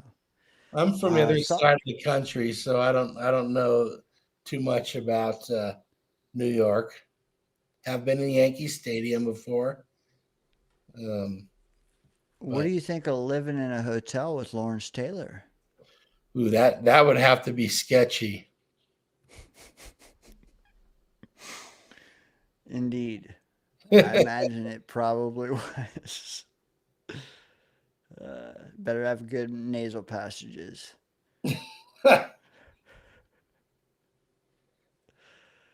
Chat, we, as you can see, are on we're rolling over into hour 6, which means we're about to hit 5 hours. Scott, I asked you a million questions. Any takes or spins or questions you have that you want answered out of me? No. Well, you know what? I was watching a good football game tonight and listening to you, so I kind of got I've been paying attention to what you're saying. So I don't think there's anything that would surprise me at this point. Obviously, you haven't changed your opinion of Brees and where to go with him. What do you want the Jets to do with Justin Fields this offseason? That's a spicy question, Scott. I like it. Or let me broaden a little bit with the quarterback position. That I appreciate you asking that, because I've listened to people today overly discuss the ramifications for just either shelving him indefinitely, forever, whatever, or cutting him. And it's not a question that I've considered fully stamping my foot on, but I'm going to do it right here live. It's tough because you cut him and there's some dead money, man. And I'm not just saying some, I'm saying most of his dead money was not paid this year. Most of his guaranteed money have not been doled out yet. And guess what? Neither is Rodgers, which is not what I wanted to do. I wanted to eat all of Rodgers' deal right now. That's what I said too. Yep. So here we are. Good. Well, that's why the people that say this season they're doing this on purpose, it was a planned tank, bullshit, because they would have paid off Rodgers. And anyway, go on. Yeah, they were trying to win and they still haven't. Yeah.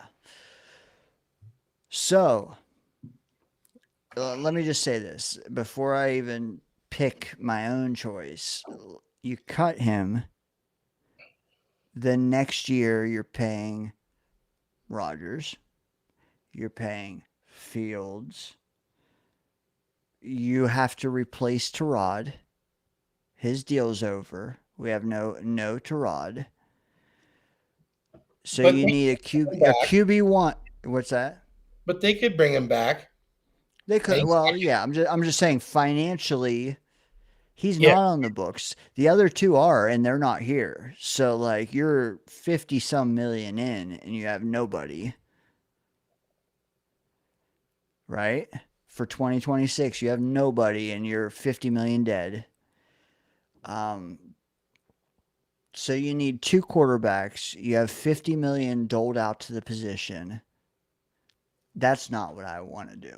That's not what I want to do. But what's the alternative? You keep him. You keep Fields. He's going to be one of your top 2 quarterbacks. You pay Rodgers 35 to not be here. 30, whatever it is, 23, 25. It's 25 to 35. It's in there. Dead. Fields is your QB2 or QB1. Fields is your QB1. You draft a quarterback. We do all this over again, buddy. You want to sign up for this for another 18 months? I don't want to do that either. What's door number 3? Let's just go down the list. Fields is your QB2. That's another option. Fields is your QB2. You pay him $20 million guaranteed to be QB2. You got 30 dead to Rodgers. That's $50 million, and you still need a QB1. You better hit on that quarterback, and he better be ready week 1. Well, That's an option. That's an option. Yeah, but you can cook him. You can cook him in this fan base in 6 weeks. Or he sits behind Fields, and you got to put up with Fields for 6 weeks, 8 weeks, 10 weeks, 4 weeks, whatever. And then you have to hope he's dart and ready to go. If he's not, you have to endure Fields for 17 games. Just know that. That's not great either. Is there a fourth option? Could you imagine 17 games of what we've been watching this year? Besides the first game. I mean, I guess door number 4 is the same thing, but Fields plays better. But who's banking on that? No one is at this point. There is another option. There is an option. You cut Fields, you've already cut Rodgers, 50 million dead. You draft a quarterback. You don't start in week 1 because you've signed Mariota. You sign Jameis Winston. You sign Russell Wilson. You sign Kirk Cousins. You sign, I don't know, man, Deshaun Watson, Tua Tagovailoa. Whoever it is better be 10 million or less, or it's going to be what? The quarterback position will be 30% of your cap. I hate to say it, Scott, but I think the last answer is the answer.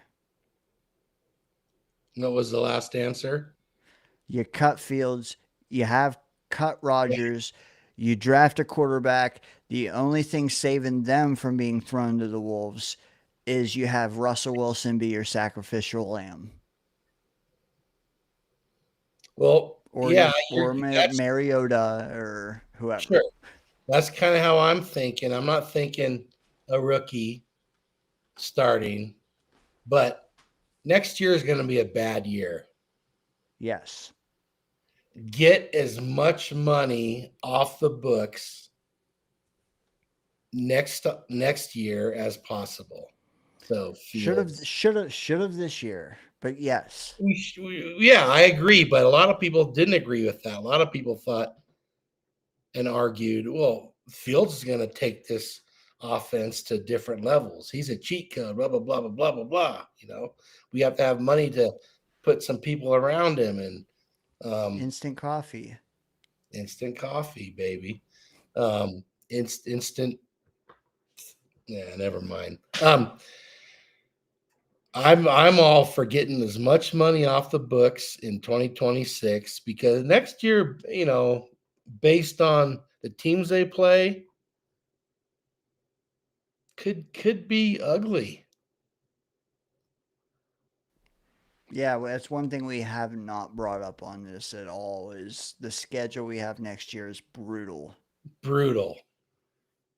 So take your lumps. You know, they should have done it more this year. Do it once and for all next year. And it's probably hard to tell Muji and Glenn that. I mean, are they going to survive 3 wins in 2 years? No. Our pets' heads will be falling off. So, but get everything off the books you can in 2026. Clean the books. Yeah. So, and that for me, that includes Fields because really, what's he going to do? Assuming we don't see some kind of resurgence this second half. True. Right? Yeah, maybe we could. Maybe Let's he throw needs that. Let's throw that out there. Sure. Yeah. I'm surprised he's been as bad as he has been. I've never, I wasn't high on the Fields bandwagon at all, but man, I thought he'd be better than this. You know what I'm tired of seeing? Like, and I've seen nobody else mention this. I've mentioned it several times, but like, I feel like he has the yips, man, and I'm tired of seeing quarterbacks get the yips at this level, like at this organization. How many quarterbacks do we have to see play unearthly, god awful high school like you could thrust high school level quarterbacks in if they knew the offense, they would play better than we get.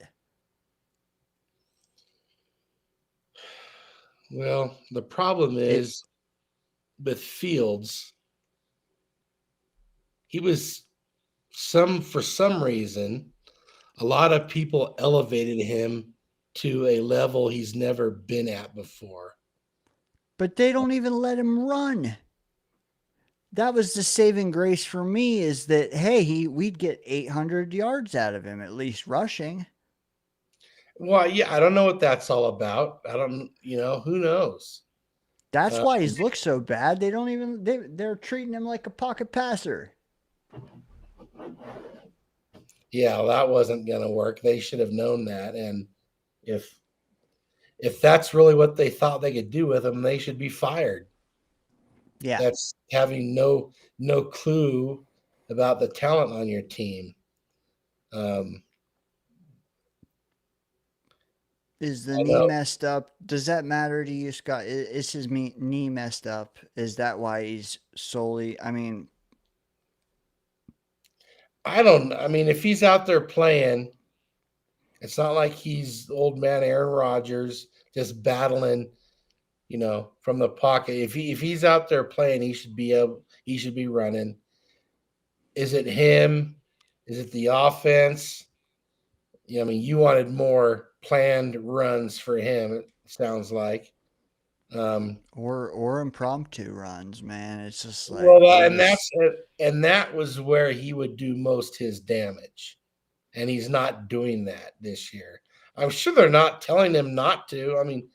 That play against Miami might be the Jets. Well, it won't be a bigger play than Will McDonald's play, but maybe the second play of the year. I don't. Yeah, I that can't 43. he's not running more. I pause with the people like victory lapping over like his lack of success, because it's like anyone who thought he would show success expected not this game plan, not whatever it is. Like, we didn't, trust me, anyone even remotely high on him would not have been if they known his legs would not even be a factor at all. That's all I'm trying to say. Like, I was remotely high because I thought that the game plan and his play style would showcase. I heard people in the preseason who thought he can run that Detroit offense, and I remember telling people, oh boy, he is not anywhere near skill wise the quarterback Goff is. He can't run he has to run a different offense, and there's a lot. I wish I had kept more receipts this off season. Should have just got Hendon Hooker. Right, exactly. Well, yeah, he'd be the perfect backup, right? That's a joke, by the way. Dana and I have this. Did he ever latch on with anybody? I don't think he did. I mean, how could? Yeah, I don't think he did. I don't. Who knows? He was like 30 years old. But back to I'm all for getting him out of here. Bite the bullet, get as much money off the books as you can. I think barring some resurgence, I think we know he's not our future.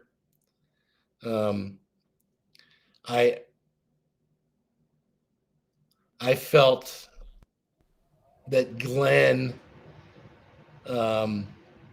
was kind of enamored with him because he had a couple huge games against Detroit, and Glenn couldn't figure out how to stop him, I guess. Well, maybe he was the only one that couldn't figure it out. I don't know. I know we all kind of thought, well, maybe he's the best option at the time. I don't think it made any sense for Sam to come back to New York or for Danny Dimes to come back to New York. I don't know who else, was out there. Jameis, I guess, could have been an option. I just want to reiterate to the chat too that we're mainly discussing this in the vein of 2026. Is he even worth having as one of our top 2 quarterbacks? Like, I see that Jake is wondering, do we even want to stop him at this point? Might as well get the first round pick. Jake, we're mainly wondering, can Fields be our 2 next year? Or do we have to cut him, pay him, and hire another guy to be in front of our rookie? Because that's another thing, Scott, is that whoever we bring in, that much better to make it worth paying Fields and them just to have them and not him. What did Jameis sign with the Giants for? $1 million?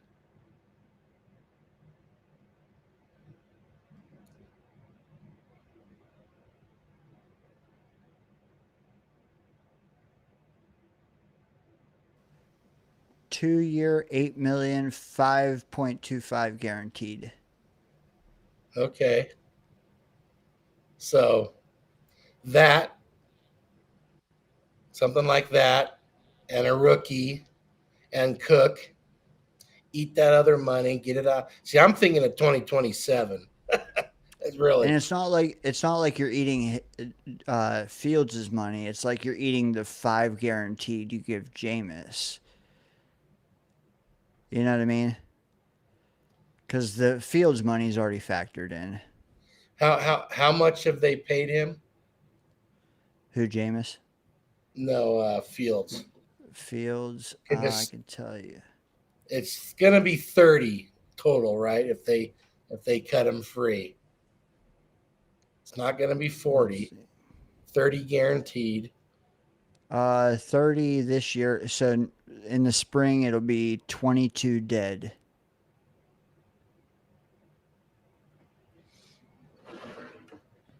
But he's already on the books. Like, you're not getting out of it. It's just, do you want to hire someone else to take his job? But if they keep him next year, then he's getting paid 40 overall, right? No, if 23 cap number, you cut him, you're paying him 22 out of the 23. But he signed a 2-year, 40 mil, 30 guaranteed. So he's got 30 coming no matter what. No, you can't forget there's a void year in 2027, 9 million dead. No, but I'm saying So no matter what, he's getting 30 mils coming to him no matter what the Jets want to do with him. Yeah. So if he plays for the Jets in 2026, it's 10 more million. For up 10, 40 million, right? He's getting good. 2-year, 40 million. 30 guaranteed. 30 guaranteed, correct. He got 8 this year. So, okay. 8 this year. We can send him packing next year for 22. That's 30. Right. But if we don't, then it's going to end up being 40 total. Correct, because they're yes. So why not just do it? Just what? Which do it? Send him packing. If he doesn't have a resurgence this year. Yeah, yeah, and they're talking in the chat. Prorated signing bonus, $3 million a year for 5 years. So yeah, 8 this year, 23 next, but you can cut him for 22 and just pay the 30 and be done with it. If he stays, you're paying him the 23 plus another 9, Yeah. 32. Yeah. So that's my suggestion. Move on. Eat the money. 26 is going to be a bad year anyway. So you're probably hoping he doesn't start another game, right? If that's the angle you want. Well, hey, the best case scenario for the Jets would be he gets back in week 10 and he's great the rest of the season. But I mean, I'm not betting on that. Yeah. And I'm not going to believe it either. Like, been fooled to. I mean, I don't know, man. Like Clancy said earlier, he can semi agree that it probably is a version of the yips. I don't know, man. I'm just tired of seeing that. Like I've seen it so many. Like I'm starting to think that nobody will succeed unless they succeed off the bat. At least a little bit, to where if they falter, they have this instant success to fall back on. But if you start failing, I mean, you might as well say Fields did, minus 1 game. If you even give us the Jackson Dart level of success in the beginning, that might be enough. If you give us 1 game and then 4 putrid games, and then you can't even complete a pass, can you rebound here? I'm starting to think no. That's what it feels like. I mean, he doesn't want to throw the ball.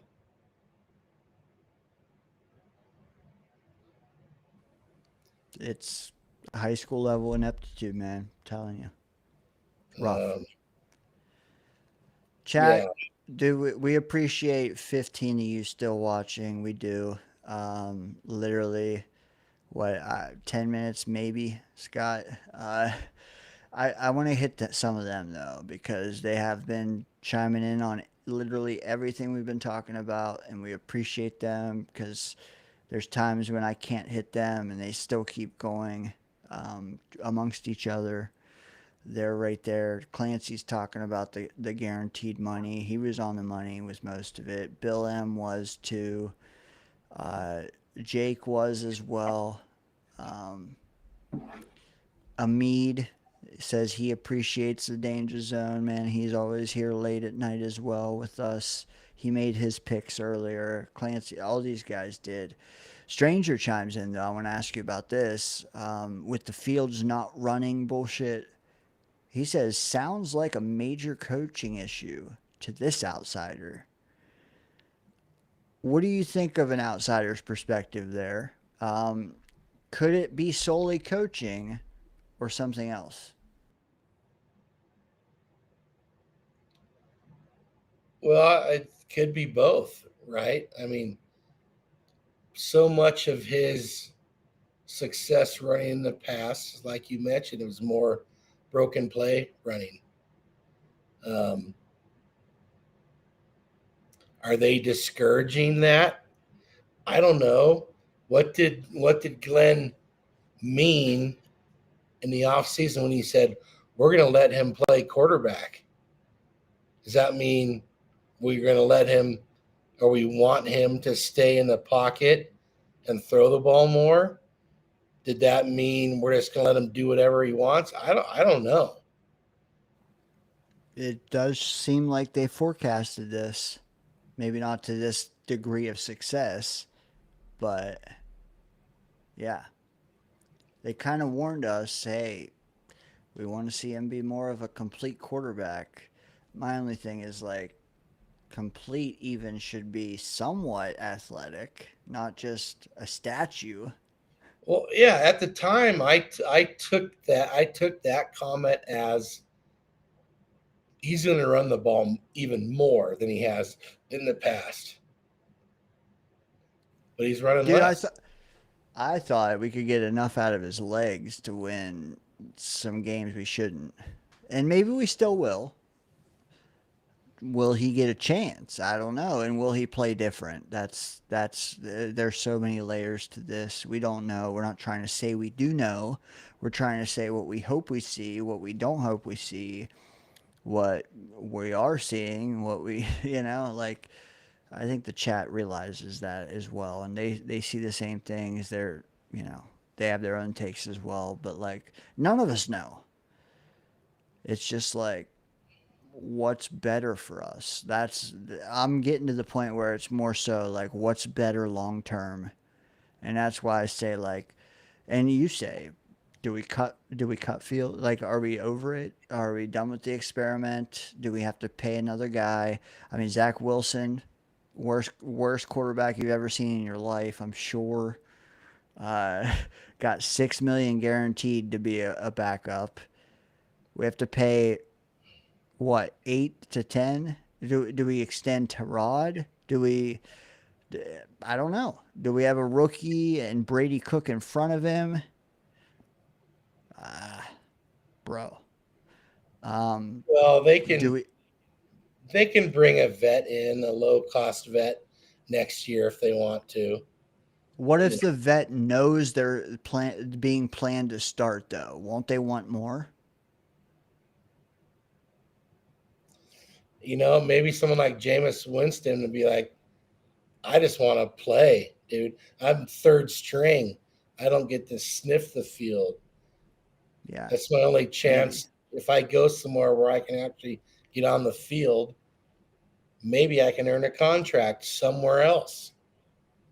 Yeah. I don't know. Who knows what direction they're going to take come this Good night, Chris. Good night, Chris. It's tough because it's like it becomes an argument of sunk cost, We have the sunk cost in Fields, but like you said, we keep him longer. We're paying more money. To me, it's not about the money because I think next year is going to be rough. So just wash your hands of it. Prepare for 2027. Get your books in order.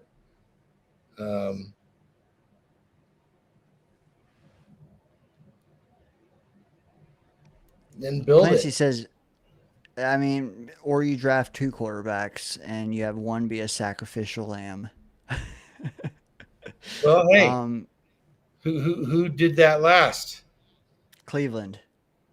Oh, yeah. Okay, I was who did it and found some success.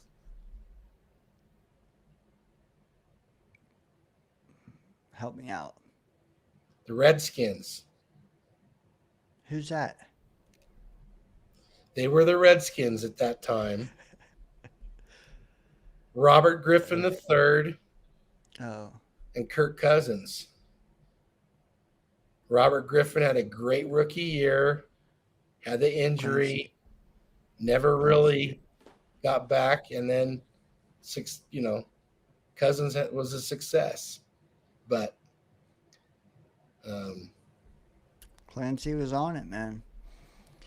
Yeah. He also says it does go back to the Zach decision, though. Screw up on that. Here we are 5 years later, and 2026 is still going to be rebuilding too. Dude, I'm scared. Because you make that decision again, where are we, man? Well, go back. Go back farther than that, or maybe that the Zach decision was drafting him. He could have kept Sam, not use that pick on Zach. And some of the I started to build that team going that route. No, I'm not going to go down this rabbit hole. But good Lord, I still think, and I haven't mentioned it, but like I still think the best choice might be. I don't think we'll be able to parlay it for picks this year. I think we have to take a quarterback. Take the one you want. Don't play them till December. Maybe throw them out there a couple starts at the end. You're probably going to pick top 5 again. And then you have a choice. Do you build around this guy? If you don't feel like that's your answer, just take a different one. Fuck it, man. I don't care. Like, I'd rather have 2 that work out, or, the chance of one working out of 2, or, you parlay it for picks if you know, rather than just hang all your hopes on one guy and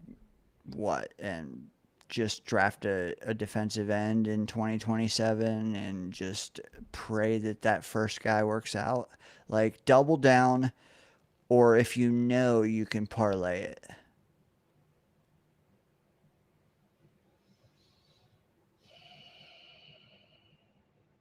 There's that sigh, folks. if I did 2 quarterbacks, it'd be maybe and if it's in the same draft, they're gonna take one top 3, whatever, and then maybe a mid rounder that has some potential, kind of like back to RG3 and Cousins situation. There's something good for a young quarterback, like a good offensive line. Jets have that.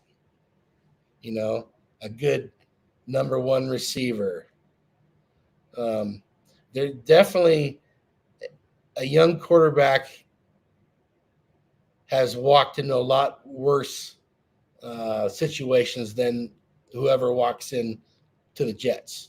Now, coaching, I don't know. I'm not sure about that at this point. I'm not sure if these guys can develop a young quarterback or not. I guess we can't be sure till we see it. But we've seen Justin Fields regress with this staff.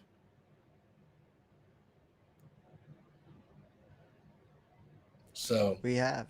I don't know. We've seen many. But, hey, we could have had Dart, right? No, I'm not. That's what 8% of the Jets fan base will keep telling you. Or Shador, that 32% will tell you. Shador. Yeah. Yeah. Well, they could probably go out and get Shador if they really want him. True. Jake chiming in here at the end. He says, Mendoza, boys, before bed. He likes Jake, that is. He likes what he sees. We both saw Indiana play Oregon. You might have seen him more than that, Scott. But what do you think?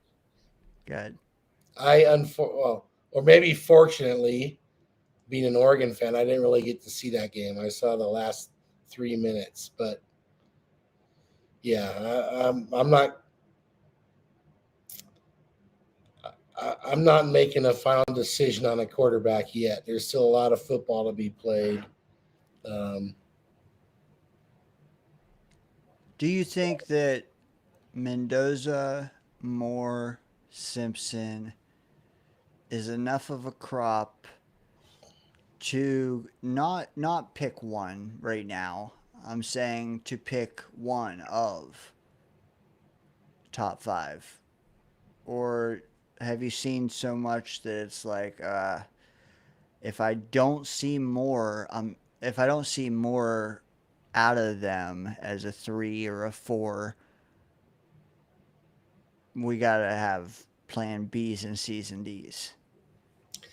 I haven't seen enough of anybody to be convinced they're going to be a great pro, but I'm always skeptical of quarterbacks and skeptical of rookies, but especially quarterbacks. Um, what I've seen about Dante Moore is I think he's cool as can be. I don't think he gets flustered. Now I don't. Is he even? Do we know if he's even going to come out for sure?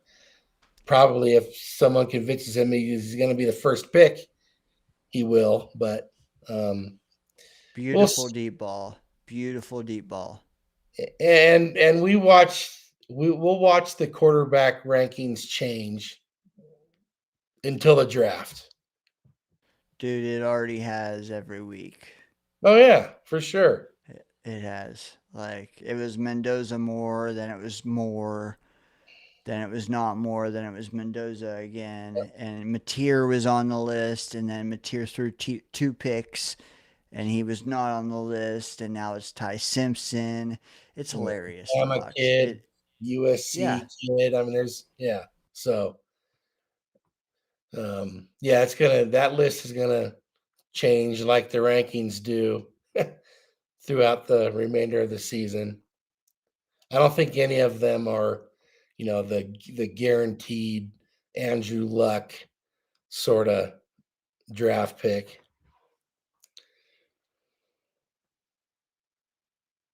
Yeah, I'm with you. I'm with you. We need more data. We need more data on us, on them. Um, I'm just going to lean on the chat for these last few moments. I don't think we're going to beat our 5 hours and 49 minutes last week. I don't think we're going to get there, folks. Just a spoiler alert for you. But Blitz BK joining us late. Welcome. Welcome.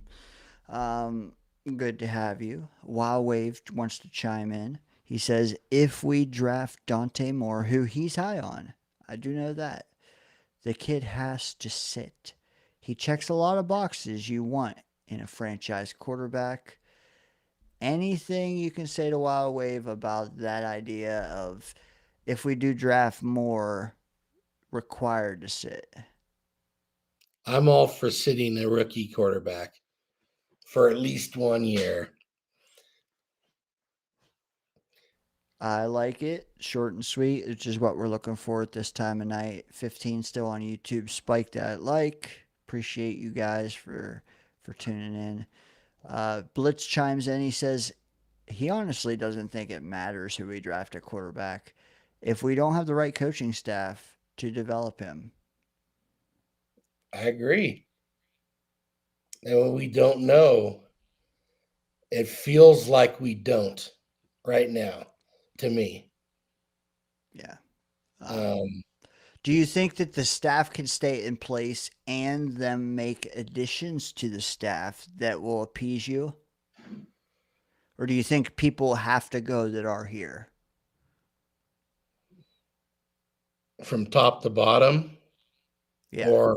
Or if Aaron Glenn hires a new offensive coordinator, a new quarterback coach? I don't know who the quarterback coach is, but he's not showing me much. He was that guy that was a running back that is kind of, I think, maybe bounced around between a running back coach and a quarterback coach. And that was a questionable hiring at the time, I recall. Was it Charles London? Yeah. Okay. Yep. Yeah, Yep. like I like Angstrom, like Wilkes, like Banjo, like Glenn. I think they can stay together and still salvage some of this, but after that, anyone's fair game. Here's a question I heard brought up the other day about Engstrand. Why didn't the Lions give him the OC job if he was that ready to do it? Because Dan Campbell could have done that.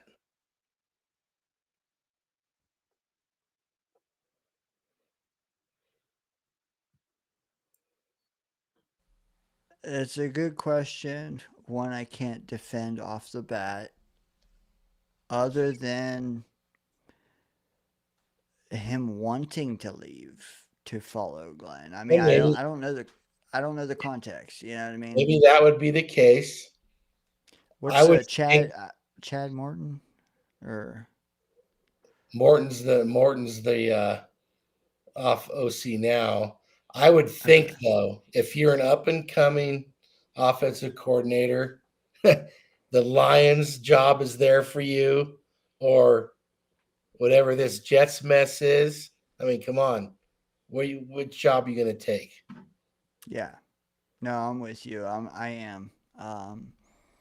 I can't answer that. I really can't, especially in hour 6. I can't, but also not without more context. Like, Yeah, don't know. We you have know, no idea, but maybe it was as simple as money too. I don't know. That just was an yeah, interesting question I heard the other day. yeah. I'm sure it was Brees that enticed him to come here.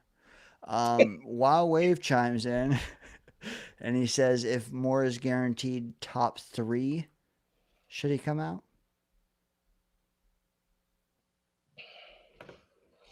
Or has it got to be 1, Scott? Because you just mentioned 1. Oh yeah. Um. Hmm.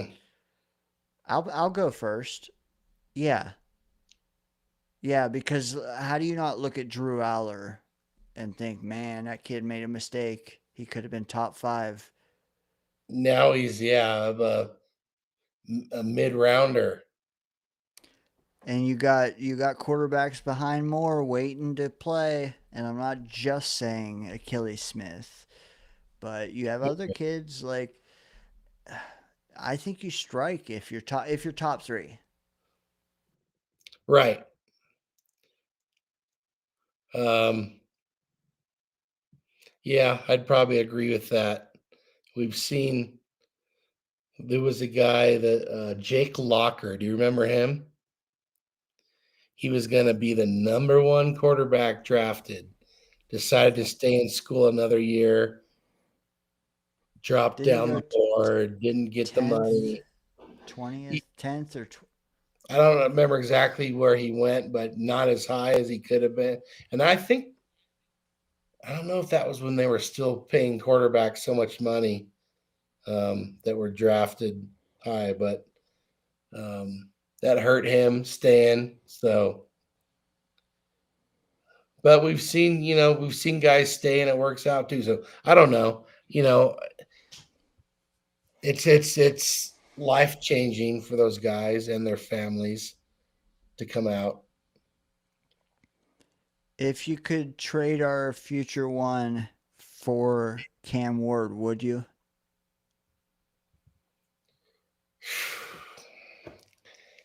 I don't I love think that. I love that sound, Scott.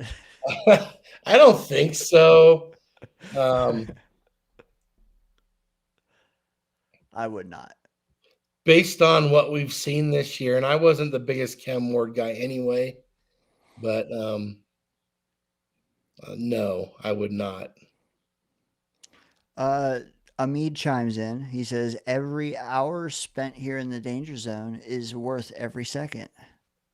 Oh, I mean, Hey, that's like a viewer testimonial I gotta save. He says also can't wait for Sunday. I hope that doesn't age poorly. Um, I'm just glad we don't have to get up at whatever the hell time it was a couple weeks ago to watch that fiasco. Blitz BK, and I agree with you by the way. 6:30, 6:30 for me, man. That was rough. 7:30. And I didn't get up as you busted my balls over. I did. I set my alarm and I went, I just can't get up yet. Blitz BK, they're coaching Fields to not make mistakes, and he's more hesitant than he was before. They're coaching scared, and that will never work in this league. Let's assume for a second that's true. and it may or may not, but like due to time, let's assume it's true. Do you think that's more an indictment on Fields or more of an indictment on them? Well, it could be they didn't have as much in a quarterback as they thought they had. Could they have overrated him?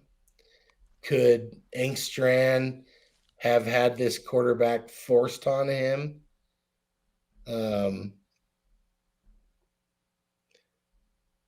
But I do, Glenn's a defensive guy. That's so typical of defensive coaches. Just don't turn the ball over. Play the field position game if we need to. Do you remember when we had the promising O line? Where did 9 sacks, 6 sacks, 8 sacks, 7 sacks? Like, can you, if you clean anything up, can it be that? Well, how many of those are on the quarterback and how many of those are on the offensive line? Yeah. I mean, if you're not, he's back there not throwing the ball, not running. Denver, Dude, I can't. There was like 2 out of 9 were on the offensive line. I'm 6'2". If you'll give me 30 million guaranteed, I'll sit back there for 7 seconds and take a sack. I don't know if I can take 9 though. That's the problem. Yeah, I can't explain what's going on there. He's gotten worse every week. Deer in the headlights. He's Yips. not running the ball. I'm saying yips, man. Yeah, he's regressing, and is that because of the coaching? Could be. Super chat, probably the final of the night. Jake, not from State Farm, but Jake chimes in. He gets the final word. He does not want to sit quarterback, gentlemen. He just wants an option. He wants to do it because we feel it's necessary, not to force it, I think, if I had to judge this question. But as it is the final super chat of the night, Scott, I'll allow you to interpret it however you want. I feel like, though, that he wants 2 solid choices and we choose the best rather than just make it a rule that this quarterback we draft has to sit. What do you think of that? Is that what he means by that? Okay. Hey man, I could be way off, so however you want to interpret it. Just say so first. I don't want to sit QB, boys. Just an option. So he wants to still draft the quarterback, but not necessarily sit him if he is our best option. Where we were kind of saying draft him, sit him, no matter what. Yeah. Okay. Yes. Yeah, I don't agree with that idea. Not that there aren't rookie quarterbacks who can step in and play. We've seen them. But I think most rookie and young quarterbacks could use some time on the bench and learning, frankly. Do you think that a quarterback who is not benched, who is thrust in there soon and sees success can still be worse off for it in the long run?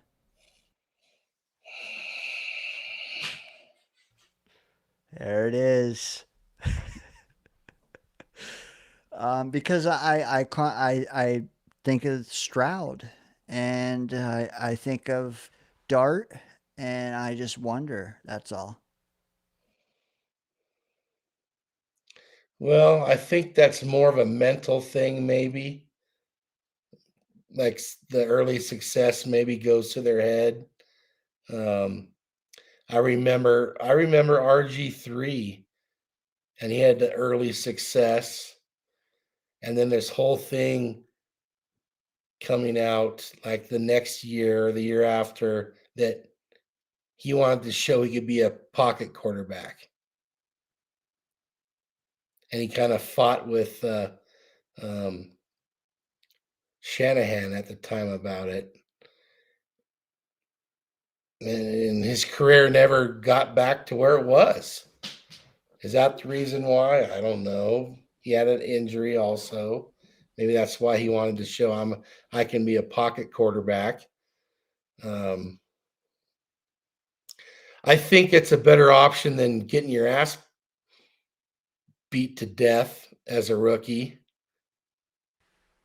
which we've Also, I think, seen it happen.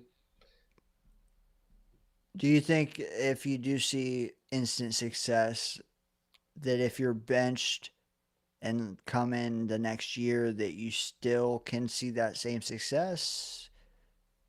Or do you think it's more like lightning in a bottle and it's just like starting them at the right time, no matter who they are, it's just the right time or it's not?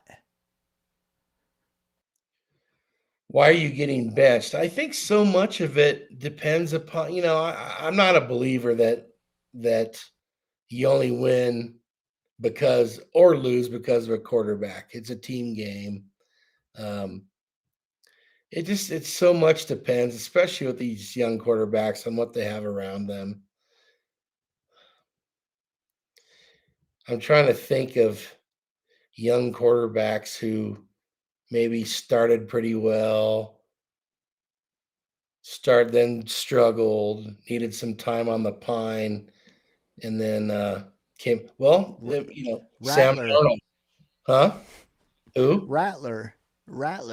Oh, I guess Sam Darnold never really started well, though. I don't know how Yeah. much success we're talking about, but some time on the bench was good for him. Baker It's, Mayfield. well, it makes you wonder too, like Murph mentioned earlier, like you need to get a feel for the speed of the game. That's why you're being bent, like why you're Yeah. sitting out. But also, like, can you tell the speed of the game if you don't start? No. Yeah. So, like, I do feel like there are some scenarios where starting for a bit and then sitting, like, that's why, like, I would like drafting a guy, but then just playing him at the tail end of his rookie season, couple games, and then, like, you haven't given him so much failure that he's cooked or so much success. Like, you just want a little bit of momentum heading into the off season. He got a feel for the speed of the game. Then you evaluate. I'm not saying you force him into starting his sophomore year. I'm just saying, like, then you can determine. That's all. But if you start him in week 6 and he plays till week 10, that's different because then you're in this weird spot where you, like you said, you got to bench him and go back to the veteran that started week 1 or whoever. Like, it's just this weird spot where just agree that they're going to sit out till winter.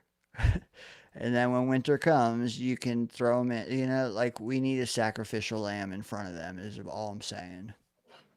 It's going to be shitty, though. It's going to be 3 months of misery.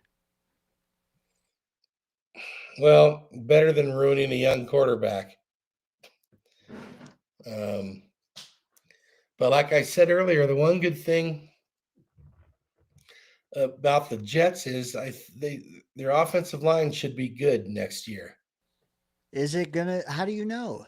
Well, I'm saying it should be. I don't know for sure. We don't know anything Okay. for sure, right?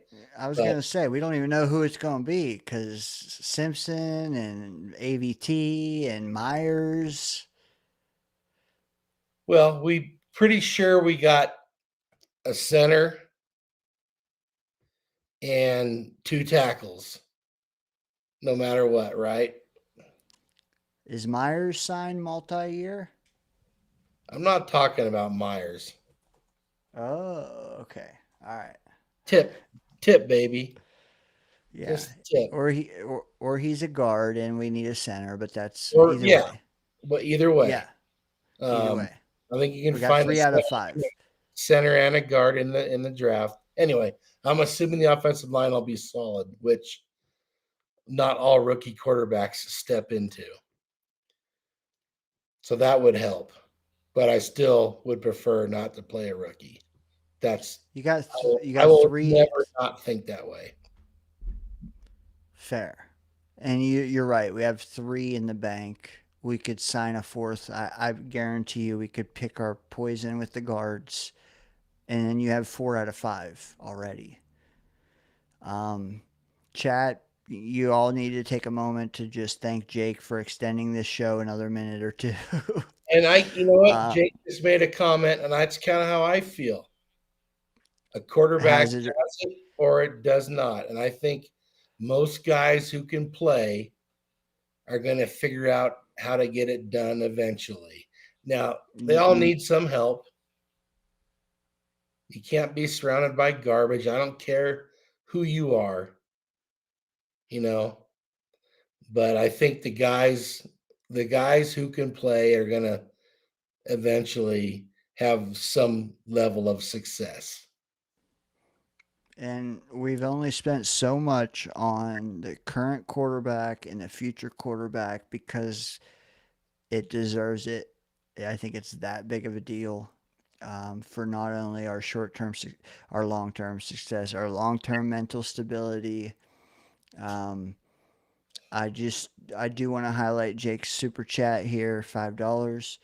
He says, not that he thinks it matters now, because he went number 1. But Jake wanted Baker. Literally need a guy for New York. You need a dude for New York. We all agree. It's mentality. It's a big factor. And Scott, okay, so 5th show in a row, longer and longer. We just hit that. But I promise you, this show ain't going over 6. We got 6 minutes. Mentality. How big of a factor is that in the recipe of what we need? Well, Baker's one of those guys that had early success, then struggled, stuck with it, bounced around a little bit, and now look at him.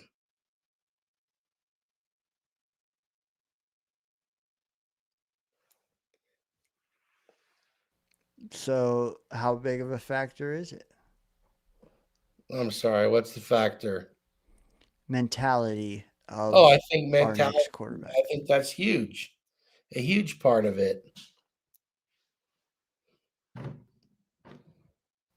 Jake, I agree. I think that's most of it, to be honest, because, until we get a quarterback who has the mentality and has other shortcomings, is just average, but average here, and then we're not cool with that, and we want more, I can't relate. I can't empathize. Like, can we get that first, and then we'll see how high the bar needs to be? Right now, long-term average in New York seems unattainable. Average shouldn't be that hard to find. It has been. But it shouldn't be. Yeah. It shouldn't be. You're right. Maybe mentality is too much because most of the ones that have failed recently have been lacking in that department. Anyways, wow, Wave. Very good point here. Let's trade Brees and make Fields the running back. We have to get our money's worth. Thoughts? That'd be interesting to see. You know what? Fields can be RB2 because I have one at RB1 already. Jackrabbit. Jackrabbit, indeed. Just ready to run, baby. He is ready. We need to get them hot takes as we do with the pick 'em every week, keeping receipts. We are circling back to these hot take receipts at some point. Yeah. I missed quite a few already, like when I said that the Jets wouldn't surrender 30 points all year, and they did like 4 weeks in a row. Another one I think I said was that we wouldn't allow a 300-yard passer. And chat, correct me if I'm wrong, I don't think we have. So, got to keep going. Well, this might be the week for that to happen. It might be. What's the number one hot take that you made that you are confident in you can see through to the end? Well, if it hasn't already been proven right. I don't think I'm trying to remember what they were. I know I predicted they'd have three starting quarterbacks.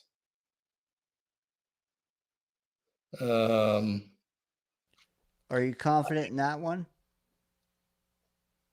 I think so. Yeah. I'm trying to remember what else I know I predicted that the Jets would never score 30 points. They broke that week one. I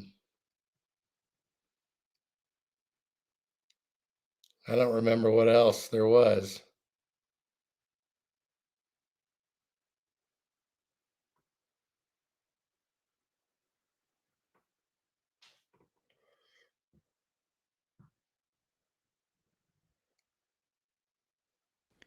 Sorry, my I've been on so long, my AirPods are dying.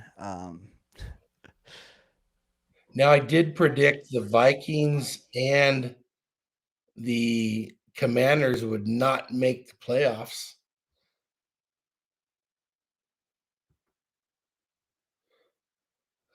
Who else? The Chiefs also, but I think I'm going to lose that one.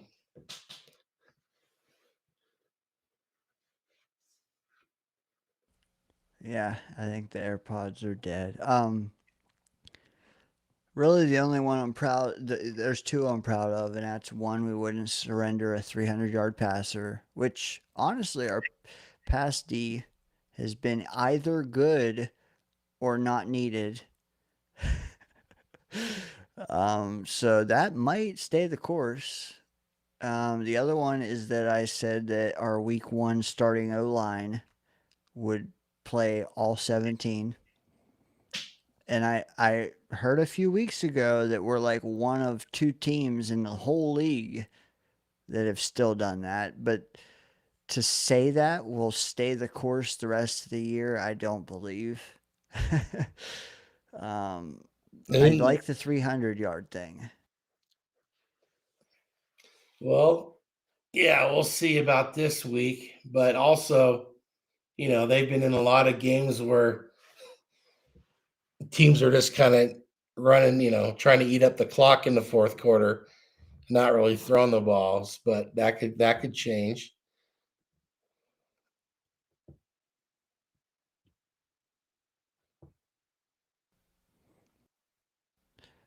Say something real quick. Hi, Dane. All right, we're golden. Got a few more moments charge out of them. Chat, you all have been spectacular. Still 14 watching. We just rolled into the 7th hour. We are done. We're done. I'm sure it might be a record for the 2025 season. I can promise you that. Also, the 6th stream in a row, or 5th, that we've gone longer than the one prior, because you guys have been killing it in the chat. Scott, you've been killing it the second half of each show lately. I didn't really feel like streaming tonight, and 5 minutes in, you guys always talk me into it. Gotten better throughout the show. Scott, you even weren't feeling it. You got on here, performed I hit some Advil last gasp to yeah, I definitely was feeling kind of crappy, but here I am, Dane. Dude, as Clancy said, man, great show. I'm not talking as a viewer, as just as a host. Good show, man. Fun. If you are still here now, just remember Sunday we will be live. Sunday night. Um, Chaos and I will do a reaction show to the Jet game, maybe the week of Jet news. Amid says he's DZ Crew hardcore, man. Live long and prosper. Whatever you want to throw up, gang signs there, Scott. Bloods, Crips, maybe. um, Sasquatch Gang. Sass A, I like that. um, yeah, man, just our Friday night crew's awesome. Hopefully it spills into Sunday. We can have fun 2 nights a week. Maybe it'll spill into Discord. We can chat with people about the tweets that come out each day. Yeah, I don't know. Stick around. We're gonna try to get more plugged in with some of you cool guys. Amid says thanks for sharing our thoughts. Agreed, man. Thanks for you guys did too. You guys shared your thoughts in the chat, kept us going when we needed you. Scott, you kept Jake up 4 hours late. Way to go. He's going to have a smoke. He says he got an early vote tomorrow, and his mom wants him to shoot with her new CC. Help me out. I don't know what that means. Do you? Shoot guns with her new CC concealed carry. Yeah, I think you got it. There we go. Boom. Or maybe they're like throwing up her new credit card and shooting it. Nah, I don't think that's it. Something tells me that's not it. Hunting with mom sounds epic. Adirondack. Yeah, we're still yeah, we're still on. Yeah, bro. Yeah, we're not though. Adirondack, you might have put your week 8 picks on. I'll try to throw them up here. If you can throw in anyone who did not pick week 8's games, throw them in the chat between now and Sunday.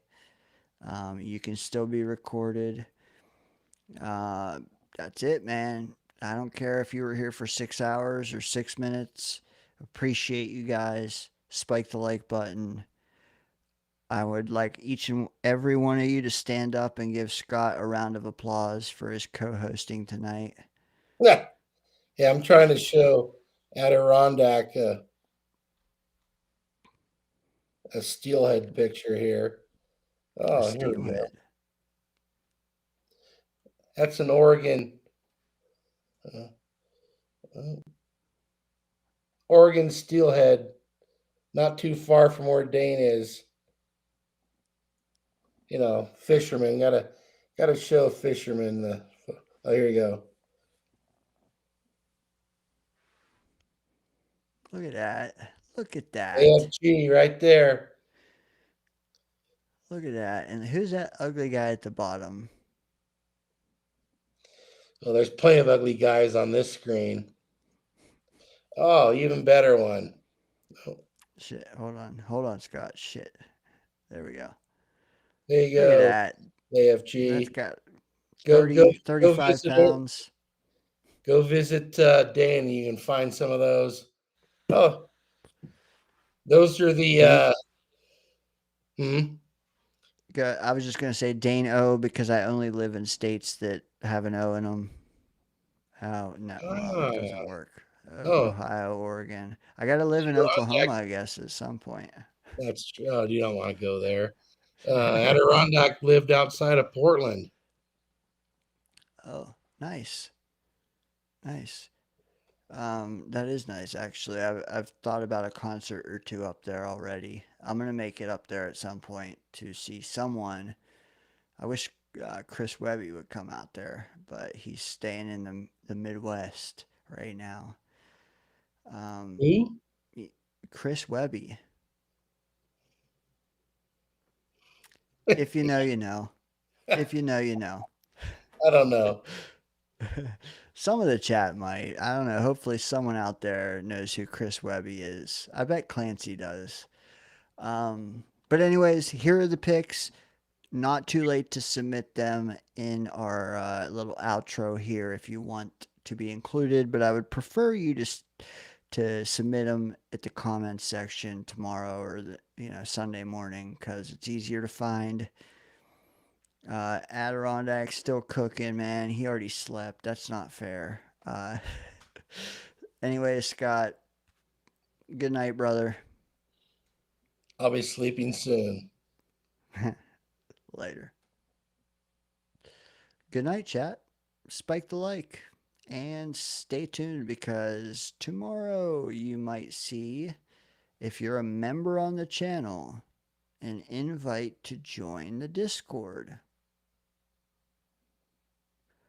It'll be the first perk of many, well, the second, because there's emojis down there, but I promise I will be doing a better job at updating those, creating those, setting up the Discord, figuring out future perks for y'all, literally starting tomorrow. So if you've already joined, I appreciate you hanging tight until now. I will now try to find a way to give you back your $3.99 a month. If you're on an Apple product, maybe $4.99, but from me, it's $3.99. If you want to get it for $3.99, do it on a Windows computer. But yeah, have a good night. Spike the like, chat more. Next week, actually, Sunday night, when it's chaos in the danger zone. About 44 hours. Good night.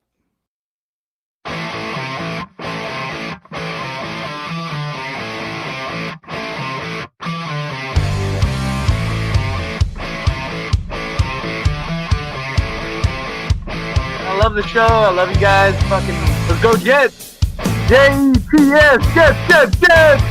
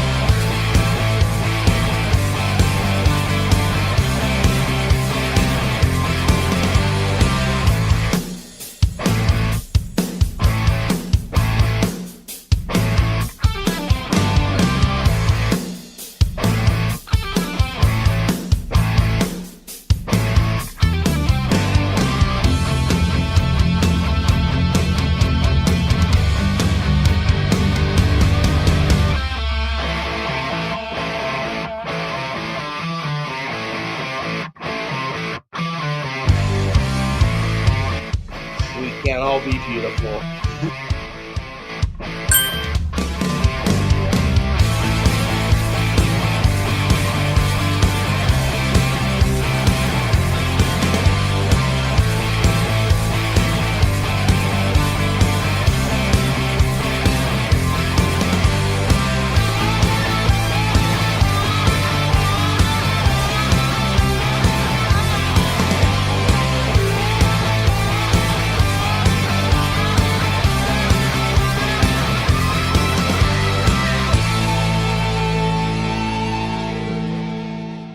Put your seatbelts on and get ready for the ride. You're in the danger zone. Holy mackerel.